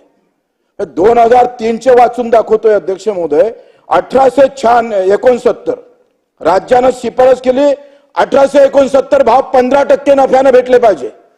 15% नफा जर माझ्या शेतकऱ्याला भेटायचा असेल तर अध्यक्ष महोदय केंद्रानं हमीभाव जाहीर करताना 1869 भेटले पाहिजे. पण केंद्रानं जाहीर केलं जेव्हा काँग्रेसचं राज्य होतं आणि तेव्हा त्यांनी जाहीर केलं 500 रुपये. 1300 रुपयाचा घाटा एका क्विंटल माग आहे. तुम्ही 6000 देता म्हणता, लुटता किती? तुमच्या बजेटमध्ये आमच्यासाठी ठेवलं किती? टाटा बाटा वाटा कुठं आहे? ते गाणं आमच्या विदर्भातल्या एका कवीनं लिहिलं होतं. टाटा बाटा सांगा आमचा वाटा कुठं आहे? वाटा कुठं आहे अध्यक्ष महोदय? 3 लाख अधिकारी कर्मचाऱ्यासाठी 3 लाख कोटी खर्च करतो 20,000 कर्मचाऱ्यासाठी, 20,000 कर्मचाऱ्यासाठी. आणि आमच्यासाठी तुम्ही फक्त 45,000 कोटी दिले. तुम्ही या योजना वाचून दाखवले ना अध्यक्ष महोदय? नमो शेतकरी, पीक विमा, गोपीनाथ मुंडे अपघात योजना, महात्मा ज्योतिबा फुले कर्जमाफी, नानाजी देशमुख योजना, बाळासाहेब ठाकरे कृषी सिंचन प्रकल्प, शेती ऊर्जा, 45, पण 30,000 कोटी पकडा. 8, 4, 5 कोटी शेतकऱ्यासाठी तुम्ही 25,000 कोटी बजेटमध्ये ठेवताय आणि 20 लाख कर्मचाऱ्यासाठी तुम्ही 3 लाख कोटी ठेवताय. त्या अपंगाला 5% कर्ज आम्ही पाहतो निधी ठेवला पाहिजे, तुम्ही देतच नाहीये. 1,000 कोटी ठेवले. कायदा काय म्हणतं? बजेटच्या 5% खर्च दिव्यांगांसाठी झाला पाहिजे, 25,000 कोटी भेटले पाहिजे. नाही देत अध्यक्ष महोदय. आता केंद्र सरकारनं अध्यक्ष महोदय शेवटचे भाव असतो. अध्यक्ष महोदय, काँग्रेसच्या राज्यात तेच होतं आणि बीजेपीच्या राज्यात सुद्धा तेच आहे, काही वेगळं नाही आहे. आणि मला लोक अपक्ष याच्यासाठी निवडून देतं का तू बोलला तरी पाहिजे, कारण सगळे पक्षासाठी बोलतोय. मला तर शेतकऱ्यासाठी बोलायला लागेल का नाही अध्यक्ष महोदय? आणि म्हणून 2022 मध्ये 2021-22 सांगतोय, 2022-23 तर भावच जाहीर केले नाही. 2021 मध्ये 4,019च्या भावाची शिफारस केली धानाची. 4,000, 15% नफा धरून. भास्करराव तुमच्या भागात धान होते आणि इकडे गडचिरोलीला होते. सगळे कोकणी लोक आहे बिचारे, सगळे शेतकरी प्रचंड मेहनत करतोय. टोंगायभर पाणी जेव्हा पाय जमिनीत जातं तेव्हा ते धान उत्पादन होतंय. 4,019 केंद्राने जाहीर काय केलं? 1940. कितीचा फरक आहे? 2,000चा फरक आहे अध्यक्ष महोदय. आता तुरीचे भाव 6,750 आणि केंद्राने जाहीर केले 5,000, 1,700 रुपयाचा फरक आहे अध्यक्ष महोदय. एका क्विंटल मागे 1,700. एका एकरामध्ये 10 क्विंटल तूर पकडली तर आम्ही जर पकडलं अध्यक्ष महोदय तर 20,000चं नुकसान झालं. 6,000 तुम्ही सन्मान निधी का देताय? काय गरज आहे भीक द्यायची? आमचे तुमच्याकडे आहे, किती लुटायचं तुम्ही? लाज वाटत नाही असा शब्द वापरता येत नाही, पण मला लाज वाटते ना अध्यक्ष महोदय. त्याचं काय? अध्यक्ष महोदय, सोयाबीनचं 6,234 2021 मध्ये राज्य सरकारनं शिफारस केली, मेनी केली अध्यक्ष महोदय 6,234 आणि केंद्रानं जाहीर केले 3,950. 3,000चा फरक आहे सोयाबीनचा. सोयाबीनचं तर अध्यक्ष महोदय आम्ही जेव्हा 2021ला आम्ही जेव्हा आयात शुल्क 35% लावलं तेव्हा आमच्या मे महिन्यात सोयाबीनले भाव होतं 8,150. ते आमचे विजय भाऊ म्हणत होते का भाव वाढले, 6% वाढले नाही, कमी झाले. अध्यक्ष महोदय, मे महिन्यात 8,150 तेव्हा तेलावर आयात कर लावला होता आपण 35%, आणि जसा आयात कर कमी केला अध्यक्ष महोदय तसे भाव झाले मे महिन्यात 2024 मध्ये 4600. आम्ही तेल आयात केलं, भाव पाळण्याचं षडयंत्र आखलं, खाणाऱ्याचा विचार झाला, पिकवणाऱ्यावर तलवार चालवण्याचं काम केलं सरकारनं. आम्ही चूप बसतो कारण आम्हाला तिकीट पाहिजे, तिकीट नाही दिली तर आम्ही निवडून येत नाही. पण तो मत मारणारा हे पाहत नाही. त्याच्या जेव्हा डोक्यात हे येईन ना तेव्हा तिकीट नाही देणार, दणके देणार. अध्यक्ष महोदय हे बाजारपेठातला कांद्याचा भाव, आता कांद्याचं काय केलं अध्यक्ष महोदय? नाफेडनं कांदा खरेदी केला. अर्धा अधिक चौकशी करा, नाफेडनं अर्धा अधिक कांदा हा व्यापाराचा खरेदी केला अध्यक्ष महोदय. काय परिणाम झाले अध्यक्ष महोदय? म्हणजे नाफेड घुसलं भाव समांतर ठेवण्यासाठी, भाव कमी नाही झाले पाहिजे म्हणून नाफेडनं हस्तक्षेप केला, पण परिणाम उलटे झाले अध्यक्ष महोदय. नाफेडचा कांदा देशांतर्गतच्या बाजारपेठमध्ये विकला तेव्हा निर्यात बंदीमुळे नाफेडमुळे बाजार पडला. बाजार वाढायला पाहिजे नाफेडनं, पाळला तो नाफेडनं. प्रचंड भ्रष्टाचार. शेतकऱ्याचा कांदा राहिला, व्यापाऱ्याचा कांदा आपण घेतला आणि मग तुमचं खासदार पडले तिकडे अध्यक्ष महोदय. यावेळेला आनंद वाटला का शेतकऱ्याच्या विषयावर शेतकरी मत मारायला सुरुवात झाली. अब आएगी मजा. आता हिरवा निळा भगवाने भाव काय दिले सांग, दिले नसेल तर नका मारू मत, नाही देणे का मत उसको. बाजार भावापेक्षा नाफेड कमी भावानं भाव देतं अध्यक्ष महोदय. बाजार भाव कुठं कांद्याचे ना आम्ही काय भाव देतो, म्हणजे नाफेडला हस्तक्षेप करायला सांगितलं आणि नाफेडच जर कमी भाव देत असेल तर अध्यक्ष महोदय हे काही खरं नाही आहे. कांदा महाबँकचा चांगला प्रस्ताव मुख्यमंत्री महोदयाला आम्ही दिला होता, त्याची सुरुवात झाली, पण त्याची अजूनपर्यंत कुठल्याही प्रकारची कारवाई होत नाही अध्यक्ष महोदय. भाजीपाला आणि कांदा जे काही आहे याच्यावर एक धोरण आणलं पाहिजे अध्यक्ष महोदय. नाही मी थोडंसं बोलतोय 2-3 मिनिट. आम्ही दोघं जण आहे, राजकुमार जी ये तो इनका भी मेरे को दे दो थोड़ा सा. परत येते अध्यक्ष महोदय, का हा कांदा उत्पादक शेतकऱ्याच्या बाबतीत किंवा भाजीपाला आता थोडेसे भाव जर वाढले अध्यक्ष महोदय, एखाद्या तुम्ही सांगा सिमेंटचे भाव वाढले नाही का अध्यक्ष महोदय? वाढले ना भाव, लोखंडाचे भाव वाढले, कुठे बोंबाबोंब होतं? मग आम्ही जे पिकवतो त्याचे भाव वाढल्यावर लगेच त्याच्यावर नियंत्रण आणण्याचा तुमचा जो प्रयत्न होतो ना, ही खरी हरामी आहे आणि ही हरामी थांबली पाहिजे अध्यक्ष महोदय. याच्यामुळे अध्यक्ष महोदय तुम्हाला अध्यक्ष महोदय डिक्शनरीच्या बाहेरच्या म्हणाल तर शेतकरी अध्यक्ष महोदय यांचा अभिमन्यू पवार म्हणतोय का शेतकऱ्याच्या बाजूने बोलू नका, आणि तो शब्द वापरला तर शेतकरी यांना मत देणार नाही. लक्षात घ्या, हे तुमचा रेकॉर्डवर घ्या. तुम्ही याच्यावर नका घेऊ, पण याच्या भागातला शेतकरी रेकॉर्डवर घेतल्याशिवाय राहणार नाही. मी त्याच्या विरोधात प्रचार केल्याशिवाय राहणार नाही. अध्यक्ष महोदय, इकून तिकून आम्ही तुम्ही काय सांगितलं का जोडधंदा करा, म्हणजे काय म्हणता, गाय घ्या, अधिक काय म्हणते म्हशी घ्या किंवा कोंबड्या पाळा, बकऱ्या पाळा. आता दुधाचे भाव पडले, आम्ही 5 रुपये अनुदान दिलं अध्यक्ष महोदय आणि 10 टन दुधाची भुकटी आम्ही आयात केली. हे काय प्रकार आहे? एक पहिले आपण एका हाती लाडू द्यायचा आणि दुसऱ्या हाती अशी कानपडीत मारायची का रक्तच काढायचे. तुम्ही 10 लाख टन दूध पावडर आयात कराल तर दुधाचे भाव राहणार कसे अध्यक्ष महोदय? याचं काही चिंतन मंथन करणार का नाही? आम्ही याच्या विरोधात बोलणार का नाही अध्यक्ष महोदय? कुक्कुट पालनचा धंदा सुरू करते गावातले बेरोजगार बिचारे, आणि त्याच्यावर एवढा कर आकारला जातं ग्रामपंचायत का उद्योग म्हणून, तो शेतीचा जोडधंदा आहे अध्यक्ष महोदय. आणि मग त्या कुक्कुट पालनवर जे कर आकारतो आपण ते आपण माफ केले पाहिजे. कुक्कुट पालन मध्ये जे काही गाईडलाईन भारत सरकारने दिली त्यानुसार कुठलेही व्यवसाय अध्यक्ष होत नाही. सौर ऊर्जाचे 90% सबसिडी आपण कुक्कुट पालन कल्पना आपण खरं तर दिली पाहिजे अध्यक्ष महोदय. आता पाहतोय आपण क्रिकेटवाल्याला किती पैसे दिले,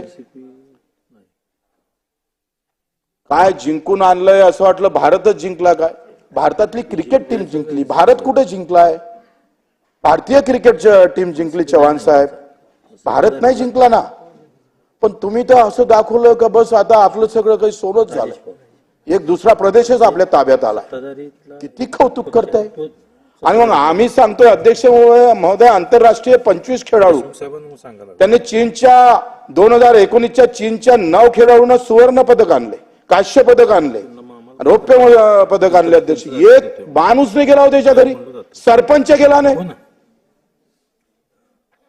म्हणजे ज्यानं भारताचं नाव उज्ज्वल केलं, जिधर बम उधर हम, बीजेपी झाल्यानंतर जहां सब लोग दौड़ते हैं उसके साथ सरकार भी दौड़ने लगती है.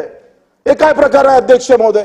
आमचा बाप या धुऱ्याहून त्या धुऱ्यावर हजारो रन आयुष्यात काढतं, त्याची मोजणीच होत नाही रनाची. त्याचं रन कोण मोजणार आहे अध्यक्ष महोदय?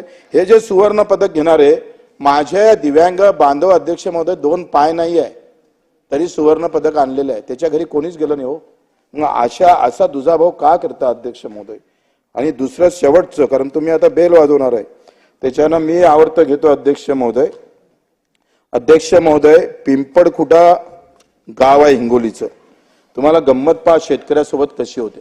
शेवटचं सांगतो अध्यक्ष महोदय, एसडीएम कृषी खात्याचा बेजबाबदारीने कशा पद्धतीने सर्वे केला, कशा पद्धतीने पैसे घेऊन त्याच्या झाडाच्या मोजण्या केल्या जाते. सीताफळाचं योगाजी लक्ष्मण खंदारे नावाचा शेतकरी आहे, यानं थोडेसे पैसे दिले. सीताफळ त्याचं 1200 फूट उंचीचं सीताफळाचं झाड दाखवलं याच्यात, 1200 फूट. म्हणजे त्यानं कुठलं आणलं काय माहित, स्वप्नातलंच झाड दिसतं मला तर हे अध्यक्ष महोदय. 1200 फूट. ज्यानं पैसे दिले नाही त्याचं 6 वर्षाचं झाड 1 फूट दाखवलं नाही. हे जी काही आम्ही 7वा वेतन आयोग दिल्यानंतर जे काही अधिकारी कर्मचाऱ्याचा जो भोग आम्हाला भोगावं लागतं याच्यावर. बरं, ह्या सभागृहात भाषण किती काही करा, कोणी लिहित नाही, कोणी वाचत नाही, मंत्री त्याच्यावर पाहत नाही. खड्डे पडो का खड्ड्यात मंत्री जाओ, काही संबंध नाही त्याचा. अध्यक्ष महोदय, पहिले या सभागृहाचा धाक होता अध्यक्ष महोदय, इथं बोललं म्हणजे ते यंत्रणा खालची धावत होती. आता आम्ही धावतो, यंत्रणा धावत नाही.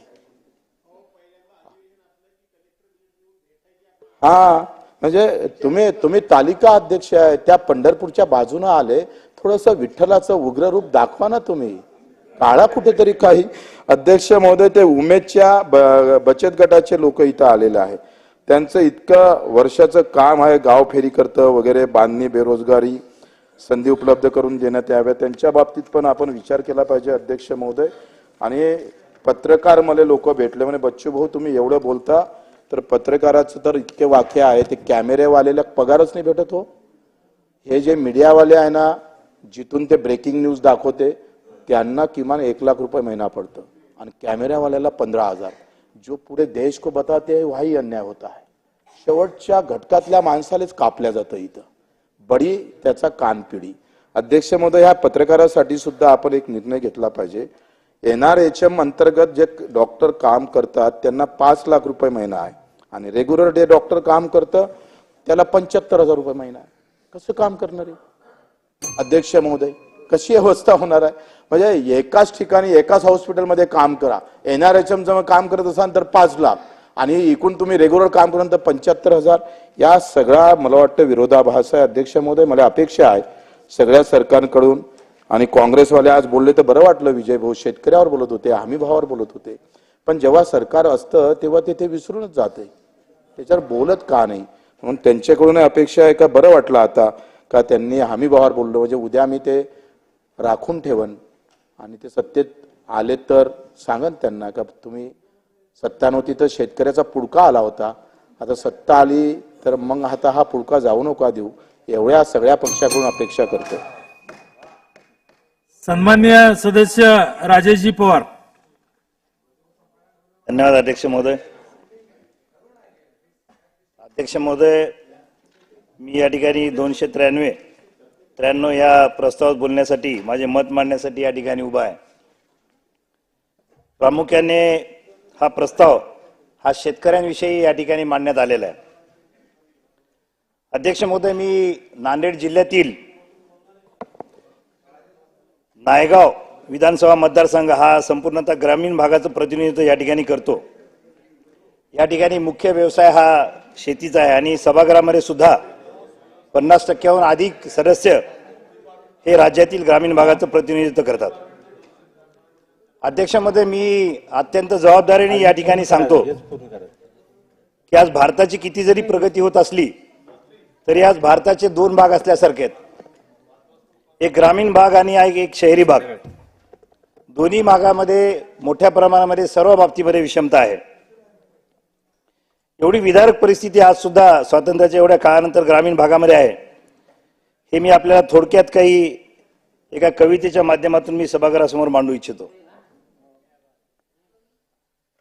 सारखा बघतो आभाळाकडे, केव्हा पीक येईल वरती, जेव्हा पीक येईल वरती हिरवी दिसेल धरती. शेतीसाठी जगतो रात्रंदिवस, पीक वरती यायला अजून लागेल किती दिवस. दिसे झाडे हिरवे तसे पाने झुरवे, युल्या देठांना पाने कवळे, कवळ्या पानांना आहे हिरवे देठ, माझ्या शेतकरी बापाचं भरू दे पोट. झाड मोठं झाले की देईल खूप पीक, शेतकरी म्हणतो देवा मला मागा लावू नको भीक. अध्यक्ष महोदय, जरी या ठिकाणी आपल्या सर्व लोकप्रतिनिधीसाठी ही फार काही भूषण बाब नाही हे सर्व मान्य करतील, परंतु ह्या कवितेमध्ये वर्णन केल्याप्रमाणे अत्यंत वाईट परिस्थिती आज जगाचा पोशिंदा ज्याला आपण म्हणतो शेतकरी राजा, त्याची आज राज्यामध्ये झालेली आहे. आज अध्यक्ष महोदय, पूर्वी या ठिकाणी आपल्याला माहिती 10 ते 20 एकर शेती क्षेत्र असायचं, एकत्रित परिवार राहत होते. परंतु आता कुटुंब विभक्त झाले असल्या कारणाने लोकसंख्या वाढल्यामुळे या ठिकाणी साधारणतः 1 ते 1.5 एकर प्रति कुटुंब एवढंच शेतीचं क्षेत्र या ठिकाणी राहिलं. आणि याच पद्धतीने पुढे गेल्यावर साधारणतः पुढच्या 1-2 पिढीमध्ये प्रत्येकाला शेती ही स्क्वेअर फीटामध्ये असणार आहे. आणि तेव्हा काय अवस्था होईल शेतकऱ्याची ही आपण सर्वजण जाणू शकतो. अध्यक्ष महोदय, निसर्गाच्या लहरीपणामुळे कधी कमी उत्पादन येतं, कधी उत्पादन जास्त आलं तर त्या ठिकाणी व्यापाऱ्यांची संगनमत होऊन त्या ठिकाणी भाव मिळत नाही शेतकऱ्यांना. सर्व व्यवस्थित त्या ठिकाणी झालं तर त्या ठिकाणी ज्याला आपण खात्रीचं पीक समजतो त्या ठिकाणी ऊस असेल तर ऊसामध्ये काही कारखाने काटा मारतात. व्यापाऱ्याकडे गेलं तर त्या ठिकाणी डागाच्या नावाखाली त्या ठिकाणी बरीच शेतकऱ्यांची लूट या ठिकाणी होते. अशा प्रसंगामध्ये सर्व काही सुरळीत चालले वाटत असताना मात्र अचानक एखाद्या शेतकरी कुटुंबामध्ये लग्न किंवा दवाखान्याचा जर प्रसंग आला अध्यक्ष महोदय, त्याला कधी न भरून निघणारा फटका या ठिकाणी शेतकऱ्याला बसतो. आणि शेतकऱ्याची व्यथा अध्यक्ष महोदय फक्त शेतीपुरतीच नाही, आपण जर बघितलं तर ग्रामीण भागामध्ये या ठिकाणी गावामध्ये अजूनही बऱ्याच अंशी रस्ते किंवा नाल्या नाहीत. ज्या जिल्हा परिषद शाळेमध्ये शेतकऱ्यांची मुले शिकतात त्या अनेक शाळेमध्ये अजून सुद्धा वर्ग खोल्या नाहीत. बऱ्याच ठिकाणी काय मी तर म्हणेल की साधारण 50% जास्त ठिकाणी जिल्हा परिषद शाळेमध्ये शौचालय सुद्धा नाहीत. एका ठिकाणी आपण आताच क्रिकेटचा विषय या ठिकाणी सन्मान्य सदस्य बच्चूभाऊ कडूनही काढलाय, परंतु आज ग्रामीण भागामध्ये अशी व्यवस्था आहे की त्या ठिकाणी साधा एक व्हॉलीबॉल खेळण्यापुरते ग्राउंड सुद्धा त्या ठिकाणी जिल्हा परिषद शाळेमध्ये उपलब्ध नाही. आज डिजिटल इंडियाच्या चर्चा आपण करतो, परंतु जिल्हा परिषद शाळेमध्ये कम्प्युटर नाहीत. प्रशासकीय योजनांचा लाभ घ्यायचा असेल तर ग्रामसेवक किंवा तलाठी गावामध्ये कधी दिसत नाहीत. कधी चुकून आले तर त्या ठिकाणी फक्त सरपंचांना भेटून त्या ठिकाणी परत जातात, कधी आले कधी गेले कळत नाही. शेतकरी किंवा त्याचे कुटुंबीय जेव्हा दवाखान्यात जातात त्या ठिकाणी डॉक्टर नसतो. डॉक्टर चुकून जर भेटला तर त्या ठिकाणी औषधे नसतात, औषध बाहेर घेऊन यायला होतात. विजेच्या बाबतीमध्ये सुद्धा अनेक सदस्यांनी या ठिकाणी उपस्थित केला प्रश्न. 7-7, 8-8 दिवस या ठिकाणी जर ट्रान्सफॉर्मर फेल झाला तर तो जोडून मिळत नाही. सरकारी अनुदान येतं तेव्हा जर शेतकरी बँकेत गेला किंवा कर्ज काढण्यासाठी तर एका बँकेमध्ये ग्रामीण भागामध्ये अध्यक्ष महोदय 6 ते 7 हजार खाती असतात. आणि एखाद्या अनुदानासाठी शेतकऱ्याला 2 ते 3 महिने त्या ठिकाणी बँकवाले चक्र मारायला होतात. आणि त्यामुळे त्या अनुदानापेक्षा एखाद्या वेळेस त्याचे जाण्या येण्याचा जो खर्च होतो त्याचं जे नुकसान होतं ते त्याहीपेक्षा अधिक होतं. पीक विम्याबाबतीत बोलायचं झालं तर भारताचे लाडके पंतप्रधान आदरणीय नरेंद्र मोदी साहेब जेव्हापासून आले तेव्हा त्यांनी जे नवीन पीक विमा योजना लागू केली त्यामुळे तरी बऱ्याच अंशी पीक विमा शेतकऱ्यांना मिळत आहे. त्यापूर्वी विमा हा दिसतो कसा असतो कसा त्याचं गाव कुठलं हे कधी माहीत नव्हतं. परंतु अध्यक्ष महोदय अजून सुद्धा विम्याच्या बाबतीमध्ये सुद्धा बऱ्याच सुधारणांची आवश्यकता आहे. पीक कापणी प्रयोग असेल किंवा ही जी अट आहे की 72 तासामध्ये आपण क्लेम केला पाहिजे ती सुद्धा जाचक ती शक्य नाही. उंबरठा उत्पन्न ही जी अट आहे त्यामध्ये सुद्धा आमूलाग्र बदल करणे अध्यक्ष महोदय अत्यंत गरजेचं आहे. अशा परिस्थितीमध्ये अध्यक्ष महोदय शेतकऱ्यांना आत्महत्याचा विचार आल्याशिवाय राहत नाही आणि म्हणूनच आपल्या सर्वांची सरकार म्हणून आपल्या सगळ्यांची विशेष जबाबदारी या ठिकाणी आहे की आपण या शेतकऱ्याला मदतीला धावून गेलं पाहिजे.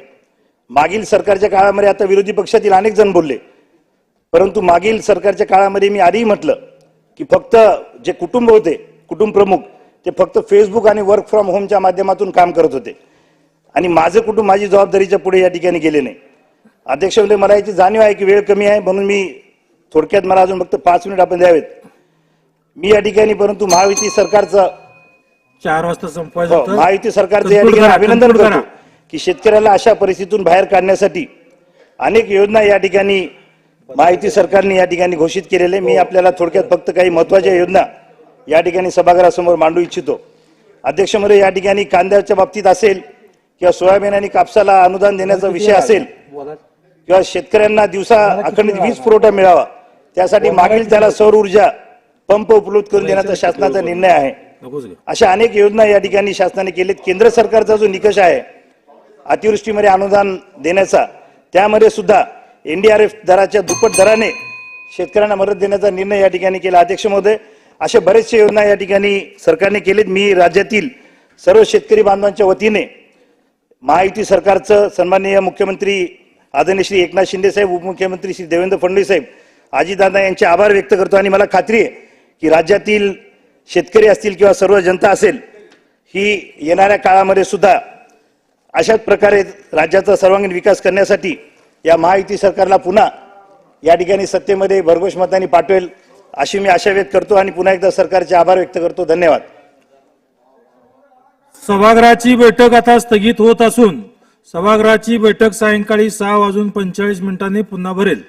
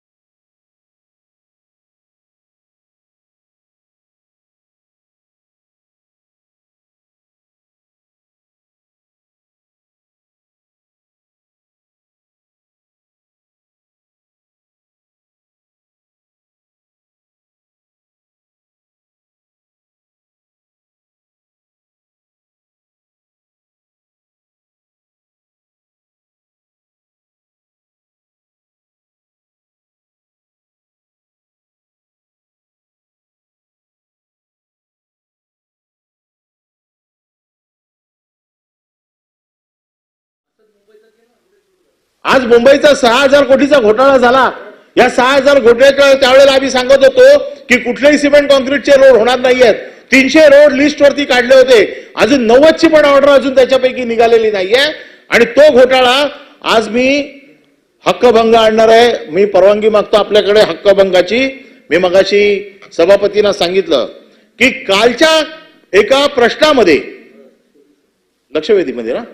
लक्षवेधीमध्ये माननीय मंत्र्यांनी असं उत्तर दिलं की रोडवेज सोल्युशन नावाची जी कंपनी आहे, या रोडवेज सोल्युशनने जी त्यांनी काम केलं नाही त्याच्यात भ्रष्टाचार केला म्हणून त्यांना आम्ही ब्लॅकलिस्ट केलं आणि त्यांच्याकडनं 64 कोटी रुपये आम्ही वसूल केले. मी तुम्हाला पटलावरती आज सांगतो, या सभागृहात एक ज्येष्ठ सदस्य म्हणून एकही रुपया वसूल केला गेला नाहीये. त्याच्यात आर्बिट्रेटर नेमलेला आहे म्हणजे पैसे वसूल होणार नाहीयेत आणि त्याला ब्लॅकलिस्ट पण केलं नाहीये. या सभागृहात मंत्री खोटं बोलतात. मंत्र्यांची हिंमत कशी होते खोटं बोलायची आणि अगदी ठोक खोटं बोलतात. आणि म्हणून मी त्यांच्या विरोधात हक्कभंग मांडतो. आम्ही 7 सदस्य उभे राहतो आणि आम्ही हक्कभंगाची नोटीस देतो. आपण हक्कभंग माझा स्वीकारावा आणि तो हक्कभंग समितीकडे पाठवून द्यावा. घ्या. आहेत 7 लोक आहेत. हे घ्या.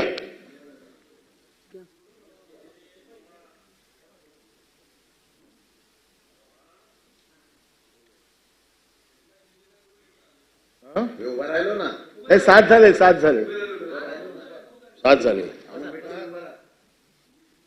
मंत्री सरळ सरळ खोटा बोलतायत. अरे काय चाललंय काय? तुम्हाला कोणाची भीती आहे की नाही? या उच्च सभागृहामध्ये तुम्ही सरळ सरळ दिवसा डोळा खोटा बोलता आणि जर तुम्हाला चुकीचा ब्रीफिंग जर अधिकारी देत असेल तर त्या अधिकाऱ्याला सस्पेंड केलं पाहिजे. चुकीचं सांगता तुम्हाला अधिकारी आणि तुम्ही सरळ सरळ येऊन खोटा बोलताय. मागच्या 3 अधिवेशनापासून मी ओरडतोय, जे 3 अधिकारी ज्यांना चुकीचं प्रमोशन दिलं गेलं त्यांना परत मागे घ्या.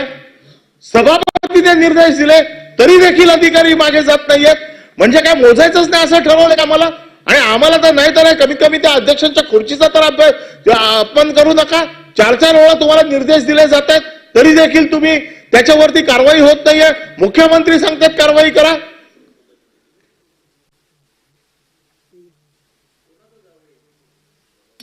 आणि कोणाचा जावई आहे? कोण कशाला वाचवतंय त्यांना एवढं? आणि एवढं वाचवून तुम्ही काय करणार? महाराष्ट्राच्या जनतेला लुटतायत जे लोक, त्यांना शिक्षा करण्याचं काम मंत्र्याचं नाहीये, त्यांना शिक्षा करण्याचं काम सरकारचं नाहीये. मग काय चाललंय का या सभागृहामध्ये? का फक्त विरोधी पक्षाने फक्त बोलायचं ते ओरडायचं आणि सरकार एका कारणाने एकाच दुसऱ्या कारणाने सोडून द्यायचं, त्याच्यासाठी हे सभागृह आहे? आणि हे जर असं चालणार असेल तर सभागृह काय, मला असं वाटतं हे तुमचं शेवटचंच आहे. पुढच्या वेळेला जर अशाचा बेफिकीर असेल तर पुढच्या वेळेला येणार नाही परत. आणि म्हणून माझं मत असं आहे की मुंबई महानगरपालिका इतके माजलेत अधिकारी, ते गेले 2.5 वर्ष प्रशासक आहे. हा प्रशासक असल्यामुळे कोण कोणाला मोजतच नाहीये. आमच्या लक्षवेधी अजून लागलेले नाहीये ज्याच्यामध्ये हजारो कोटीची माफी दिलेली आहे कोणाला न विचारता. आणि सगळ्यात महत्वाचं म्हणजे अधिकारी कोण बसवलेत? मी पण सरकारमध्ये होतो. IAS लोकांच्या टीम मध्ये एखादा जर IRS आणला किंवा एखादा IPS आणला तर सगळे IAS अधिकारी तुटून पडतात, आमची जागा खाऊ नका म्हणून. हे मी अनुभवलेलं आहे. आणि आज मुंबई महानगरपालिकेमध्ये सुधाकर शिंदे नावाचे ऍडिशनल कमिशनर बसलेले आहेत. सुधाकर शिंदेची सर्व्हिस, तुम्हाला डेप्युटेशन वरती किती वेळा जाता येतं? तुम्हाला डेप्युटेशन मध्ये पहिला 3 वर्षाचा कालावधी मिळतो, नंतर 5 वर्षाचा होतो आणि नंतर मग तो मुख्यमंत्र्यांच्या याच्याप्रमाणे जास्तीत जास्त वाढवून थोडा होतो. हा सगळा कालावधी संपलेला आहे. मुख्यमंत्र्यांनी पुन्हा पत्र लिहिलंय की आमच्याकडे अधिकाऱ्यांची कमी आहे म्हणून आम्हाला द्या. आज 8 IAS अधिकारी प्रतीक्षेत बसलेले आहेत, त्यांना पोस्टिंग नाहीये. महा कोण लागतो तुमचा? सगळे सोयरे लागतात.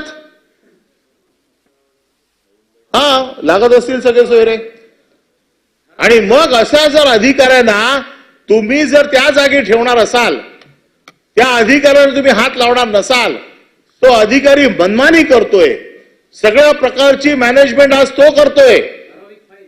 म्हणजे ठराविक फाईल तर सोडा, पंतप्रधानांच्या दौऱ्याचा खर्च देखील रोड शोचा इलेक्शनच्या मुंबई महानगरपालिकेने केला 3.5 कोटी रुपये. कोणाच्या अधिकारामध्ये हे कोणी अधिकार दिले? मुंबई महानगरपालिकेचा पैसा निवडणुकीसाठी वापरायला दिलेला नाहीये. मुंबई महानगरपालिकेचे पैसे पंतप्रधानांच्या प्रचाराच्या दौऱ्यासाठी वापरले गेले. आणि ह्या अधिकाराला तुम्ही कसं ठेवू शकता? या अधिकाऱ्याला कसं ठेवू शकताय? मला याचं उत्तर पाहिजे. हा अधिकारी IRS आहे, हा IAS नाही आहे, हा सेंट्रल गव्हर्नमेंट वरना इथे आलेला आहे, त्याची मुदत संपलेली आहे. केंद्र सरकारने तुम्हाला कळवलेलं आहे की जास्तीत जास्त निवडणुकीपर्यंत आम्ही याला इथे ठेवू शकतो. याची 3 वेळा रिक्वेस्ट लेटर गेली आहे, 3 वेळा एक्सटेन्शन मिळालेलं आहे. याच्या पुढे एकही दिवस हा अधिकारी मुंबई महानगरपालिकेत बसण्यास पात्र नाही आहे. नाही तर आम्हाला कोर्टात जावं लागेल. असा काय लाडका अधिकारी आहे तुमचा हा, की जो तुम्हाला नसेल तर मुंबई महानगरपालिका चालणार नाही? मुंबई महानगरपालिका याच्या अगोदर चालली नाही का? मग हा अधिकारी कोण आहे की ज्याच्यासाठी मुंबई महानगरपालिका एवढी अडून बसली की हाच अधिकारी आम्हाला पाहिजे? बरोबर आहे, निवडणुकीचा महसूल गोळा करतोय, सगळं कलेक्शन चालू आहे जोरात. आणि त्यामुळे आम्हाला हे उत्तर पाहिजे की कुठल्याही परिस्थितीमध्ये हा अधिकारी मुंबई महानगरपालिकेतनं पहिला बाहेर गेला पाहिजे. असेल कमिशनर आणि कलेक्टर दोन्ही पोस्ट आहेत सध्या मुंबई महानगरपालिकेत. आता मुंबई महानगरपालिकेचा जो काही कारभार चाललेला आहे, हे असे अधिकारी आणून बसवलेले आहेत. त्यांच्याही आम्हाला सेंट्रल गव्हर्नमेंटच्या ऑर्डर्स आहेत माझ्याकडे की कशा पद्धतीने त्यांना बसवता येतं. आता हे करत असताना मुंबई महानगरपालिकांच्या स्वच्छता, मुंबई महानगरपालिकाच्या विद्युत शाखेच्या त्यांची कंत्राटकाची भ्रष्टाचार, हे सगळ्या गोष्टी 16 ते 19 पर्यंतच्या कालावधीमध्ये BVG, BRICS India, Crystal Integrated यांची नेमणूक झाली. धनुका समितीच्या शिफारसीप्रमाणे 338 शाळांची जबाबदारी सोपवण्यात आली होती. 17 मार्चला कंत्राट संपुष्टात येण्यापूर्वी अगोदरच 3 महिने परत टेंडर देऊन टाकलं त्यांना सगळ्यांना. काही विचार नाही, कोण विचारत नाही काय चाललंय काय नाही, देऊन टाकली सगळी टेंडर. सगळ्यांनी विरोध केला नगरसेवकांनी. पुन्हा 6 महिन्याची मुदत वाढ देऊन त्यांना परत टेंडर दिला. हे कोण लागतात परत तुमचे? आम्ही जर करोनाच्या काळामध्ये नुसती खिचडी वाटली तर त्या खिचडीवरना आज आमची माणसं तुम्ही आतमध्ये टाकली आहेत. नाही, बरोबर नाही ना? हे लोक कोण आहेत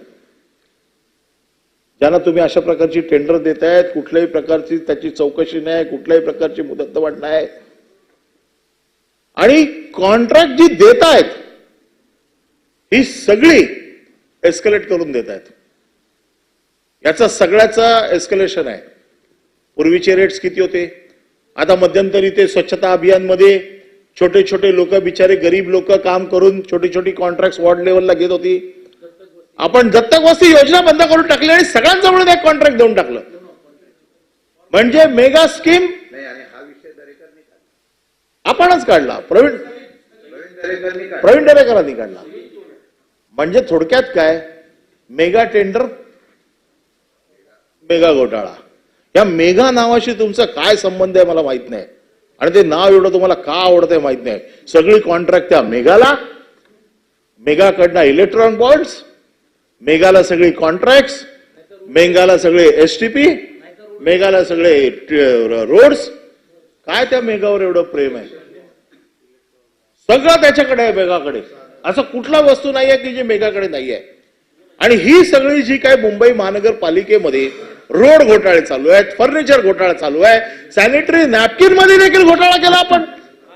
याच्यामध्ये त्या सॅनिटरी नॅपकिन मध्ये घोटाळा करतात, त्याच्या मशीन मध्ये घोटाळा करतात. अरे कोणाकोणाशी खेळताय, कोणाकोणाच्या आयुष्याशी खेळताय. आणि म्हणून ही निवडणूक घ्या, निवडणूक घ्या, निवडणूक घ्या आम्ही ओरडतोय. निवडणूक घ्यायला मागत नाहीये, कारण तुमच्या हाती एकाधिकार आहे, सगळं तुमच्या हातामध्ये सत्ता आलेली आहे.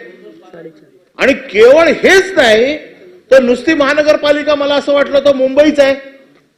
तर बघितलं, थोडाफार अभ्यास केला, तर आजूबाजूच्या महानगरपालिका देखील प्रचंड भ्रष्टाचाराचे म्हणजे डोंगर आणि कोरणं झालेली आहेत. कोण कोणाला मोजतच नाहीये. मी सहज असे प्रश्न काढले, तर मला काही प्रश्न मीच लावलेल्या प्रश्नांची माहितीमध्ये मिळालं. त्या प्रश्नाच्या माहितीमध्येच एवढा घोटाळा आहे की हा जो विषय आहे हा उल्हासनगर महानगरपालिकेचा घोटाळा. या उल्हासनगर महापालिकेच्या घोटाळ्यामध्ये सेंट्रल गव्हर्नमेंटची जागा होती. सेंट्रल गव्हर्नमेंटच्या जागेवरती अनधिकृत बांधकाम झालं, कमर्शियल. सेंट्रल गव्हर्नमेंटने चौकशी केली, त्याचे रिपोर्ट आले. हा रिपोर्ट अजूनही UD1 ला दाबून ठेवलाय. 2 वर्ष झाली रिपोर्ट मिळत नाहीये. माहितीच्या आधाराखाली मागतोय, चौकशी करतोय, पत्र लिहितोय, UD1 रिपोर्ट देत नाहीये. कारण त्यांना माहितीये की सेंट्रल गव्हर्नमेंटची जागा खाल्लेली आहे. म्हणजे तुम्ही सगळ्या बिल्डर लोकांची धन करायला बसलेले आहात. कमीत कमी मागितलेली माहिती आमचा अधिकार आहे ना माहिती मागणं, तर आम्हाला माहिती पण देणार नाही तुम्ही. तर ही माहिती तुम्ही दाबून ठेवलेली आहे. तिथे एक मागच्या अधिवेशनामध्ये मी प्रश्न काढला होता. एक DMC राजपूत मॅडम आहेत. या राजपूत मॅडमचे तर प्रताप इतके भयानक आहेत की त्यांना तिथे म्हणजे भ्रष्टाचाराचा महामेरू आहे. आणि उल्हासनगर महानगरपालिकेमध्ये कोणालाही विचारा, कोणी तुम्हाला सगळ्या स्टोऱ्या सांगेल काय भ्रष्टाचार चालतो, कसा चालतो. एक साधी गोष्ट आहे, नुसते पोस्टर्स छापायचे होते जनजागृतीचे. जनजागृती निवडणुकीत करतात ना, ते महानगरपालिकेला काम असतं पोस्टर. पण एका दिवसात 2 लाख पोस्टर चिटकवून टाकले.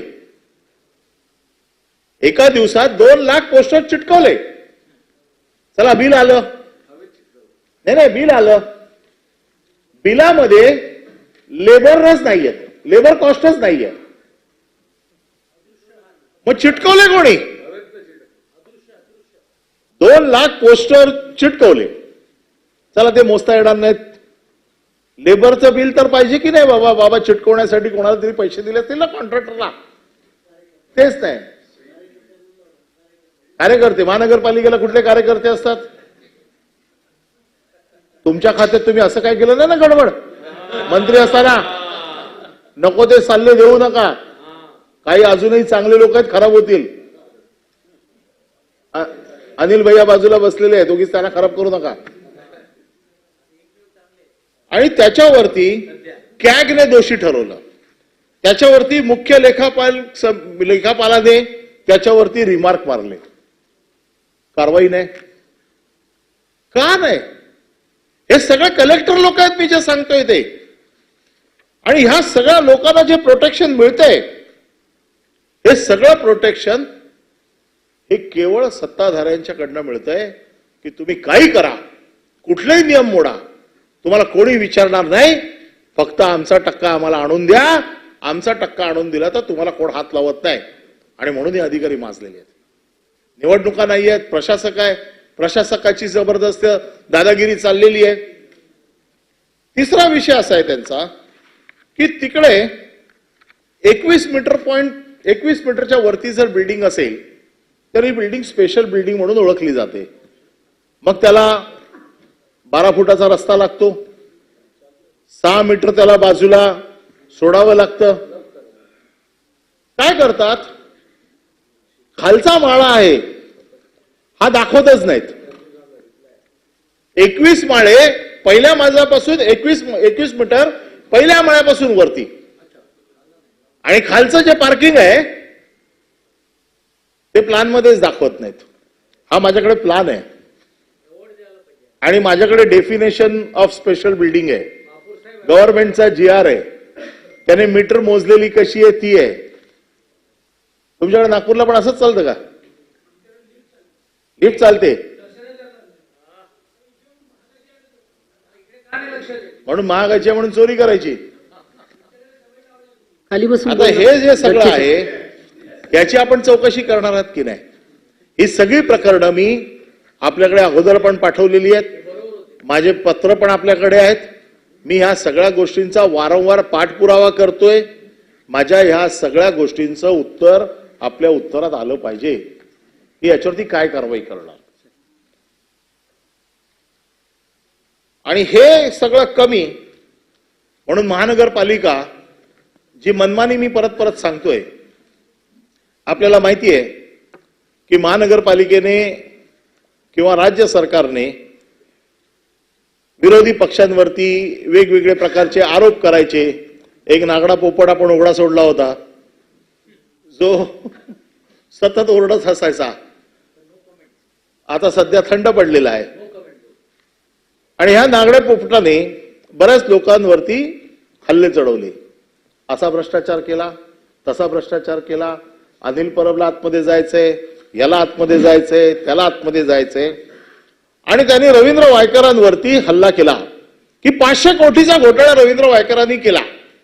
घोटाळा काय, तर जी जागा रिक्रिएशनसाठी आहे त्याच्यावरती त्यांनी क्लब बांधला आणि त्याच्यातनं पैसे कमवले, म्हणजे प्रोसिड ऑफ क्राईम.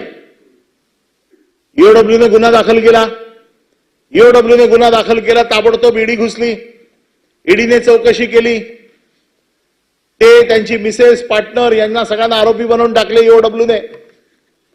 ठीक आहे, चौकशी चालू झाली, माणसं घाबरवून टाकली, काही माणसं लालचेने गेली, काही घाबरून गेली, असे वेगवेगळे प्रकार वापरले गेले. काही लोकांना पैशाचा आमिष दिला, काही लोकांना घाबरवून घेतलं आणि वायकर त्या बाजूला गेले. त्या बाजूला जायच्या अगोदर त्यांची हायकोर्टात केस चालली. हायकोर्टात पूर्ण ताकदीने, म्हणजे वायकरांना परवानगी महानगरपालिकेने दिली होती, जसं सरकार बदललं परवानगी रद्द करून टाकली. परवानगी रद्द केल्यावरती वायकर हायकोर्टात गेले. हायकोर्टात पूर्णपणे विरोध केला मुंबई महानगरपालिकेने की यांनी जागेचा वापर चुकीच्या पद्धतीने केलाय आणि म्हणून यांच्यावरती गुन्हा दाखल झाला पाहिजे. वायकर तिथे हरले. आम्ही सुप्रीम कोर्टात गेलो. सुप्रीम कोर्टात सगळे मोठे वकील लावले आणि पुन्हा हे सिद्ध केलं की वायकर चुकीचे आहेत आणि वायकरांनी गुन्हा केलेला आहे. आणि सगळी आर्ग्युमेंट जेव्हा क्लोजरला आली आणि क्लोज फॉर ऑर्डर मॅटर झाली, ज्यावेळेला प्रकरण फक्त ऑर्डरसाठी ठेवलेलं आहे, अशा वेळेला वायकरांनी पलटी मारली. पलटी कबूतर, मॅटर उलट. लगेच महानगरपालिकेने क्लोज फॉर ऑर्डर झाल्याच्या नंतर ऍफिडेव्हिट फाईल केलं की आम्ही रिकन्सिडर करायला तयार आहोत. अरे मग एवढा वेळ काय करत होते तुम्ही? रिकन्सिडर करायला तयार आहोत, क्लोज फॉर ऑर्डर आहे, उद्या ऑर्डर होणार आहे अगोदरच्या दिवशी. माणूस गेला तिकडे तुमच्याकडे की वॉशिंग मशीन मध्ये गेला, स्वच्छ झाला आणि सफेद कपडे घालून आला. आणि आता काल ईओडब्ल्यूने स्टेटमेंट केलंय की आम्ही गैरसमजात गुन्हा दाखल केला आहे. माझी आपल्याकडे मागणी आहे, ज्या अधिकाऱ्याने वायकर वरती गुन्हा दाखल करायला लावला, ज्या बीएमसी वाल्यांनी ऍफिडेव्हिट दिली की वायकरांनी चुकीचं काम केलेलं आहे, त्या अधिकाऱ्यांवरती कारवाई काय करणार ते तुम्हाला सांगावं लागेल. इथे तुम्ही एखाद्याचं आयुष्य उद्ध्वस्त करून टाकाल अशा प्रकारे खोटी ऍफिडेव्हिट करून. आणि कायमचे तुम्ही सत्तेत बसलेले नाही आहात. उद्या तुमच्यावर पण ही पाळी येऊ शकते आणि तुमच्यावर आली तर ठीक आहे, पण तुमच्या घरच्यांवर कधी येऊ नये. आज वायकरांची मिसेस, वायकरांची मुले, सगळ्यांवरती तुम्ही गुन्हे दाखल केले.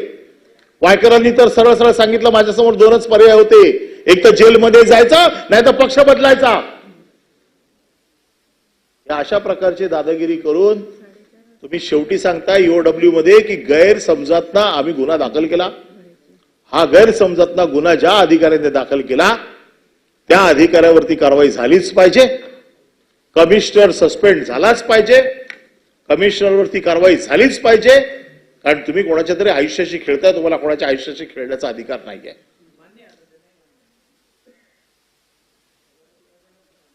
नाही, मान्य सभापती महोदयांना पटत असेल पण त्या सांगू शकणार नाहीत. मला माहित नाही त्यांच्यावर काय दबाव आहे ते, त्यांच्यावर कुठलं शस्त्र वापरलं मला नाही माहिती. जी 5 शस्त्र आहेत त्याच्यापैकी कुठलं वापरलं मला नाही माहिती. पण अशा प्रकारे खोटे गुन्हे महानगरपालिका करते, भ्रष्टाचाराचं कुरण झालंय महानगरपालिका. मी नगरपालिकांचं सांगितलं, महानगरपालिकांचं सांगितलं, आणि हे सगळं कमी म्हणून सध्या अजून एक नवीन गोष्ट चालू आहे की नवीन एक सीएम होऊ घातलेत. परब साहेब, आपण 4 मिनिटांनी थांबवूया, नंतर हा हरकत नाही. एक नवीन सीएम होऊ घातलेत. आरोग्य मंत्र्यांना सीएम पदाचं स्वप्न पडलंय असं म्हणतात, आणि ते सीएम होण्यासाठी सगळ्यांना फरमान निघालेले आहेत, पैसे जमा करा, आरोग्य मंत्र्यांना सीएम करायचे. आणि हे पैसे कोणाकोणाकडनं का जमा होत आहेत?